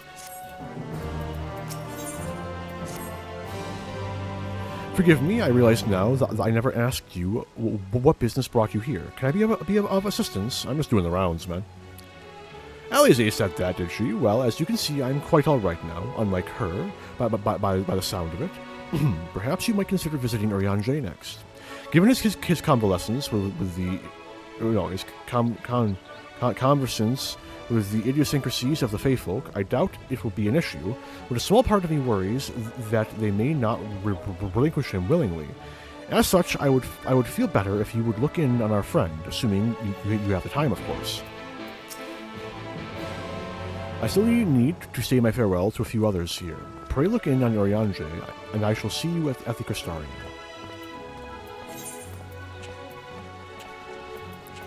These are the wrong.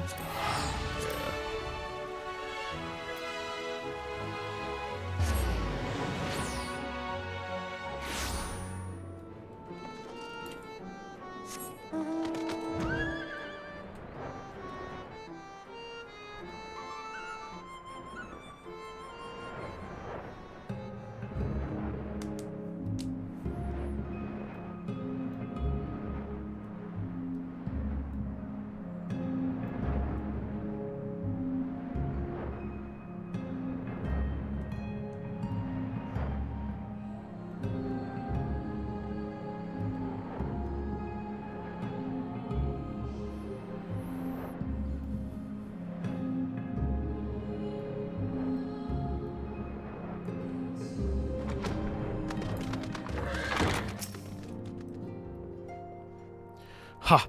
That I should have the pleasure of welcoming a guest, even as my own occupation dwelleth to a close. What bringeth thee hither, my friend? Alfino was worried. So thou wouldst grant the Exarch a final tour of the realm, which hath been his home these 100 years. A noble gesture. As for Master Alfino's concerns, thou mayest rest assured that all is well here. Far from detaining me, our Fey friends have agreed to assist in the transportation of these tomes unto the Cabinet of Curiosity. Not more remaineth to be done. Regardless, 'tis well that thou didst come, for I had been meaning to show something to thee, an object I chanced to find after thy victory over Elidibus. Though it hath lost its radiance, 'tis unmistakably a crystal of light, one that did, in all likelihood, once belong to Artbert.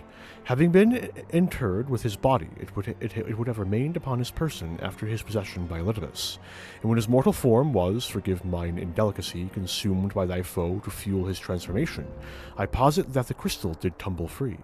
Save that which doth abide in thee, it is all that remaineth of our friend, and, if thou art willing, I would have thee deliver it unto Seto. I can think of no worthier recipient than he, and no more fitting a bearer than thee. As ever, thou wilt find the Amoro and Wolkdwarf. My thanks, Arndel. The crystal shall grant Seto a measure of comfort, I believe, and to receive of it from thee shall only add to its meaning. A lot of fucking books.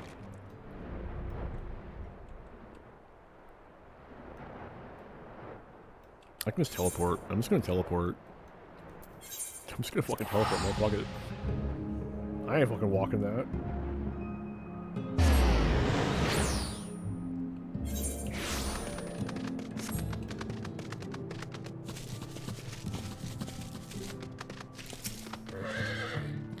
Ah, full glad am I to see you safe and well. Rumors spoke of strange spectral foes bent on your destruction.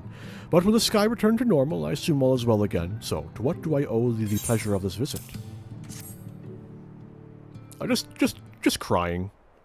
Just, you know. You know.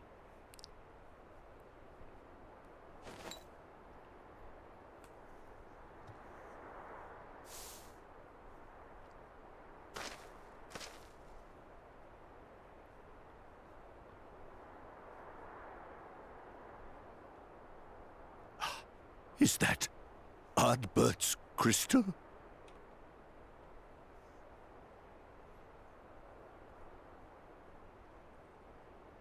So it is. It has changed, but I would know it anywhere. However, did you come by it?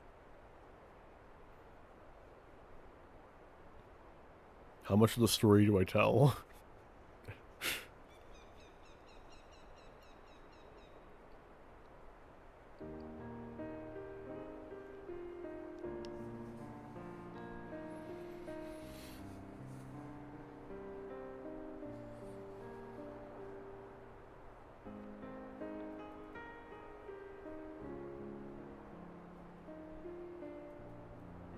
Then, even in death, his enemies found a way to profit from his sacrifice. Oh, it grieves me to think of his body being used for evil ends.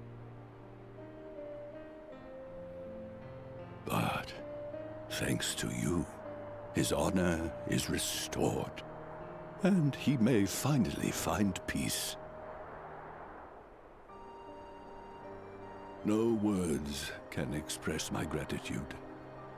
I will keep this crystal safe to the end of my days.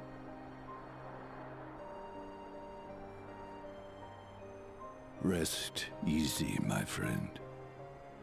You have earned it.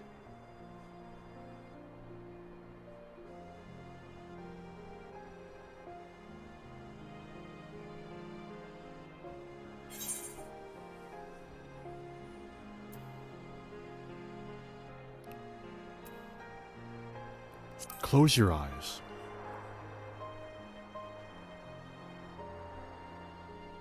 Pardon?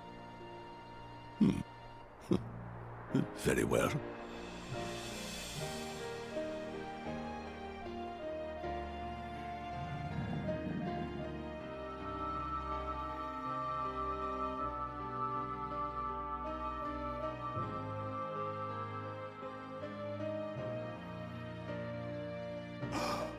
Oh, how can this be?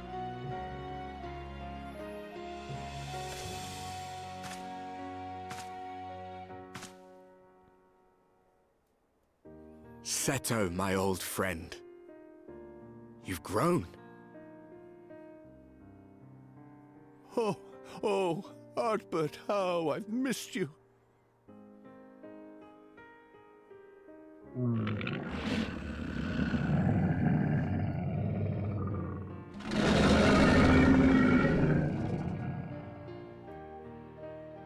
I'm sorry I couldn't keep you safe, or even console you.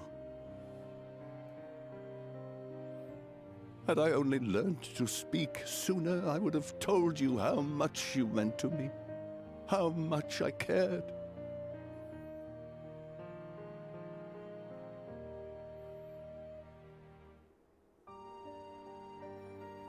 I knew. I always knew.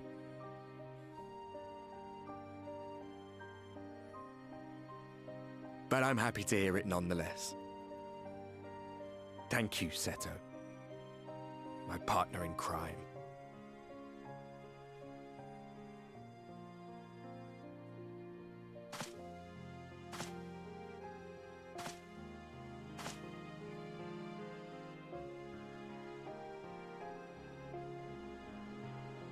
I see.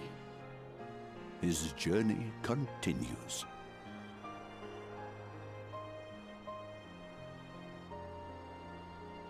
Then I will not yet bid him rest. With you, he may look forward to many more adventures.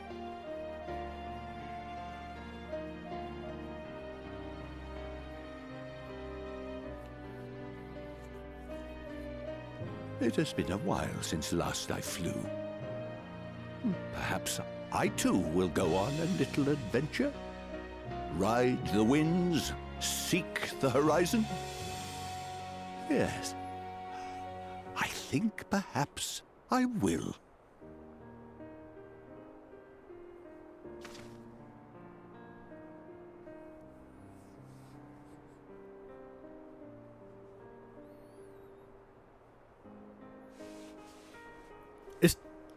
Everything about Reflections in the Crystal is peak Final Fantasy XIV. Honestly, this patch in particular is probably what really cements Shadowbringers as my favorite expansion. Thank you, Arentel, for taking care of Ardbert. May your adventures together take you beyond the farthest horizon, and may they always lead you safely home.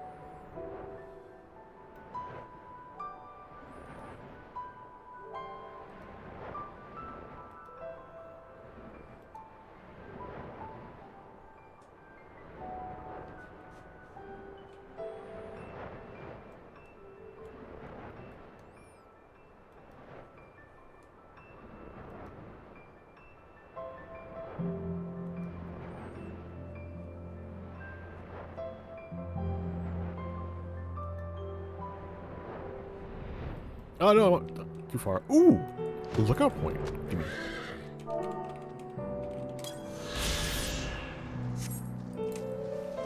I don't know how I fucking missed that my first time through. Lamau. I'm just gonna ignore all the ones in the Icostarium I've like run past 85 times this playthrough alone. Ah, thou art returned. Tell me, how did Zeta receive thine offering? Remarkable. 'Twas fated that thou shouldst be the one to undertake this task, I think.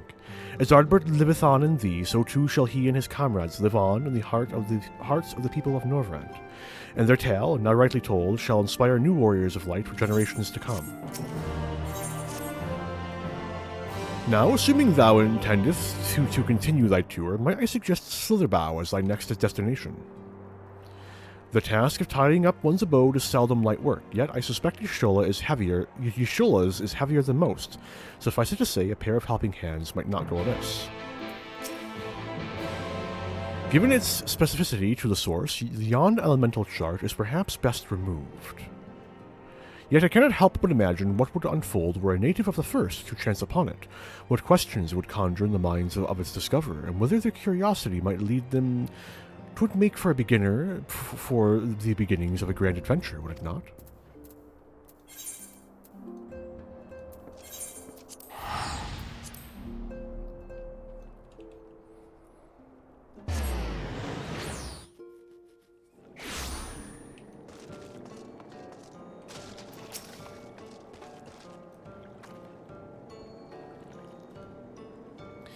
And what is this? Have you come to spy on me? Does Urianger truly think me so slovenly? The nerve. Loath am I to disappoint, but I put my affairs in order some time ago. I've even bade my farewells to everyone save Runar, that is. He's nowhere to be seen.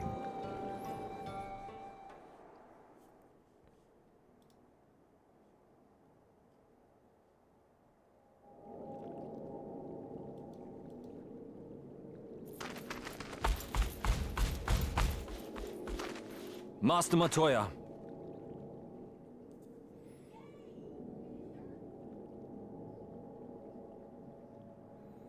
For too long I have remained silent, but no longer. I could not bear it if you were to leave. Please, stay. I beg of you.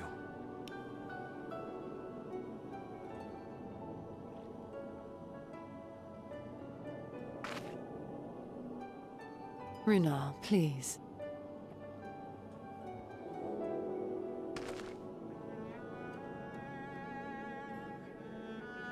I jest. At least in part. What I came to say is this.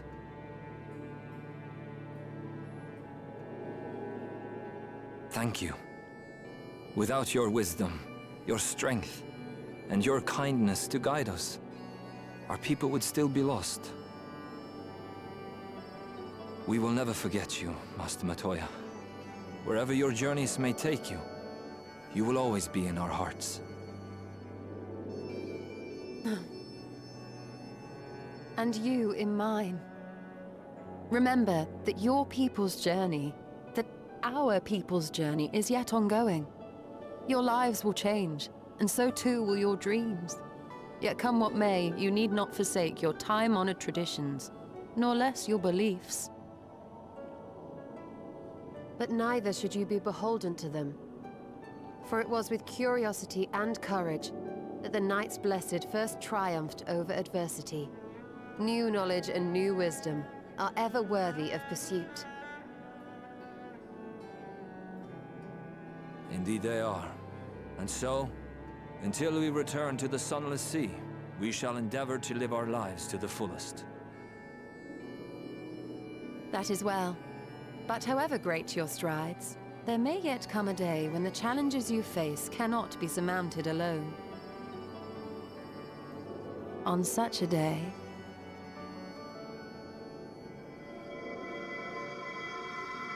On such a day.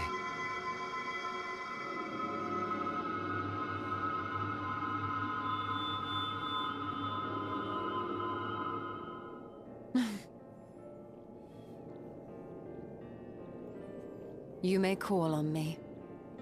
Since a means to travel between worlds exists, you can be sure I will find a way to employ it. And there remain so many mysteries here that want for solving.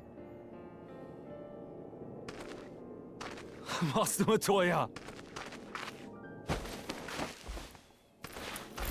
Runeharm, really?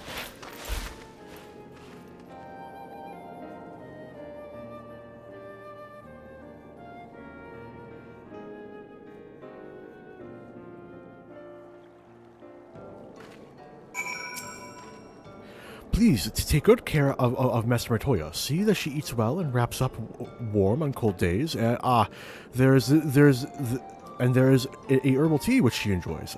If I give you the recipe, could you make it for her perhaps? And above all, please keep her close. I do not deny that she is strong, but even the strongest among us should not be alone. Fucking love Runar, man.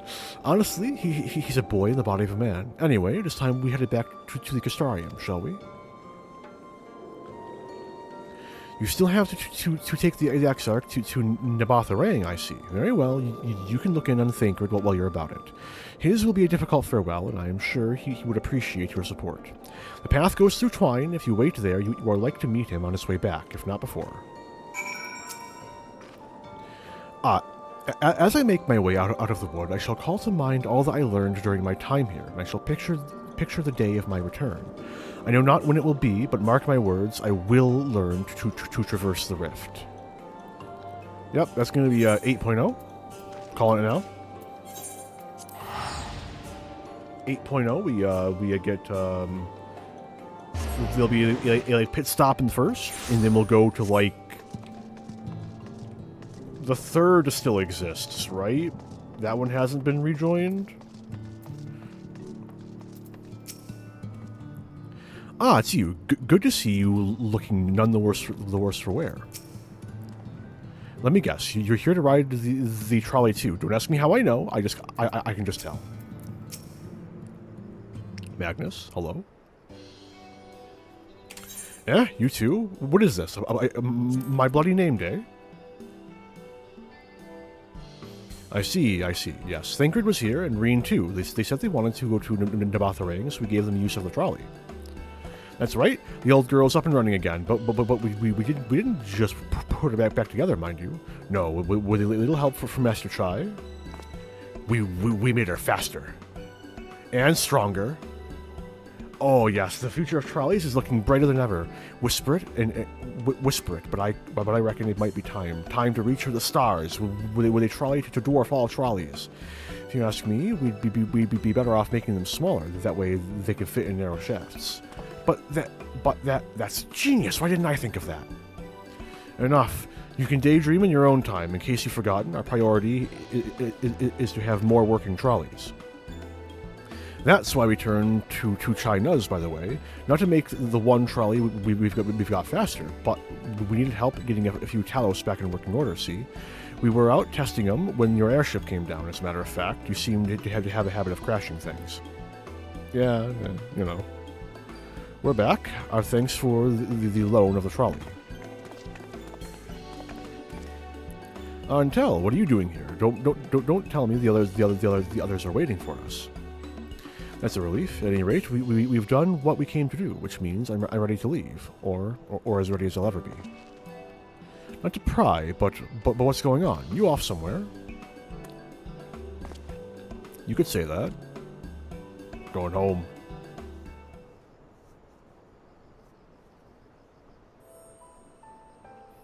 So you're heading home. I'm just a simple miner, and I don't know much about this world traveling business. But the young lady here, should be looked after, will she? I'll be fine, thank you. I have a place to stay at the Castarium and don't want for anything. Besides which, I have no shortage of friends I can turn to. Friends like you lot, so please don't worry. I'll be fine, really. If you say so. Wrong button. It being a matter of life and death, I suppose you have to leave. But I, for one, will still be torn. Or would still be torn. If the choice were mine, I'm not sure I could bear to be parted from my family. No, but it's for the best. Rena's chosen to walk her own path, and she doesn't need me under her feet. Besides, I have my own responsibilities, and I wouldn't be setting a very good example if I neglected them. Perhaps not. Either way, I envy your dilemma. Well then, young lady, if there's anything you need, anything at all, you're to call on us. It may surprise you, but we can do more than simply offer you trolley rides. Thank you, Magnus, everyone. Shall we then? If you've nowhere left to visit, we can go back to the Crystarium together.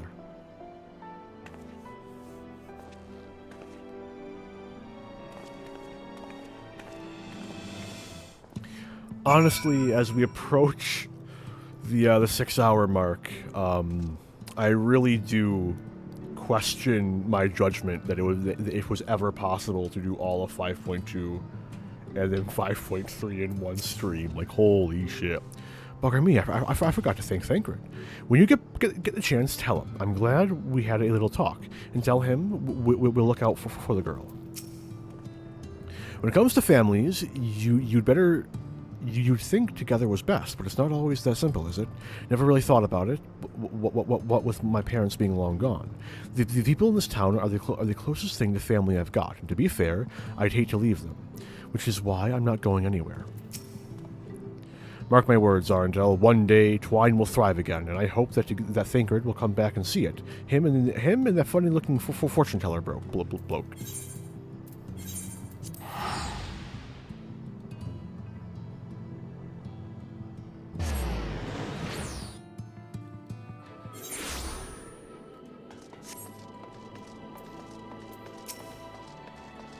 Nope, can I talk to them? Or are they just set piece? I can't talk to them. Sorry, Irene, you're waiting.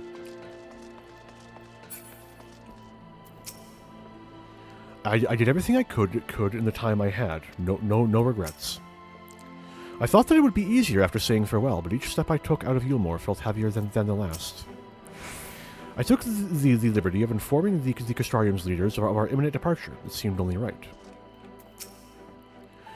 This is it, then. I trust the Exarch had a pleasant tour of the realm. Right, we're done. Green?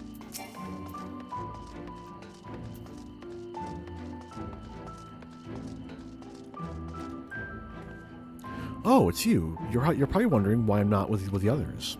It's just, I always knew that everyone would leave one day, and I always hoped and prayed that we would find a way to send them home. But now that the time has come, I just feel lost and lonely. I don't want our last moments together to be sad. I want to hold myself together just long enough to say the things I need to say. But I'm not sure I can even do that. I'll be there with you. Right. Thank you, Arndel. I think we all feel braver with you around. Go on ahead and join the others. I'll be along after I've taken a few deep breaths.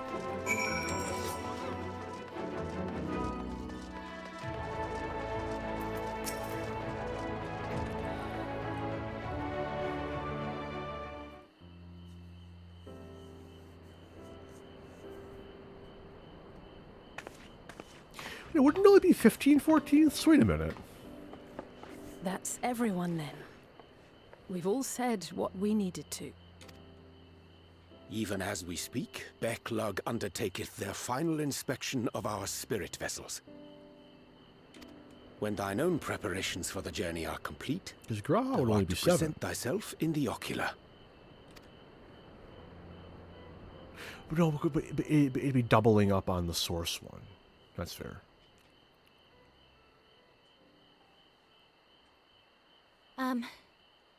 Everyone?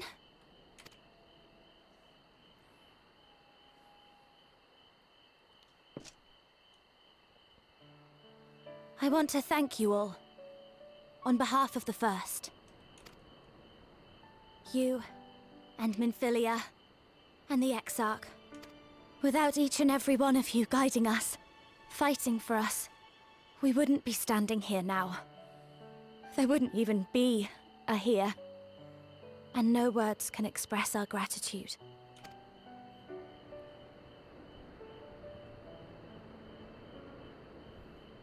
We still have a lot to do. Countless trials to overcome. But if it ever seems too much, I'll think of our time together. The happy moments, and the sad. I will remember it all. And it will give me the strength to carry on without you.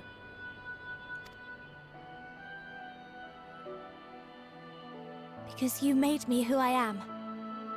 Minfilia. Reen.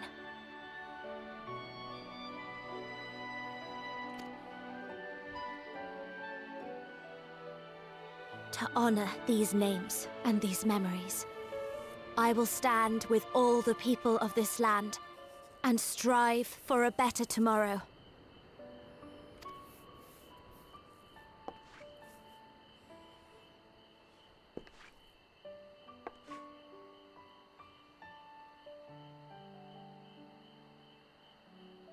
Thancred, I believe the honor of responding should rightfully be thine.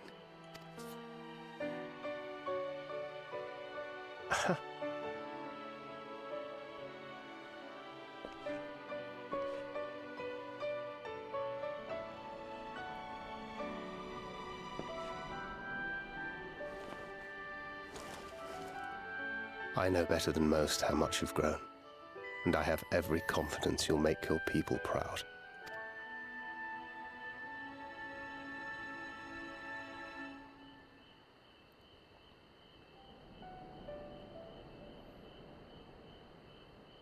Gods know I'm proud of you. I always will be. You deserve all the happiness in the world, and more.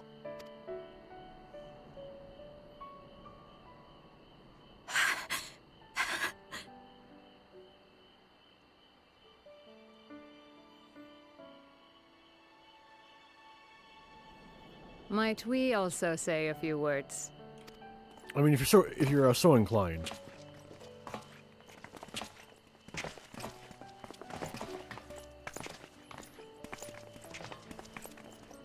Why, this is just about all of you. To see you off seemed the least we could do.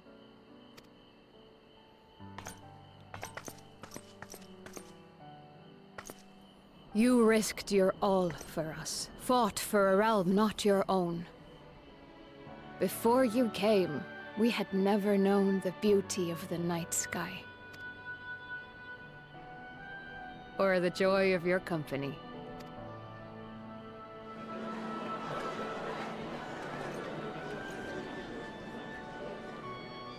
Though it saddens us deeply, to bid you farewell. It has ever been our way to send off friends with a smile. Wherever your road should lead, we shall pray for your safety.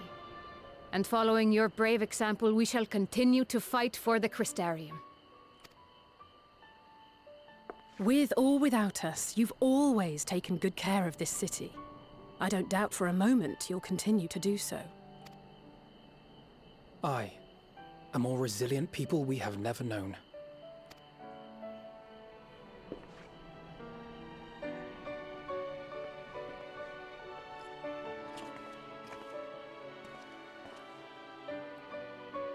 As resilient and enduring as the tower that watches over you. To the last, we did not question the Exarch about his past. It is only now, when he can no longer tell us, that we believe we know the answer. We have heard what became of him, and what is about to be attempted.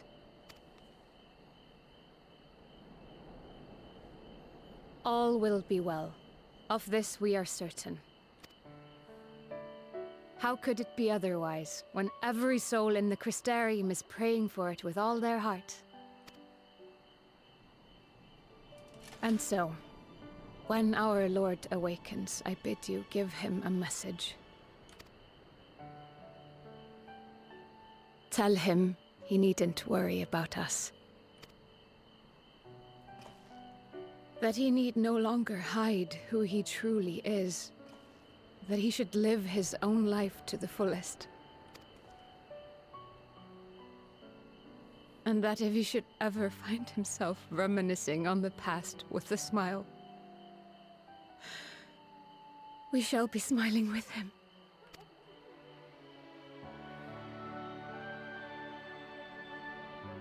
Will you tell him this?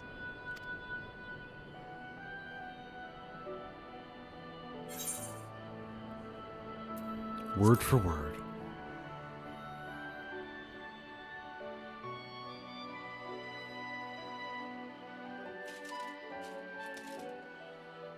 Thank you. Please look after him for us.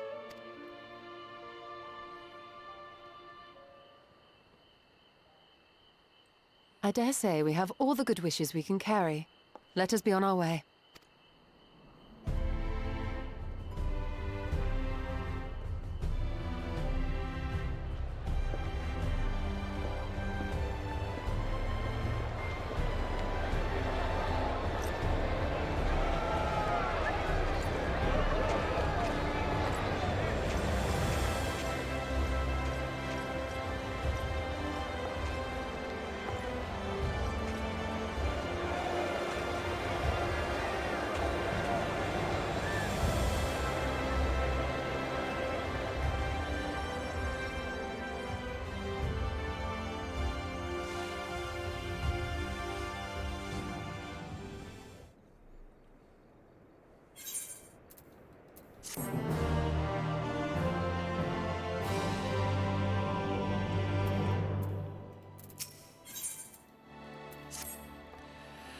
Well, I suppose it's time. Are you ready, Arentel? All right, let's not keep the others waiting.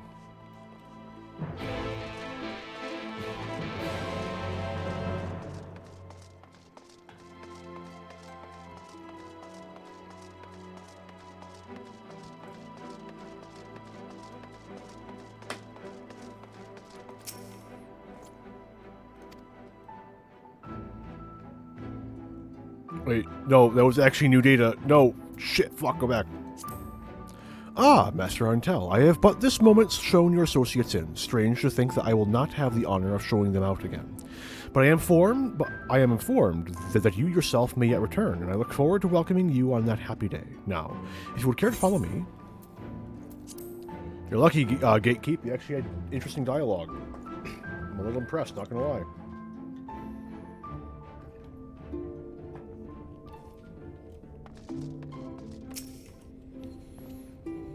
I did not expect such a rousing farewell from the people. It was the very thing my spirits needed. Now all that remains is to return to the source. The 12 know we have made Kryl and Tataru worry long enough. Angelo stands ready to work his magic on our souls. Thank you, Thancred. I'll treasure it. Since we cannot take our worldly goods with us, I want you to have my gunblade. I could just bring them over for you. Wouldn't be any trouble for me. Use it or sell it, it's all the same to me. So long as it serves you in some way, I will be satisfied. How many times have we assembled thus in this storied chamber? Many and more, I think. With the Exarch standing before us, the scene would be complete. Nay, 'twould be complete were he standing before us with Emmett Selk smirking in the wings. In the spirit of solidarity, I bid you carry the vessels as if your life depended on it. Ah, there you are. I take it you are ready for the journey. The spirit vessels are primed and our company complete. At a word from you, we shall begin. Oh, fuck. Yes. Very good. I shall distribute the vessels at once. It's not like material I take from the first disintegrates in transit, you know? It better fucking not, all things considered. All right, then. Pray proceed as instructed, beginning with your memories.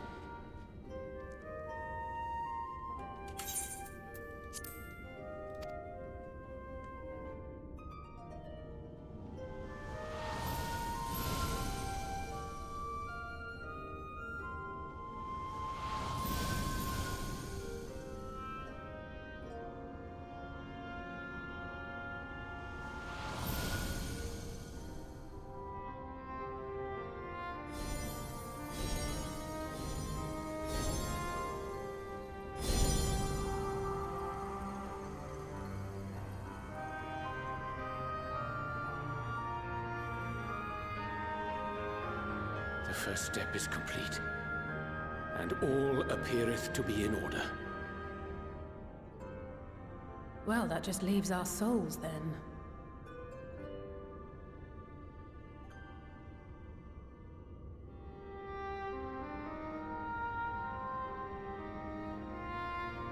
We're in your hands, Angelo.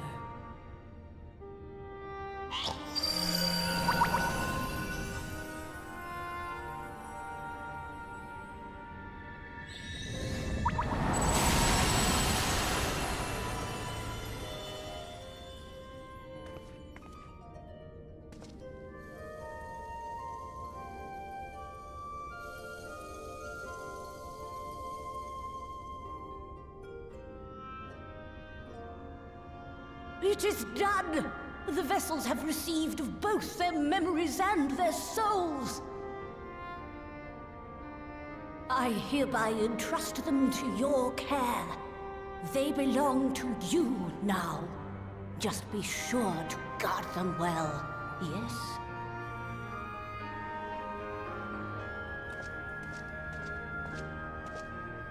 This will work, won't it?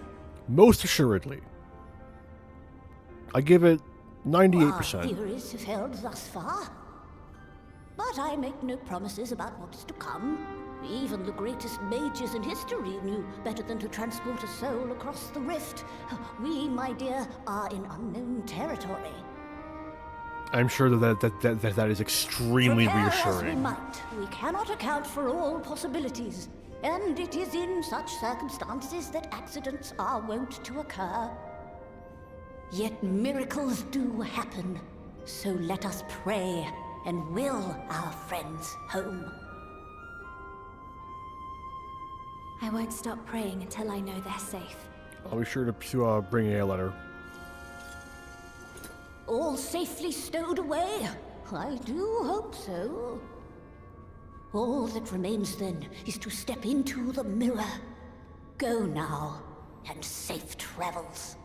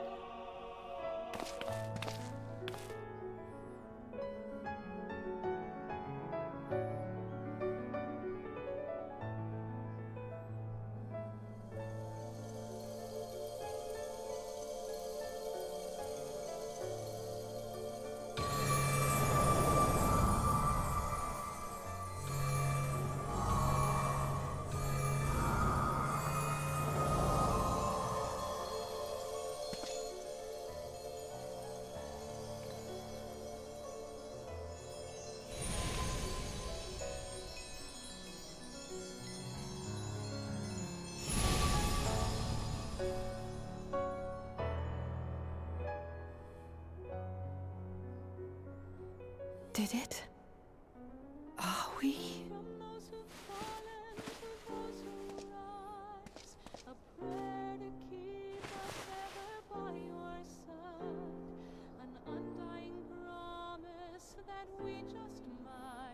We're home.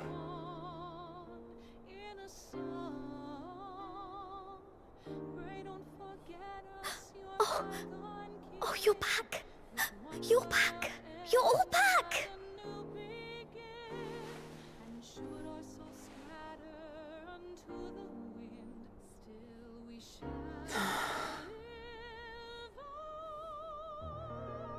Thank you. My body feels like a sack of potatoes, but otherwise, I've never felt better. That said, I doubt any of us will be fit to travel for some while. May we leave the rest to you?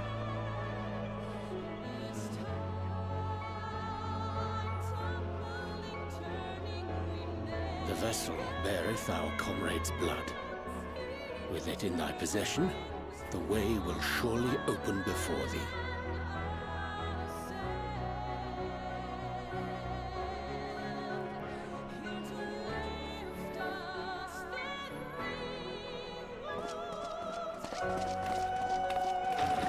What? But you've only just got here. Don't worry about it. It's fine. So I meet with an old friend. Tataru, might I trouble you to brew us all a pot of your special tea? Ah, and we may require an extra cup.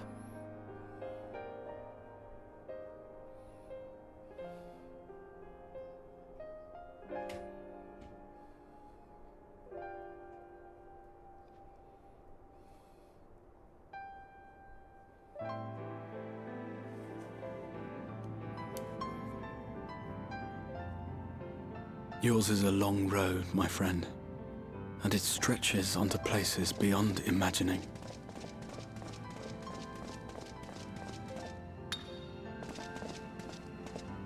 With your every step, these grand adventures shall grow more distant and faint. I should probably keep it with me. And there may come a day when you forget the faces and voices of those you have met along the way. On that day, I bid you remember this.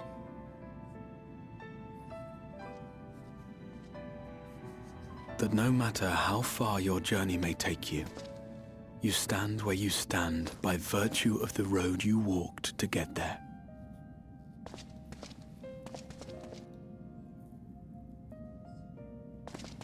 For in times of hardship, when you fear you cannot go on, the joy you have known, the pain you have felt, the prayers you have whispered and answered, they shall ever be your strength and your comfort.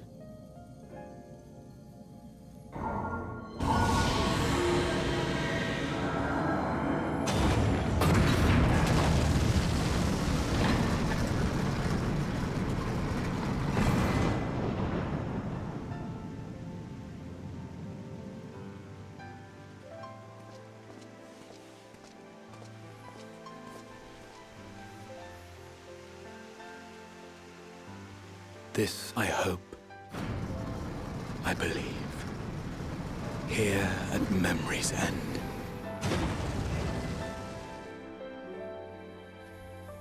Yeah.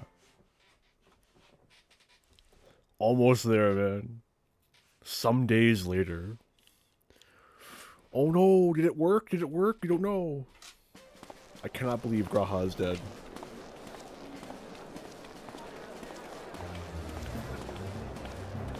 Man.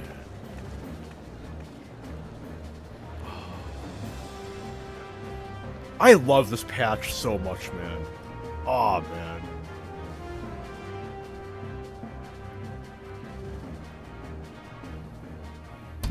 Oh, I fucking hit my mic.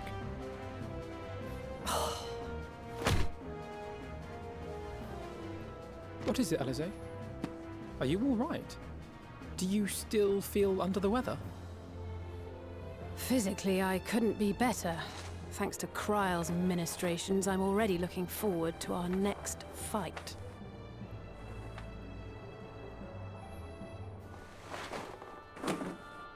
But seriously, don't you have anything to say about that?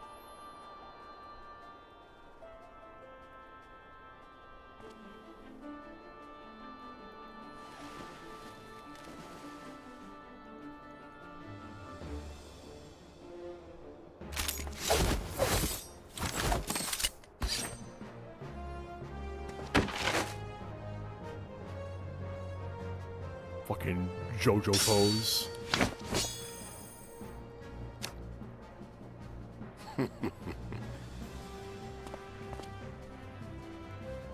No less impressive than our garments. You've outdone yourself, Tataru.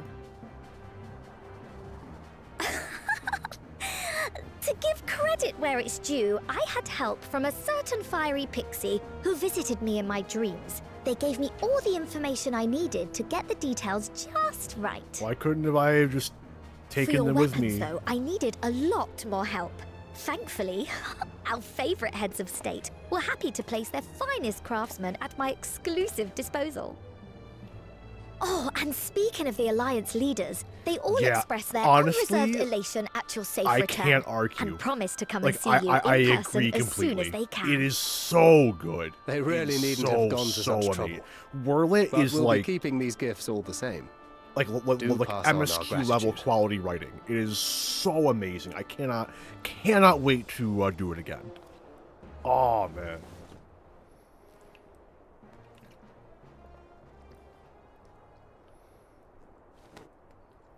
I realise we haven't taken up new martial arts, nor have I ever been one to set much store by appearances.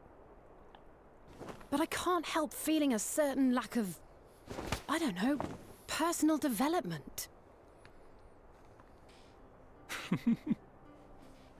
I quite understand.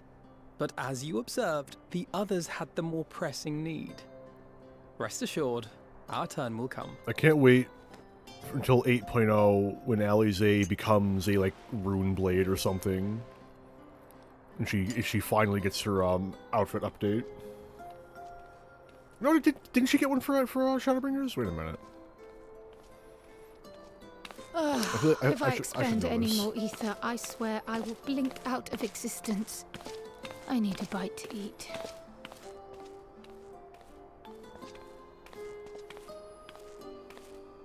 Yeah.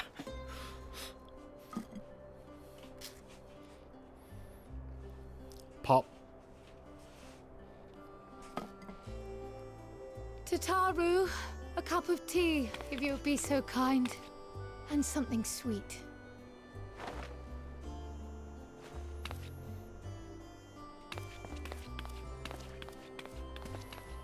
By Mistress Kryle's exhausted state, may I assume that the ward hath been restored? Indeed. We succeeded in weaving it anew, albeit at a slightly diminished potency than when I had Becklug's assistance. Yeah. There's no cause for concern, though. The Oh, tower that is right. not easily reached. For some never reason, mind I breached. forgot that And Alize even should did. some few succeed, Obviously, their presence Alphino won't does. escape He my wears the Sage gear. Excellent. Yeah. Said duty thus discharged, thou art free to go wheresoever thy fancy taketh thee. Upon which note, hast thou... Oh, yeah, then perchance come she's to a definitely decision? not getting The the offer new job remaineth in 8.0 then. Well, unless I'm also forgetting the if you're precedent of Alize getting a outfit upgrade. I mean, if you think Graha, really?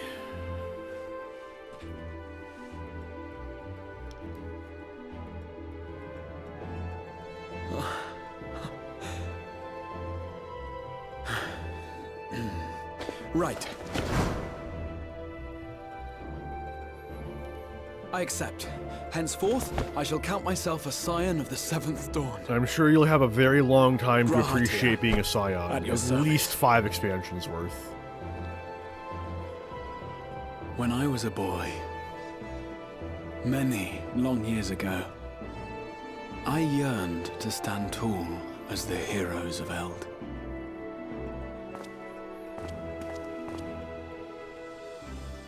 But, like a fool, seeking to pluck the stars from the heavens, my every attempt to reprise their deeds fell short.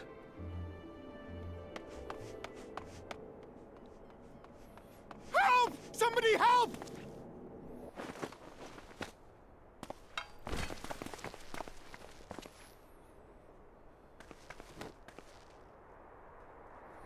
Hippogriffs! Hippogriffs on the rampage! A giant flock of them! Please, we need help! I could do with a little rampage myself. What? Now wait, just a... Luckily for Alize, fall damage outside of combat is not lethal. Here we go again.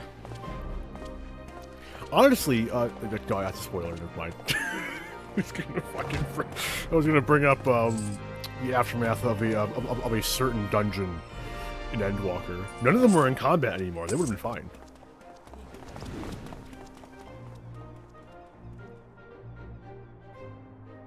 I will join the fray when I finished my tea.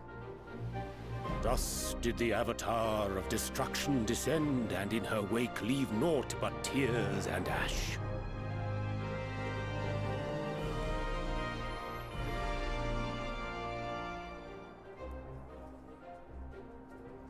And then, one day, an all but forgotten dream from my youth I'd be stood interesting to before see me how they did it. in the flesh. Given his, like, direct tie to Nidhogg, Dragoon stuff. It could be very interesting. And if there was some kind of, like a Dragon Knight job, that could be kind of cool. It's like the new tank. That'd be nifty. I'd be into that.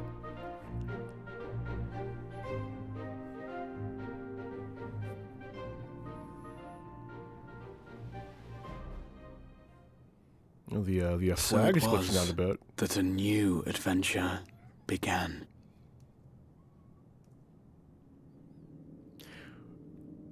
Well, yeah, but like Dragoon stuff is still like very tied to like Dragon Essence.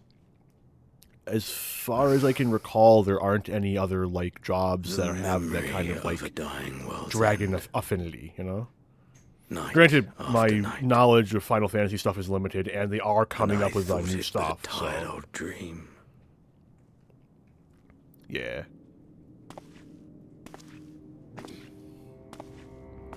I say, I knew I'm that excited for securing the new provide the your new radiance with physical range. depressingly little sport, but that you should fall asleep out of boredom. Splendid. Dragoon with a Truly gun. splendid. And my own preparations, you will be pleased to hear, proceed apace.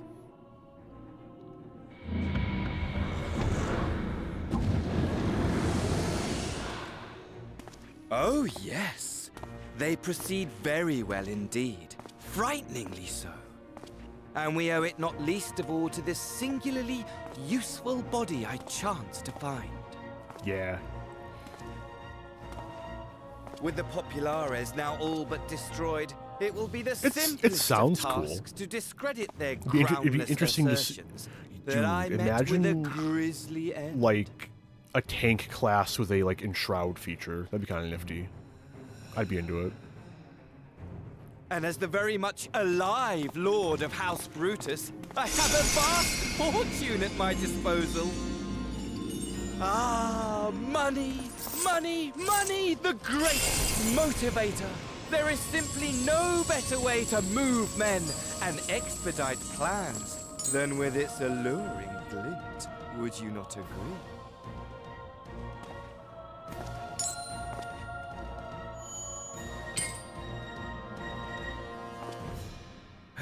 But wait, were we not acquainted, you and I?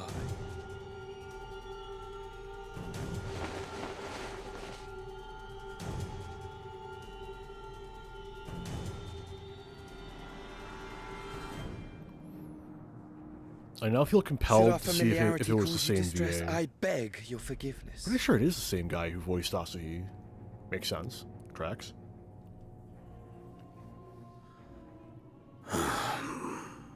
What did you say your name was?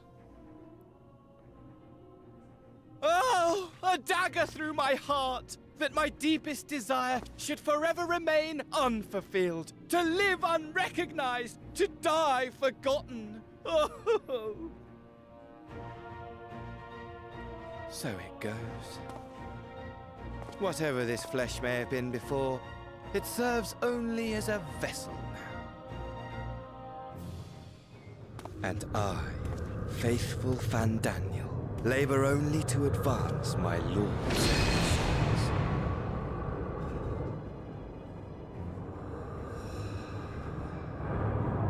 Speaking of which, with the palace in our hands, we may now proceed with the next phase of the plan. But how very odd. Despite all our havoc wreaking, old Elidibus did not deign to appear. Dare I hope that the last of the unsundered is gone?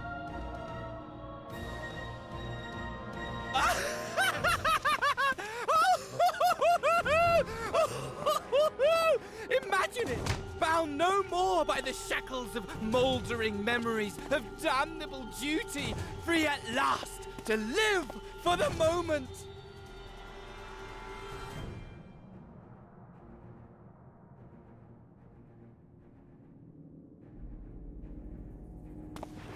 Your radiance. But give the word, and I shall go forth and prepare for you your hunting ground.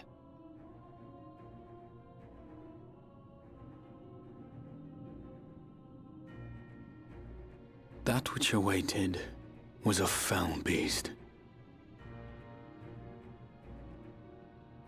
Ferocious, ravenous, remorseless. Do as you will.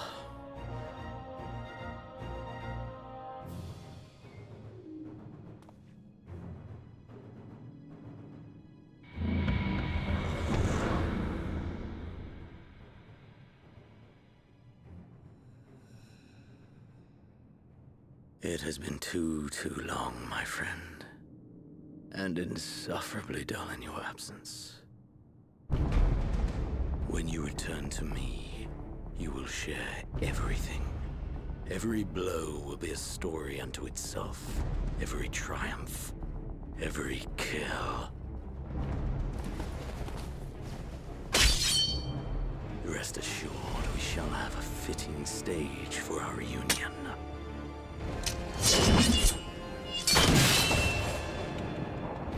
Oh yes, to reprise that transcendent moment, I will set this world ablaze. And we shall dance before the pyre.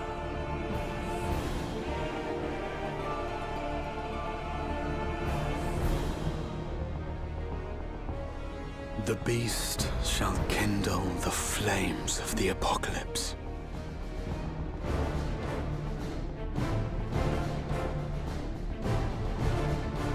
Into its domain shall the hero set forth. Yeah. For the final chapter in the not. tale of this star. Unless they lean towards, like... I don't know. I think there's ways that they could spin it.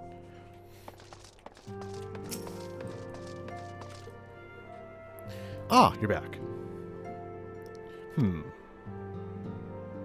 Tell me, Arentel, do you think I was excessively familiar earlier in my tone and mannerism?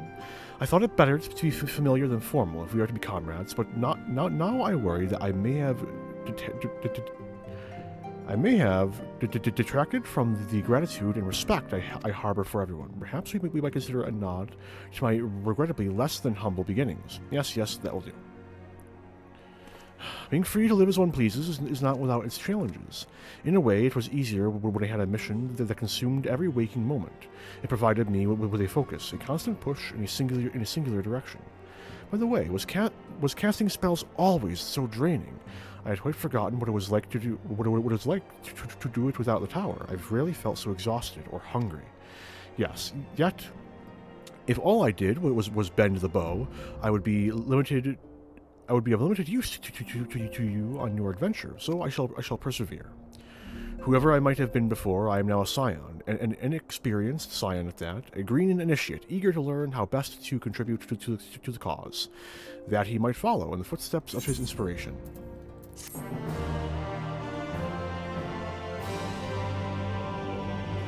Dress companion. Oh, there's another cutscene. Oops. Oh, no, there isn't. Ah, beautiful. Alright, so, that's what I'm going to wrap up for the day. I got through 5.3. It only took me a combined total of, like, 6 hours and 30 minutes, when you count the, like, single quest I did last stream. But, I want to thank everyone for stopping by who did, chatting who did, even giving me the time of day. I really appreciate everyone. And, until I stream again, have a good one, all.